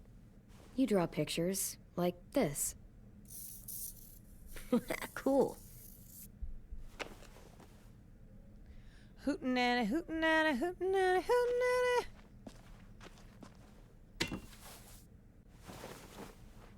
I'm done, Clem. Come see. Where the hell Okay, did I be just right put there. that? Did I just put that in my pocket? My magic pocket? Hey, you're getting better at this. Soon you'll be as good an artist as 10. I don't know. He's really good. Something wrong? AJ? I was just thinking about stuff while I was drawing. Oh no. What are you thinking about? There are 3 kind of eyes, Clem. Oh yeah? There are live people eyes. We got those. Then there's monsters' eyes. Usually look like dirty water. Other times, monsters' eyes aren't even wet. And then there are live people eyes right as you kill them. Oh, like God. you did to Abel. Oh, Jesus. His eyes look like you blew a candle out. He was a bad guy. I know I shouldn't feel like this. I hated him, too. I think there's something wrong with me. You're way too little to see so much death, AJ. So much violence. No, I'm big enough. I know I'm big because I think of this stuff now. I care about what I do more. I'm getting real smart. Is that right? Yes, because I'm always thinking all the time. Okay, what are you thinking about right now? You getting bit, turning into a monster. Oh. Yeah. The Oh. older I get, the more I see it. I don't know why. What happens then? Anyone can get bit. Doesn't matter if you're inside or outside or how careful you are. AJ, we've talked about this a lot.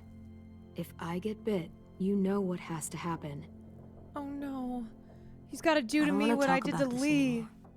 But you brought it up, so we're going to. It does something weird to my stomach. Like I'm gonna get the dookies. AJ, I need to know you remember what we talked about. What you're supposed to do if it happens. Listen to me. If I get bit, you'll... shoot. No. No, I'm not gonna do that. AJ, you promised. I don't care. I'm not gonna shoot you. Oh man. If you get bit, I'd want you to bite me too. No. What? You don't mean that. I want to be alone. Please don't be mad. AJ. I can't live with you not with me, Clem. I know we've talked about it so much, but don't make me. Alvin Jr., you know you're not supposed to talk like this. You're too strong and too brave. I don't think I am anymore about this. Yes, Little you guy. are. You are, okay?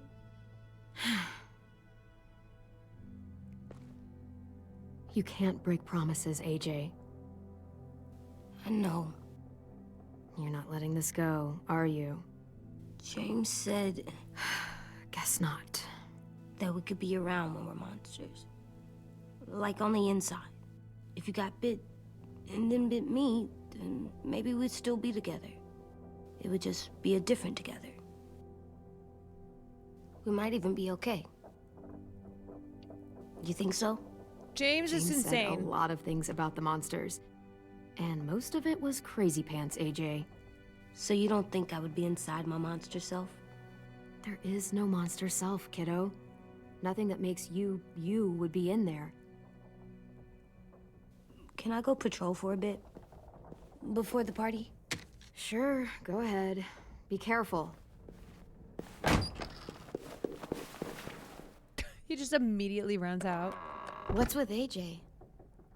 He just needs some space. Can we Baby talk with the about what blicky. happened today with Minnie? Yeah, sure. What's wrong? The thing is, seeing Minnie, I feel like it should have scared me, but it didn't. What? The person we ran into in the woods, that wasn't Minnie. Oh. Not really.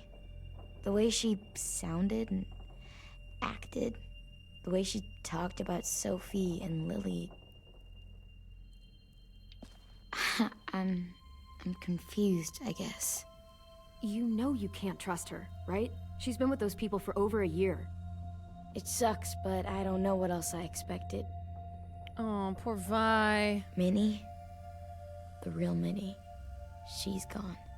She's Child been gone soldier. this whole time, and I have to stop mourning her. I won't let her take you or AJ, or anyone else I care about. Louis knows when to keep his head down. Yeah, shit. Oh, I hope so. You know, when I first got here, I hated him. He was so much. You know? Theater walks kids will into do a that room to and you. It's like, look at me, watch me perform. It's so stupid. But then I realized under all that, he really cares about people.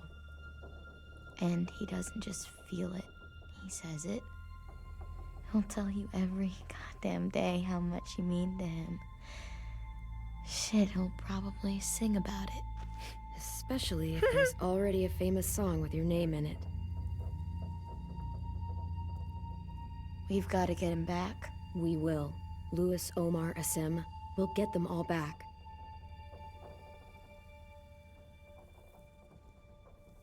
Oh. Yes? Hey, Clem! Oh? AJ. Wow. AJ Where did just, you find a beach ball? It was in some garbage behind one of the dorms.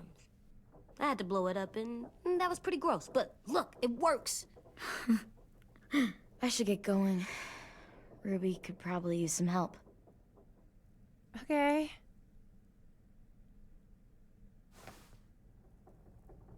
It's cool, right? Super cool. The ace run continues.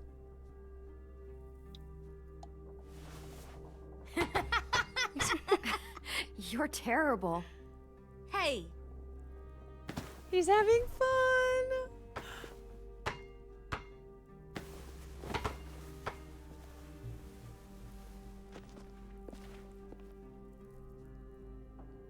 Aww.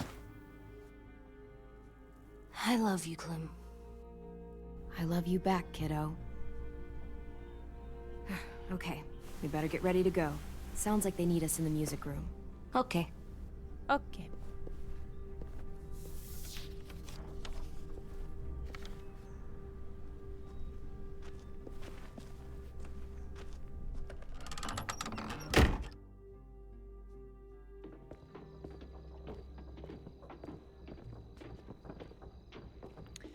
We're having a Looks like party. things are coming together.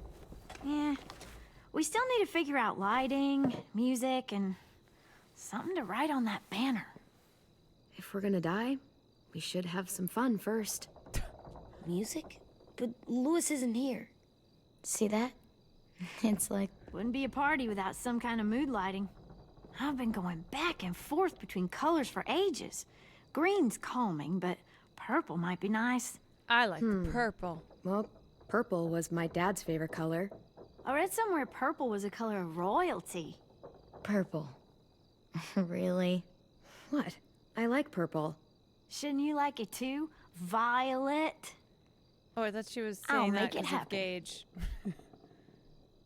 So you take one of those black things that look like plates and you put it on here. And then it plays music? Pulled out the old headmaster's gramophone so he could play some records. Not much of a selection, but Ooh, it you should like do. you like Wouldn't happen to have any jazz? good jazz records, would you? Oh yeah, the old music teacher was a big fan. Pretty cool guy up until he ditched us all. What's jazz sound like? That one's hard to describe. Just wait till you hear it.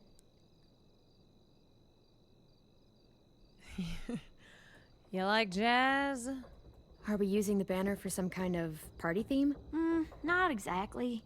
It's meant to be more A one, motivational. a two. I'd a keep one, it short two, though. three, There's not four. as much room as you think. AJ, why don't you come up with something? Really? I have an idea. It'll be a surprise. Oh gosh. Okay. I promise not to swear all over it. Okay. Okay, we'll have 10 break out his paintbrush and write it out. This place is gonna look great. Yeah. I am a murderer. Oh, and Willie was asking for you. He's up in Marlon's office. He said he had a surprise for the party, but he wanted to show it to you first.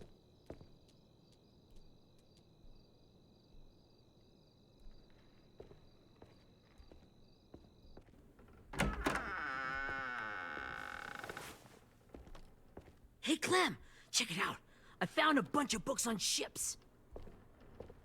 There's some awesome stuff about fires at sea and explosions and stuff. Oh. Key is the boiler. I see. Wait, what are you talking about? I have an idea about how to stop those assholes coming back to the school after we Gotta blow up rescue the the ship. others. And from hurting anyone else ever again. We're gonna blow up the boat. It's the only way to make sure they don't come back. Besides, it feels right, you know? For Mitch. Is it me, or is there a bit of a bomb obsession at this school? We're gonna blow up the boat. Oh, it's not you. There totally is. But for good reason. This is the tricky home for bit troubled is timing the youth. explosion so that it happens after you get off the boat. Trust me, this'll work. We'll be okay. Okay, everybody. All right, little ready Willie. to boogie. And, Clem, I'm sorry for before. About how he treated Ten. I didn't mean to get so angry. I know it's not his fault. That's nice, Willie, but don't tell me. Tell 10. Oh, 10.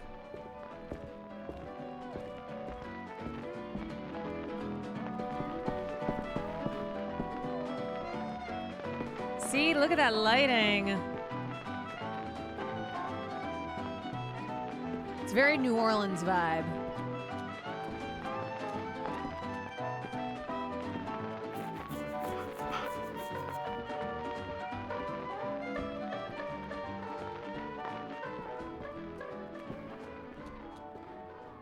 Wow, This looks great, Ruby.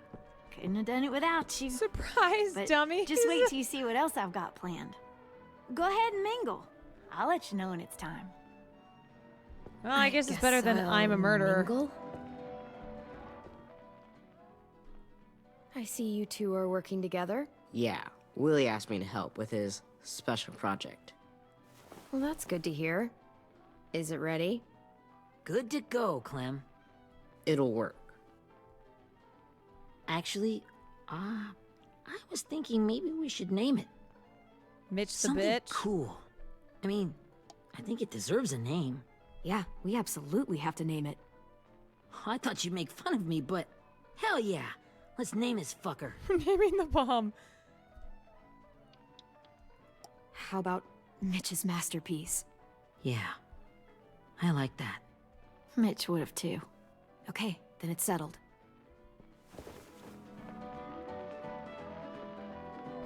How about da bomb? I found them. Okay, Clementine. Drugs? These here are our official Erickson psych evaluations and probationary reports. Okay. I don't get it. Well, these explain why all of us got sent I to want this to know school why in the Ruby first got place. sent there. And all the bad shit we did that kept them from sending us back home. So what's the game? I figured if we're all going on this crazy mission together, you might as well know who we really are. Wait, this is actually kind of fun. So, I'll read some of what the adults thought about us. And you have to guess which one of us fits the bill. I'll make sure it's someone you've actually met. This'll be the first one. Okay. While otherwise a remarkable student, blank continues to be plagued by fits of anger, uncontrollable cursing, and repeated physical altercations with the senior faculty.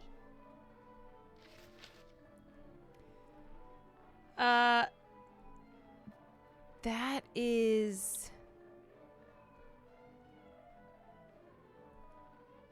Violet? That's gotta be Violet. Nope. What? Way scarier.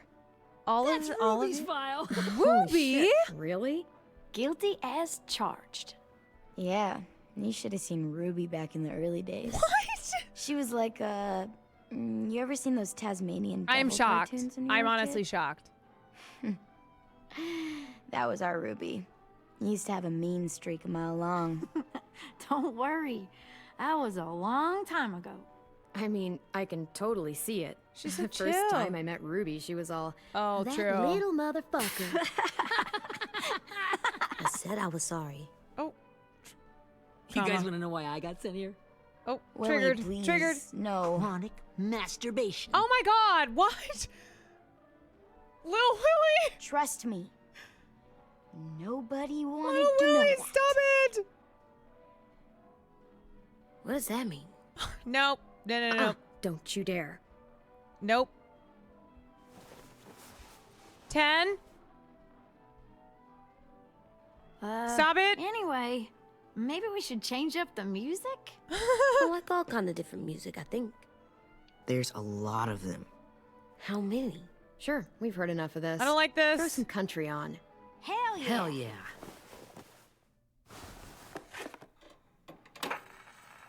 You like country?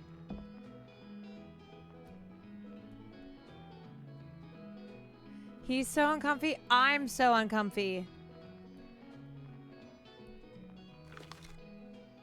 I didn't realize how many of us we lost. Remember that Justin guy? And Theresa and Jasper, that one girl with colored braces, and Joey, Maddie, Lamar. Aaron. Yeah, I used to make fun of her braces. Why did I do that? Alex, Dewey, Trey, Stephanie. Holy crap, how many of us died? 34. Jeez. Sad.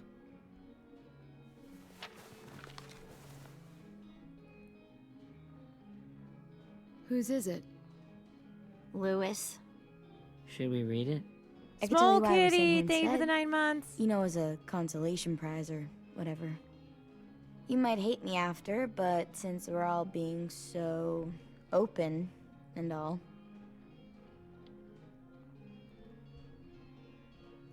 I was hoping you'd tell me. Yeah, I'm so I spent a lot of curious. time at my grandma's house growing up. What with my dad being a drunk and my mom working 3 jobs. But after my grandpa died, Grandma just kind of shut down. Oh. Spent all day and night rocking in her little chair in the den. I'd sit there at her feet as we both watched TV. Mostly cartoons, since she never seemed to care. Trauma. Sometimes I could hear her crying, but I didn't look back. I'd just feel really weird and turn up the volume, you know?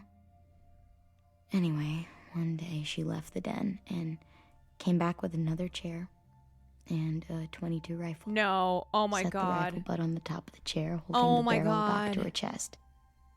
So, Grandma! you know, she had trouble reaching the trigger this way, but she must have known it would happen. Because she took out this really tacky wooden back scratcher. Grandma, The no! real long kind with the one end shaped like a hand. And, used that to push the trigger in. Grandma! So yeah, bang. Right. And her body folded up and just kept rocking. My mom came to get me 5 hours later. I hadn't moved. Holy She shit. asked why I didn't call the police or an ambulance or anything. I just shrugged and told her it wasn't like Grandma was going anywhere. And besides, Grandma with a blicky. I just wanted to finish my cartoons. That is so... That is so... She shipped me off to Erickson the next day. Fucked up. I was 11. I'm so Worst sorry, party Violet. ever. I can't imagine what that was like. Oh my god. What you went through. It's fine. We've just been through a lot of shit. Damn. We weren't good people, Clementine. But it still doesn't mean that we should have been left here to die by the people that were supposed to take care of us. Sorry. This is supposed to be fun. I'm just not the game type like Lewis was. I Yeah, you guess. brought out the files. You mean is. We'll see him soon. 10's right. Hey, I've got an idea. You guys want to do truth or Do you guys dare? remember when Minnie would sing us Don't Be Afraid when all of us used to get scared? Too bad I can't play it. Lou would have known how. He liked that one. You could just sing it to us, like she used to. Your voice is really pretty. Okay. Okay, yeah. All right, I can do that.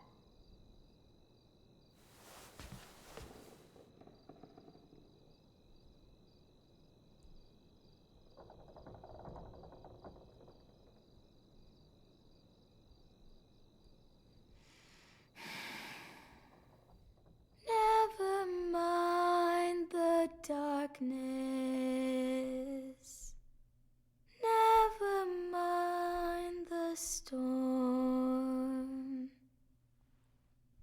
Never mind the blood-red moon. The night will be over soon. She's a theater kid too. The night will be over soon. This does feel like foreshadowing. Wash away the sorrow. Brush away the tears. Sing away your heavy heart. The night will be over soon. The night will be over soon. For every night goes quiet, and every moon grows blue. Beyond the dark comes something new. The sun will be rising soon. The sun will be rising soon. The sun will be rising soon.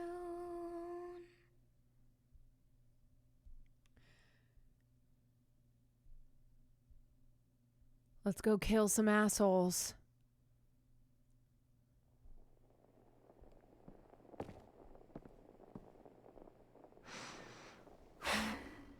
Wow.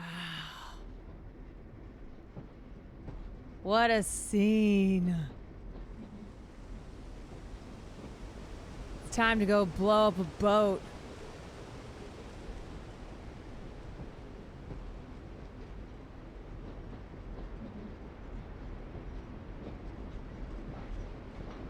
Oh, it's a flashback to little Clem.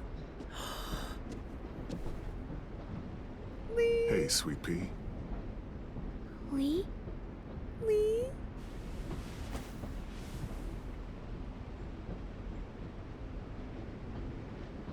Why the train? You always pick the train. I'm not sure. Maybe because this is where it all started. Where you taught me to shoot and to cut my hair. To be ready for what was coming. You were a quick study. Oh. So, what's on your mind this time? I'm worried, Lee. I've got a lot of people depending on me, and I don't know if what I'm doing is right. Oh, I know that feeling. You know, I was making it all up as I went along, right? Couldn't let on, of course. I never noticed. It just felt like you always knew the right thing to do. Yeah? Well, I got lucky. Luck counts for a lot. This hurts. I'm gonna need some now. You want to tell me about what you're up against? I wish you were here. I'm with a new group now, and I've been in so many, and they always fall apart. But I really like this one. It's different. It almost feels like home. That's a good thing. It's hard being alone out there. But we're in trouble. Some bad people captured my friends, and getting them back might get the rest of us killed.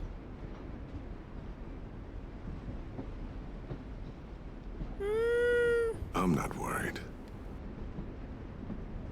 What? Whatever trouble you're in, you get out of it. You get your friends out of it. You don't know that. I know you're a survivor. The Clementine I know is gonna fix it. I really believe that. Yeah, I made it this far, didn't I? You sure did, when a lot of other people couldn't. Never give in, Clem. Imagine what Lewis is gonna say when he sees your face. He knows about Lewis? Those boys are gonna have hope again, knowing that you came to rescue him. Oh, Sweet Pea, you know you always get like this before something big. Remember how scared you were before you charged into that mess at McCarroll Ranch? You survived that, didn't you? That was different. I was alone. I know. It's harder when you have something to lose. But having people you care about, that's a good thing. Lee was there for once. They're He's the fighting best beside character. I know. Because of you.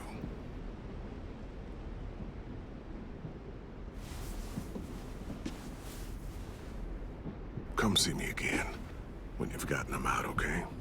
This is so... Out and safe. Sound good? And hopefully we can talk about happier things. Lee, I miss you so much. I wish you were really here. I miss you too, Clementine. But we'll have to make do with pretending. Thank you, Lee. Talking to you always makes me feel a little bit better. God, it is so devastating that every time she meant talks to ask. to him. How's the boy? Oh, AJ. He's good, Lee. You'd like him. I bet. You teach him to shoot yet? You have no idea. I guess the world got pretty hard since I left it. A kid growing up in it, Lee. he'd be hard too. You're in my shoes now, raising a kid. Think you got a handle on it? It can't be easy. Wanting to give him a childhood, but knowing what it takes to survive now. Oh my God, Lee. AJ's trouble sometimes. You wouldn't believe it. And he has no idea. He's growing up too fast. Sounds like someone else I know. Oh, the parallels.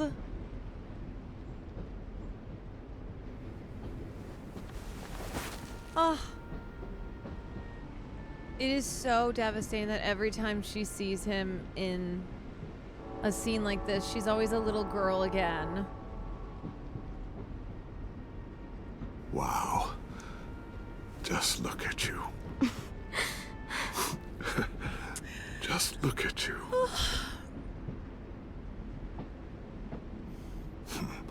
Thought I told you to keep this short. You don't know how hard it is to find scissors these days. Time to go, Clementine. Oh my God. You've got people that need you.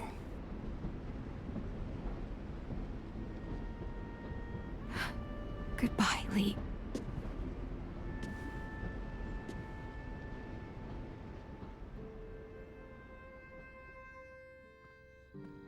Clem, He's wake up. proud. It's time to go. We got a long walk. Goodbye, Lee. I miss you.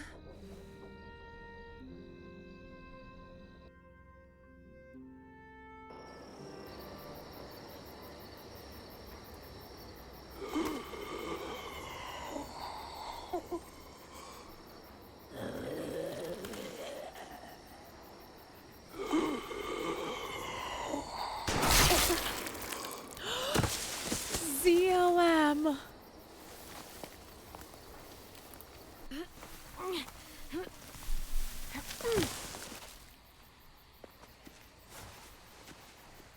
I guess we're really doing this. Only the team blending in with the walkers need to cover themselves. Now we just need your walker friend to... He's here. Good lord. Hello. Hi. Guys, this is James. He's my friend. He's, So cool. How do you get the skin like that? Oh, Clementine? Can I try it on? That's not a good... Willie, quiet. Someone might hear you. loud is bad. I'm not even being that loud. Sorry. I'll be quiet. Chronic masturbation, Willie. And sorry I tried to shoot you that one time. Your mask looks so real. Hey. Hey there, James. Sorry about Willie. The king of Is Goonin. this the guy that Clem said she'd flip? Oh, guys, stop it! Stop! Clementine, could I speak to you alone for a moment? Stop! Good idea. Hold tight. Hey, Tank, snitches! can you come talk for a sec? There's something I have to tell you. The walkers. They'll be here in a little while. You can join them as they pass through the trees. The noise from the boat will draw them toward the water. Then we can get on board and save our friends.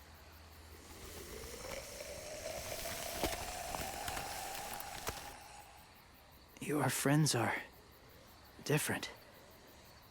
Open-minded. Accepting. Like you. Bro. That's not usually how my first impressions go.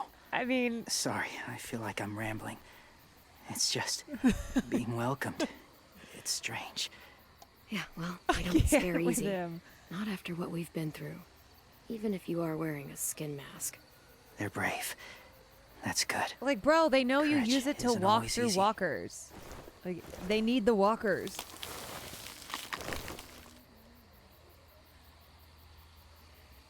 I wanted to show you something. This was my boyfriend, Charlie. We joined the Whisperers together. But it changed him. In a way that couldn't be undone. Oh my god, why is it that I... Changed both of us. What do you mean? This really is the Clueless run. Or my family. From a young age. In that time, I witnessed a lot of death. And suffering. Eventually, I became the cause of it. Weakness was considered a poison. And I believed in that. Fiercely.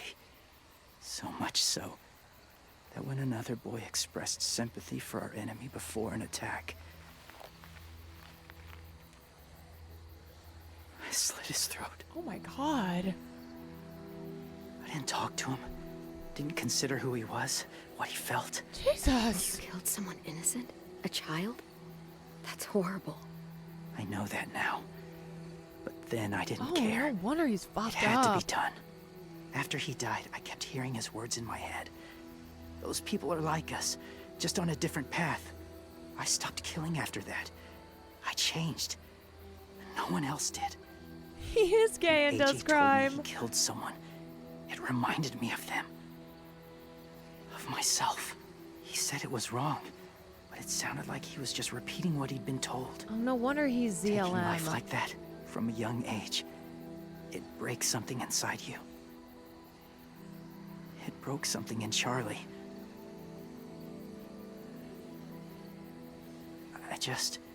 I'm afraid if AJ kills again, he won't be able to go back. Oh, God. He won't be the same boy he was.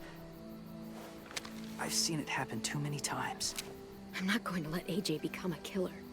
I don't want him to change. Not like that. Oh, man. I hope you can keep that promise. They're close. Soon there will be enough of them to provide us cover. I'll lead you through the herd until you reach the boat. That's as far as I go. After that, it's up to you. Thank you.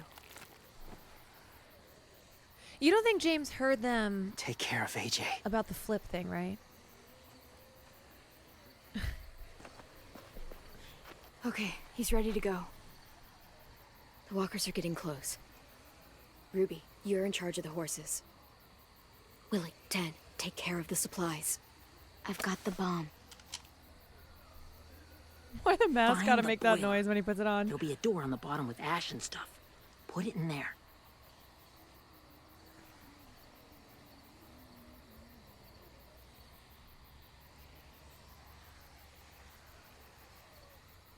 See you all on the other side. Oh my god. He heard you want to I'll flip cut him, it so he open. made sure you knew he had a BF. So, Violet, hi.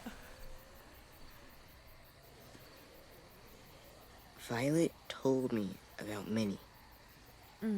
That Sophie died, and Minnie is one of them now. Just, if you see her out there, tell her I forgive her. Please. I tell her myself, but I just want her to be okay. Oh. Yeah, sure. If we see her, I'll let her know. Thanks.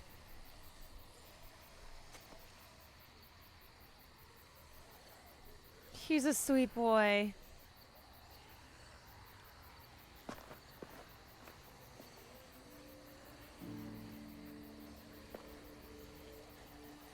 Hey, it's time. We gotta move. Clem, Yeah? what happens if someone else gets caught while we're in there?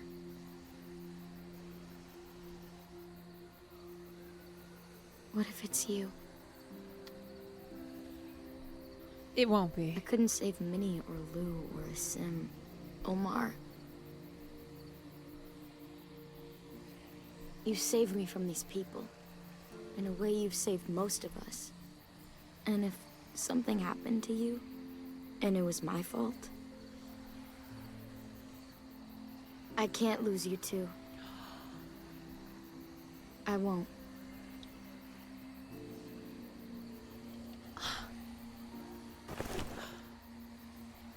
You better not disappear on me, okay? Are we back? Oh. Are we good? Yeah, I think so. Okay, let's bring our friends back home. All of them. All of them. It's ready.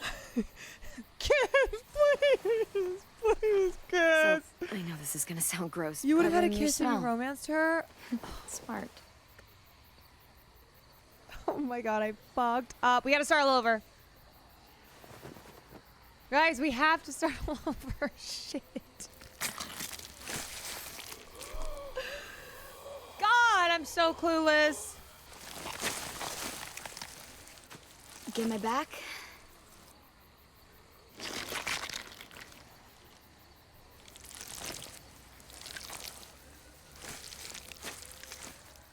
Thanks. We gonna do it? Here we go. We're doing it.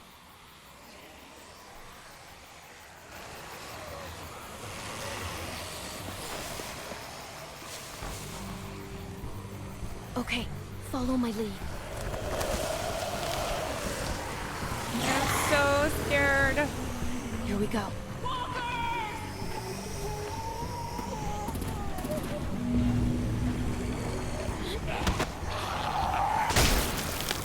Yo! Use Q to get behind walkers. Stay behind the walkers. Use Okay. them as shields. Oh, fuck. It's intense.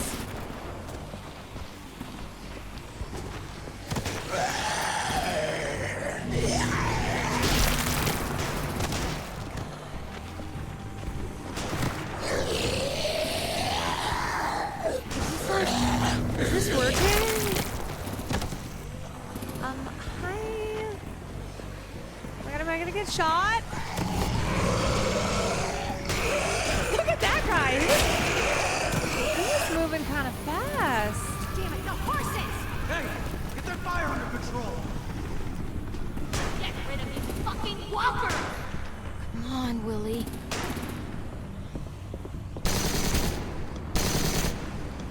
Supplies going overboard.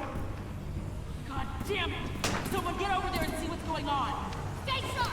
Under attack! Okay, now's our chance. We can't risk leaving cover. We'll have to crawl along the side of the dock.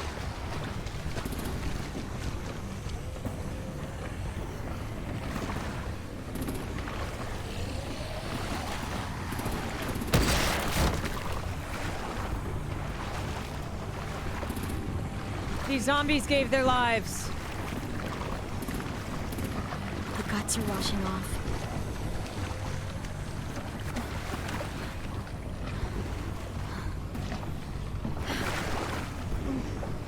God. Not the guts. Follow me. This way.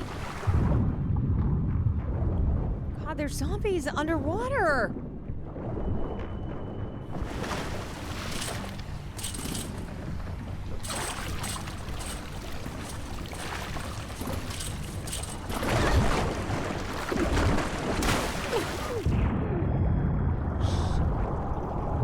God, zombie.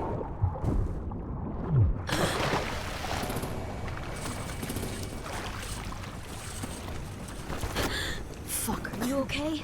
I'm fine.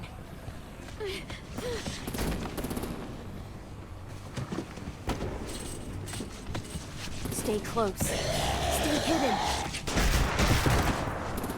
Move between cover while we're in the searchlight. Okay. Oh! Shit!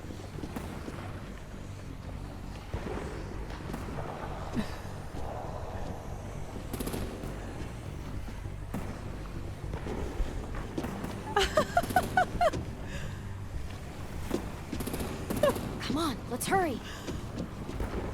Oh my god, I thought we were Ready, so AJ? gone. Walkers!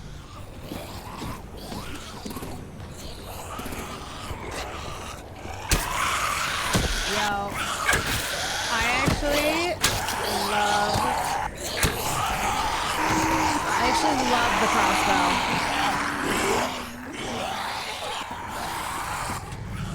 Big crossbow girl.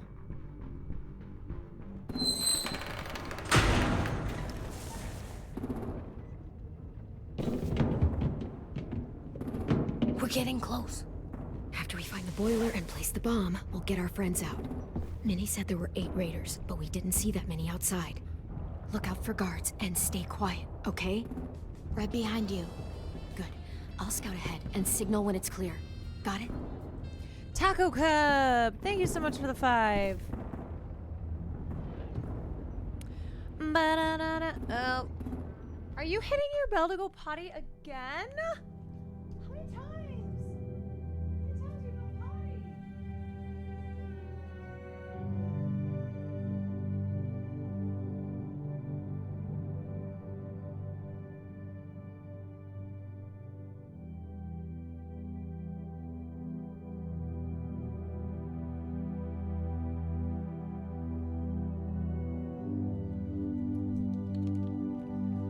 Let me out, mother. Let me out. Oh shit, what are we doing again? Oh yeah. Oh!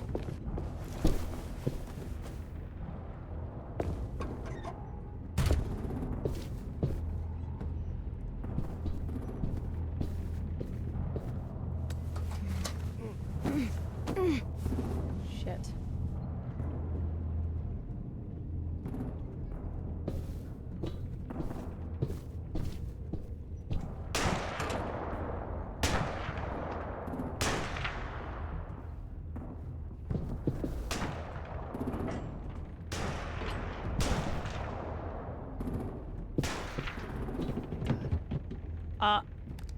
Oh, shit! What the hell? Oh! Oh, boy. Oh! Well, that was close. Hey, Clem. This has got to be the boiler, right? Yeah, it looks like it. Okay, I'm locked That's where in. we need to plant the bomb. I'm locked in, There's I'm too locked much in. stuff in the way.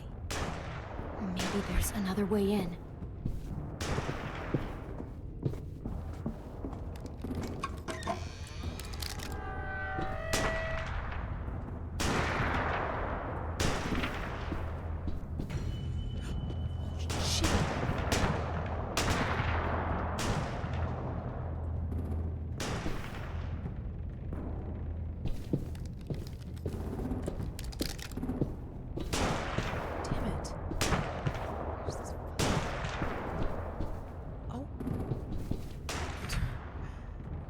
Wait here.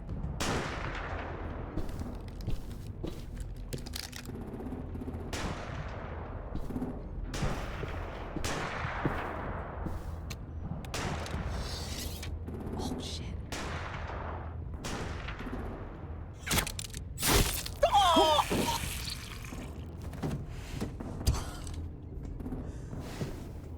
Yowza.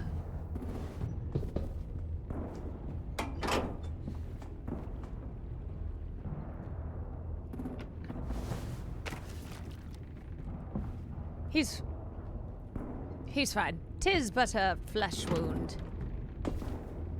There you go, Mitch's masterpiece. Bury this thing in the bottom of the river. Once they start up this boat, we won't have much time before it explodes. How long? Not sure. An hour, 30 minutes. Let's hurry up then. Mitch's masterpiece. Okay, we gotta find our homies. Nope, not that way. Okay. Oh, upstairs?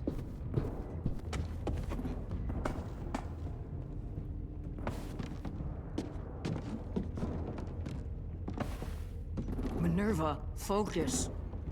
Yes, ma'am.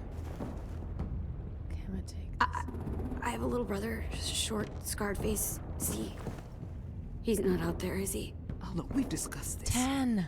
Your family is Delta now. There ain't no room for anyone else. Yes, ma'am.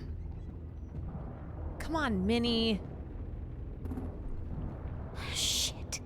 Of course she had to be the cell guard. We can't sneak past her. Fuck. Oh God. Get Oh God. out. Not without our people. I swear to God, if you got 10 caught up in this, just tell me that he's safe. Give me that. Oh, this will get to her. He told me to tell you. He forgives you. Yeah. Yeah. Shit. How about now? I'll help you get everyone out. Then you take my brother and run. Get him back to where it's safe. Come on, we have to hurry. A little emotional manipulation. Clementine? Holy fuck! Oh my God. Are you okay? He doesn't look hurt. AJ. Yeah, I'm all right. We're all right. Take care of Louis first. He's in rough shape. I'll unlock the other cell. AJ's like, he looks fine. We don't have a lot of time before Dorian comes back. He's the most... Violet, help me with these guys. Got it. Based casual observer. Louis. What the fuck are you doing? What the fuck? Oh, Minnie, it's going down, bitch. It's going down. You two timing traitorous. See you next Tuesday.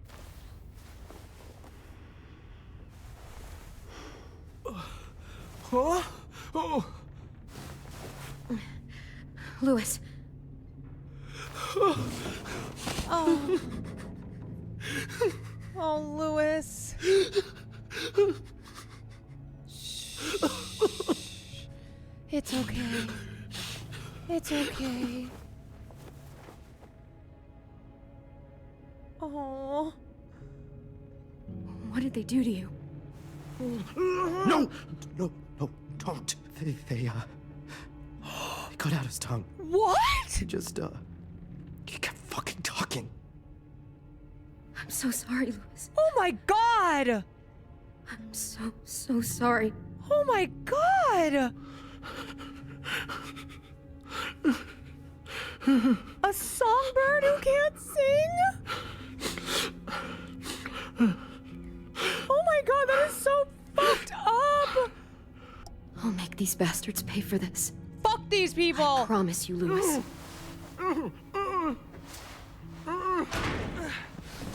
Oh, Minnie, I'm gonna murder you so hard.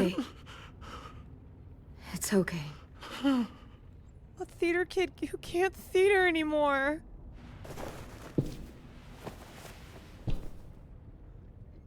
You'll be home soon. Oh my God.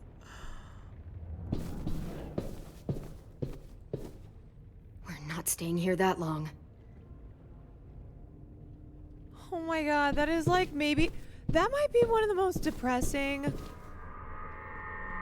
moments of the game. Clem, are you all right? I'm fine. Where's AJ? Over here. Thank God.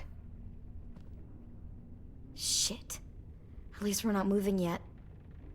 We've still got time to figure this out.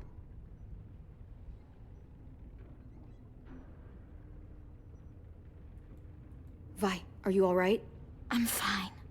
Looking for a way out. If this thing explodes... Look at how little he You looks. doing okay in there, AJ? Yeah, I'm all right. I'm looking for a way out. Yeah, me too. The doors don't look very well made. Maybe that's something we can work with.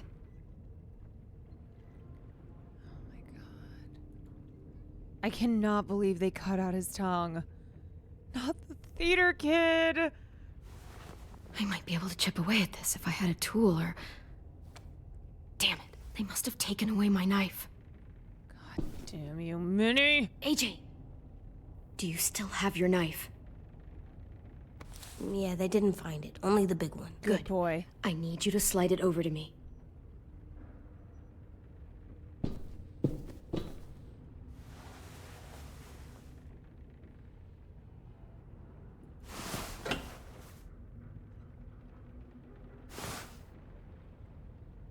Oh my god, he's so traumatized.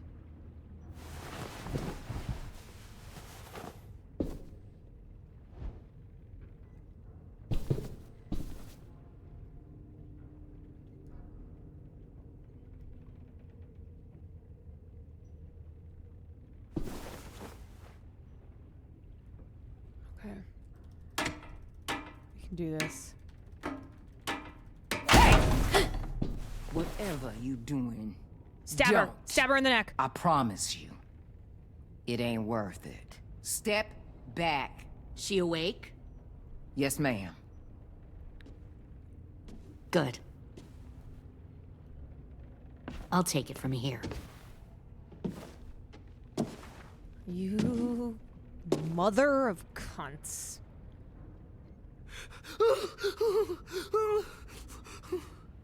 Oh, poor baby. Yeah, Minnie, that's who you're Where's with. Abel? He's dead. We killed him. We put a knife in his head. Fuck, you little monster. He's 5. Don't touch him. Damn it.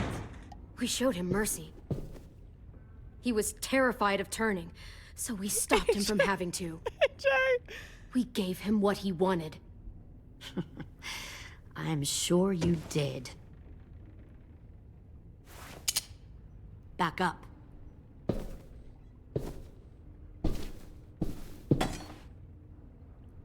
shit.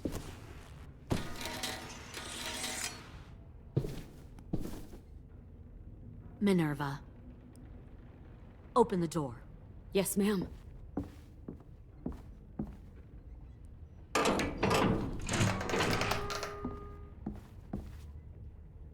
Normally, the trouble you caused, I'd shoot you and toss you overboard. But I'm genuinely impressed. First, you organize these idiot kids into a fighting force and kill 2 of my most experienced soldiers. Then you sneak onto my boat under the cover of a herd. I bring a prize like you back to the Delta, it might make this whole clusterfuck of a mission worth it. Try and touch me. Someone like you, so young with so much potential. I'm not your prize. You're crazy if you think I'd ever fight for you. Everyone talks like that when they first join. You'll come around. Never. You know, my father, Larry, was a military man. And when I was a kid, he had all kinds of rules. Yeah, he was an asshole, too. The thing that too. bugged him most was waste. If I ever left a light on after leaving a room, he'd flip. No matter how many times he ranted about the cost of electricity, I could never remember to hit that switch. Remember when that salt lick crushed his skull? So one day, he let our power get cut. He liked illustrations to show that actions have consequences. No more TV, no more hairdryer, no more ice cream sandwiches. Well, I guess asshole runs in the family. Is that the consequence? That you're an asshole? The consequence is, I never left the lights on again. My father had his faults, but he showed me the effectiveness of teaching by example. Oh, is that what this is? A lesson? Shoot me, Minnie.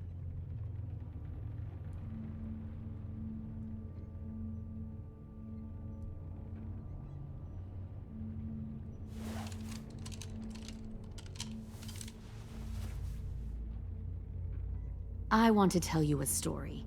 Let's call it the parable of the twins.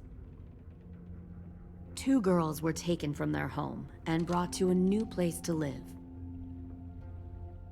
They had to leave their friends and family behind, and that was hard at first. They shed a lot of tears. But the new place was a good place. The people there grew corn and raised pigs. Big corn. And the twins ate well for the first time in years. They had hot showers, clean clothes, beds. They were given guns and trained to use them. The people there were kind to these girls. All that was asked in return was that they help defend the group. You see, this place had a lot of enemies, killers and thieves who wanted what they had. They threatened to cut out their tongues? They only do that to the ones who can't keep their mouths shut. One of the girls saw that this was a place worth fighting for, and her tears dried. But the other twin, she could never forget her old home. She rejected every gift, every opportunity, stirred up trouble every chance she got. She convinced her sister to help her steal a raft and leave on the river. Of course, they didn't get far. What happened then, Minerva? Yeah, Minnie, what happened? I killed her. What the Jesus Christ? Minnie, no, tell me it's not true. Your own sister? Why would you do that? She was twisting my head with her lies. Oh my God, Minnie! And? I made a mistake. I needed to show my loyalty to the place I call home. Oh my God, you are fucked Like it or not, you're one of my people now, Clem. The question is, which twin are you going to be? The loyal one, or the dead one? What have you done to her head, you fucking psychotic bitch? You're evil! You are fucking evil! Violet, calm down. You saw what they did to Lewis. Just do what they say. Why? So I can become Violet, a play a soldier game. Play in the their game. Army? Someone who kills the people they love? Violet. Fuck that! Violet. Violet. Pull the mouthy one out of the cell. Violet? No! They clearly didn't get the moral of the story. Oh my God! We'll have to help them understand. Stop! Oh my God! Don't hurt Violet, or I'll hurt you. Oh Hey, God! yo, you better cool it or you gonna get yourself hurt. Fuck no! Get off of me! Easy. Stay still. Shit! Fuck you! No! Don't make this hurt more than it has to. Come on. I don't know what to do! Just breathe.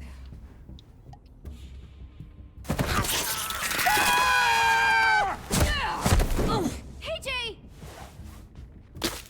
Holy shit! Son of a bitch! Oh my God! Stop! That's enough. He bit me! I said that's enough.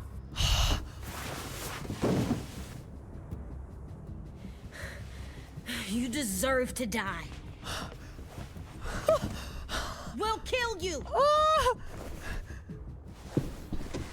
You think you can kill Minnie, me? I am gonna... I know I can.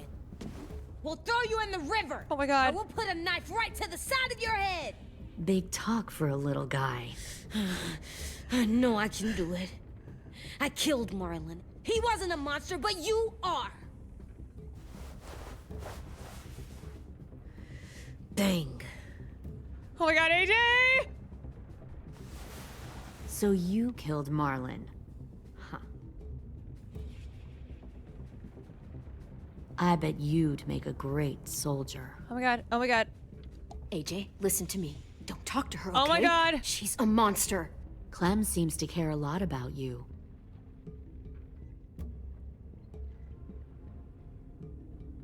Come on, let's go have a chat. No, no, no, no, no. Just no, us. leave him alone. No, he's... Fucking touch him! Why do they want baby No, soldiers? please! Clementine! AJ! Keep an eye on her, Minerva. Lily, Get don't! this thing moving. I want to be far away from here. Fast. I'll start up the boiler. Oh God! Don't you dare look at me like No, that! I'll look at you like that. We survive. Who are you? Fuck survival! Look at what you're doing! Kill her, kill her. Come on, get the knife, get the knife. Stab her in the neck! Stab her in the neck! Minnie, please. I just want to talk to you for a second. I'm sorry we never searched for you. For Sophie. I'm sorry we trusted that fucker Marlon. If I ever thought there was a chance. I know. Yes. I know. Okay? But Yes. Sophie's dead. You all need to understand. This is the only way. Lay Violet, down. distract her. Stay in line, or you die. The people you love die. If you just do what they say, you can live. All of you. Ready? You can have a nice life. Here we go. Be rewarded. Just like I am. Fuck you! Fuck you! I'll kill you! Behind you! Don't worry, I got this! Problem here. Oh, shit! Oh, you I won't fucking let you get asshole! them all killed. Come on, Violet! I'm locked in, I'm locked in, I'm locked in! Violet, kill her ass! Nerva! I can't let her leave! Shit! Kill her, Violet! Yes!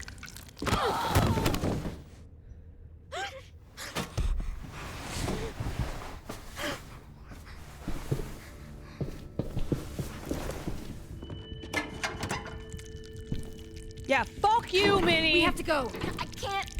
I can't leave her. No, you Go, can. I'll catch up. Clem, come on! We have to get the hell out of here! Go. I need to find AJ. Better see you on land. You will.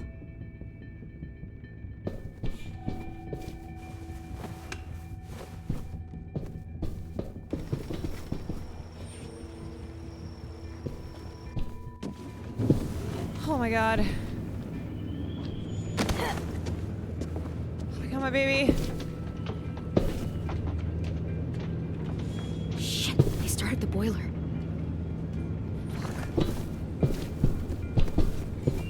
Oh my god. Okay, I gotta We'll focus that energy. Sharpen it. got to lock in. I've known Clementine since before this all started. She'll come around. You don't know me, bitch.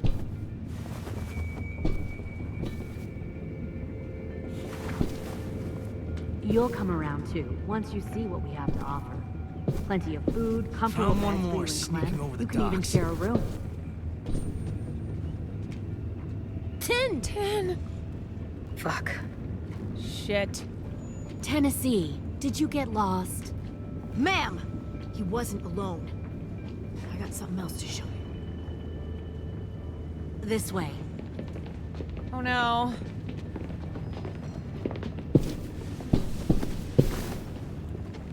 Oh no. Found this in a hurry.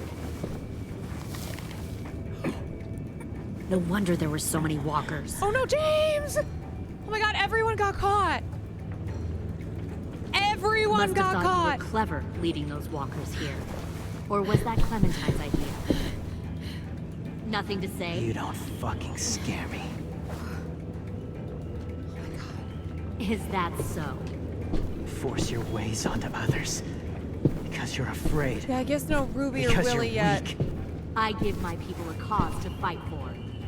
The thing about people like him, AJ, is that they're too broken to fit into a community. They won't fight for anyone but themselves. Kill it. No! Fuck! Oh my god! Easy there, 10. Don't hurt him. Just stop hurting people. Oh my god! Please. Shoot her! AJ! Why don't we all just take a breath, all right? Give me my friends back. Put down the gun. Let them go. All of us. Or else. Oh my god! Fine, go ahead then. Do it. Save your friends. That's what you came here to do, isn't it? Poor baby. I see. You came here to cry. God, she's such a bitch. Looks like you're not a soldier either. Please, don't! No! Oh my god! Oh my god! There I go! Yeah, fuck you, Lily! Fuck you, bitch!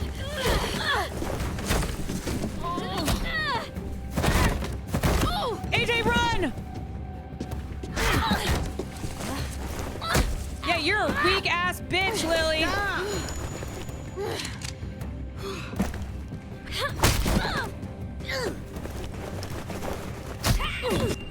Oh my god, I'm locked in. Okay.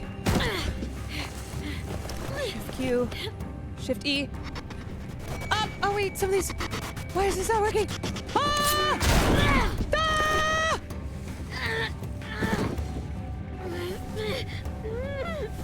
Knee her in the crotch. Knee her in the crotch. Oh my god! You made a big fucking... Dude! Fucking wait! Holy shit! Oh my god, JJ! Dude, she's getting beaten by kids! Dumbass! Oh my god!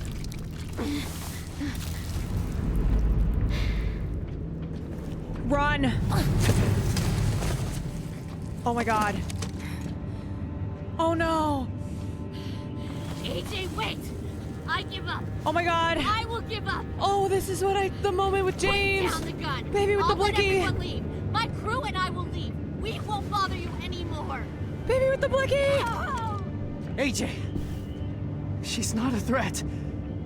Lower the gun. You weren't down there. You didn't see what she did. She cut my friend's tongue out. You don't have to do this, please. It's a trick. Don't you fucking dare, AJ. Oh my god! Just give me the gun. You can't let her hurt anyone else. I don't want to die. Do it, AJ.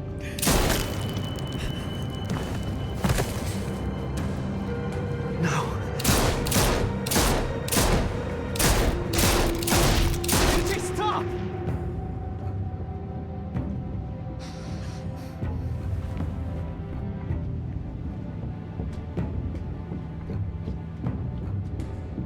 Lily, couldn't find the other. What did you do? You fucking dead!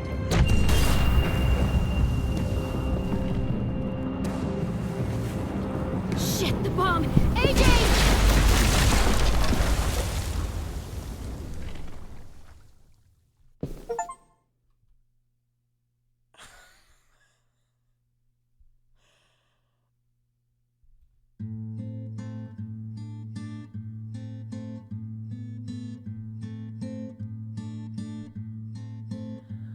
I am a poor pilgrim of sorrow, cast out in this wide world to roam, uncertain of life for tomorrow. Holy shit. I want to make heaven my home.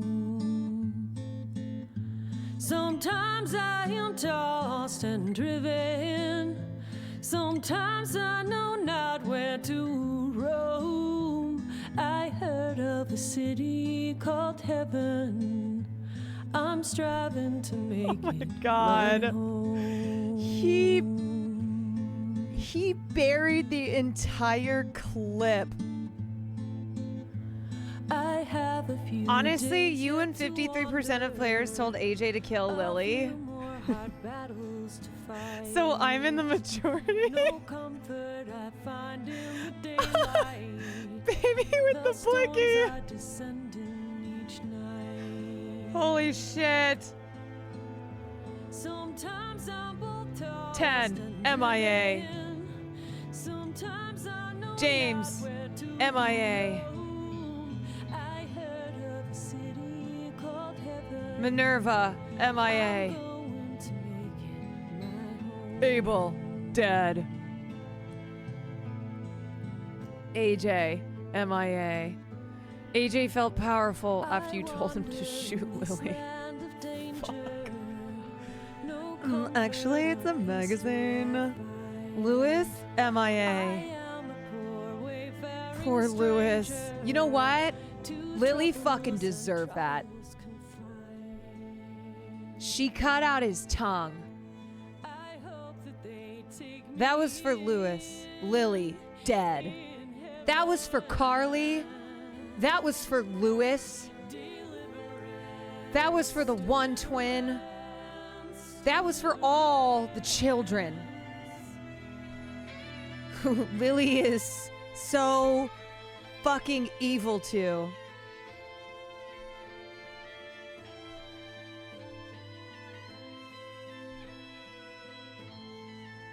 Lily is maybe the most evil character of the game. That was for the kids.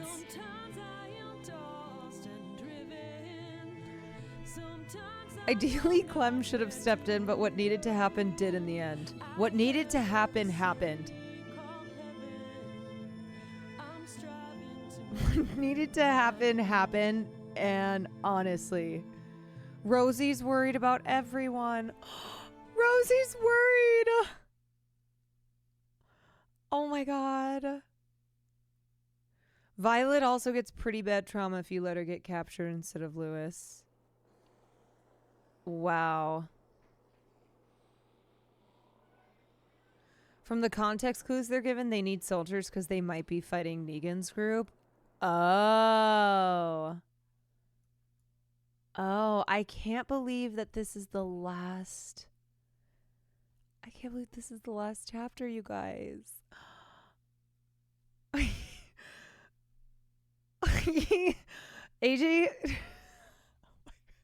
AJ in that last sequence, shoot her! I'm gonna kill you. He's 5.5.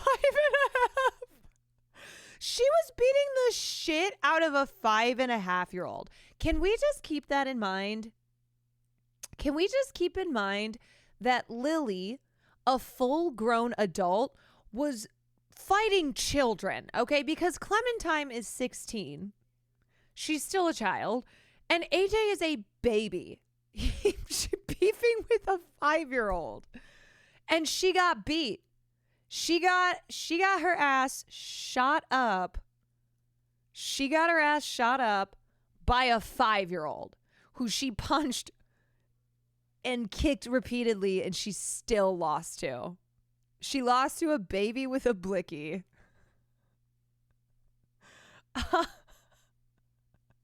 So she deserved it. You know what I'm saying? You know what I'm saying? Anyway, okay, we will do the finale tomorrow night.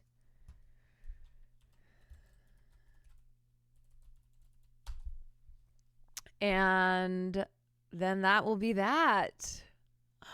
A baby with a blicky. So finale tomorrow night, y'all. Tomorrow's Wednesday. Yeah, that's right. So guess I have to tune in. Guess you do. Spread the word. Spread the word that Walking Dead series finale is tomorrow night. Be there, be square. Be there, be square. Holy shit, baby with a blicky.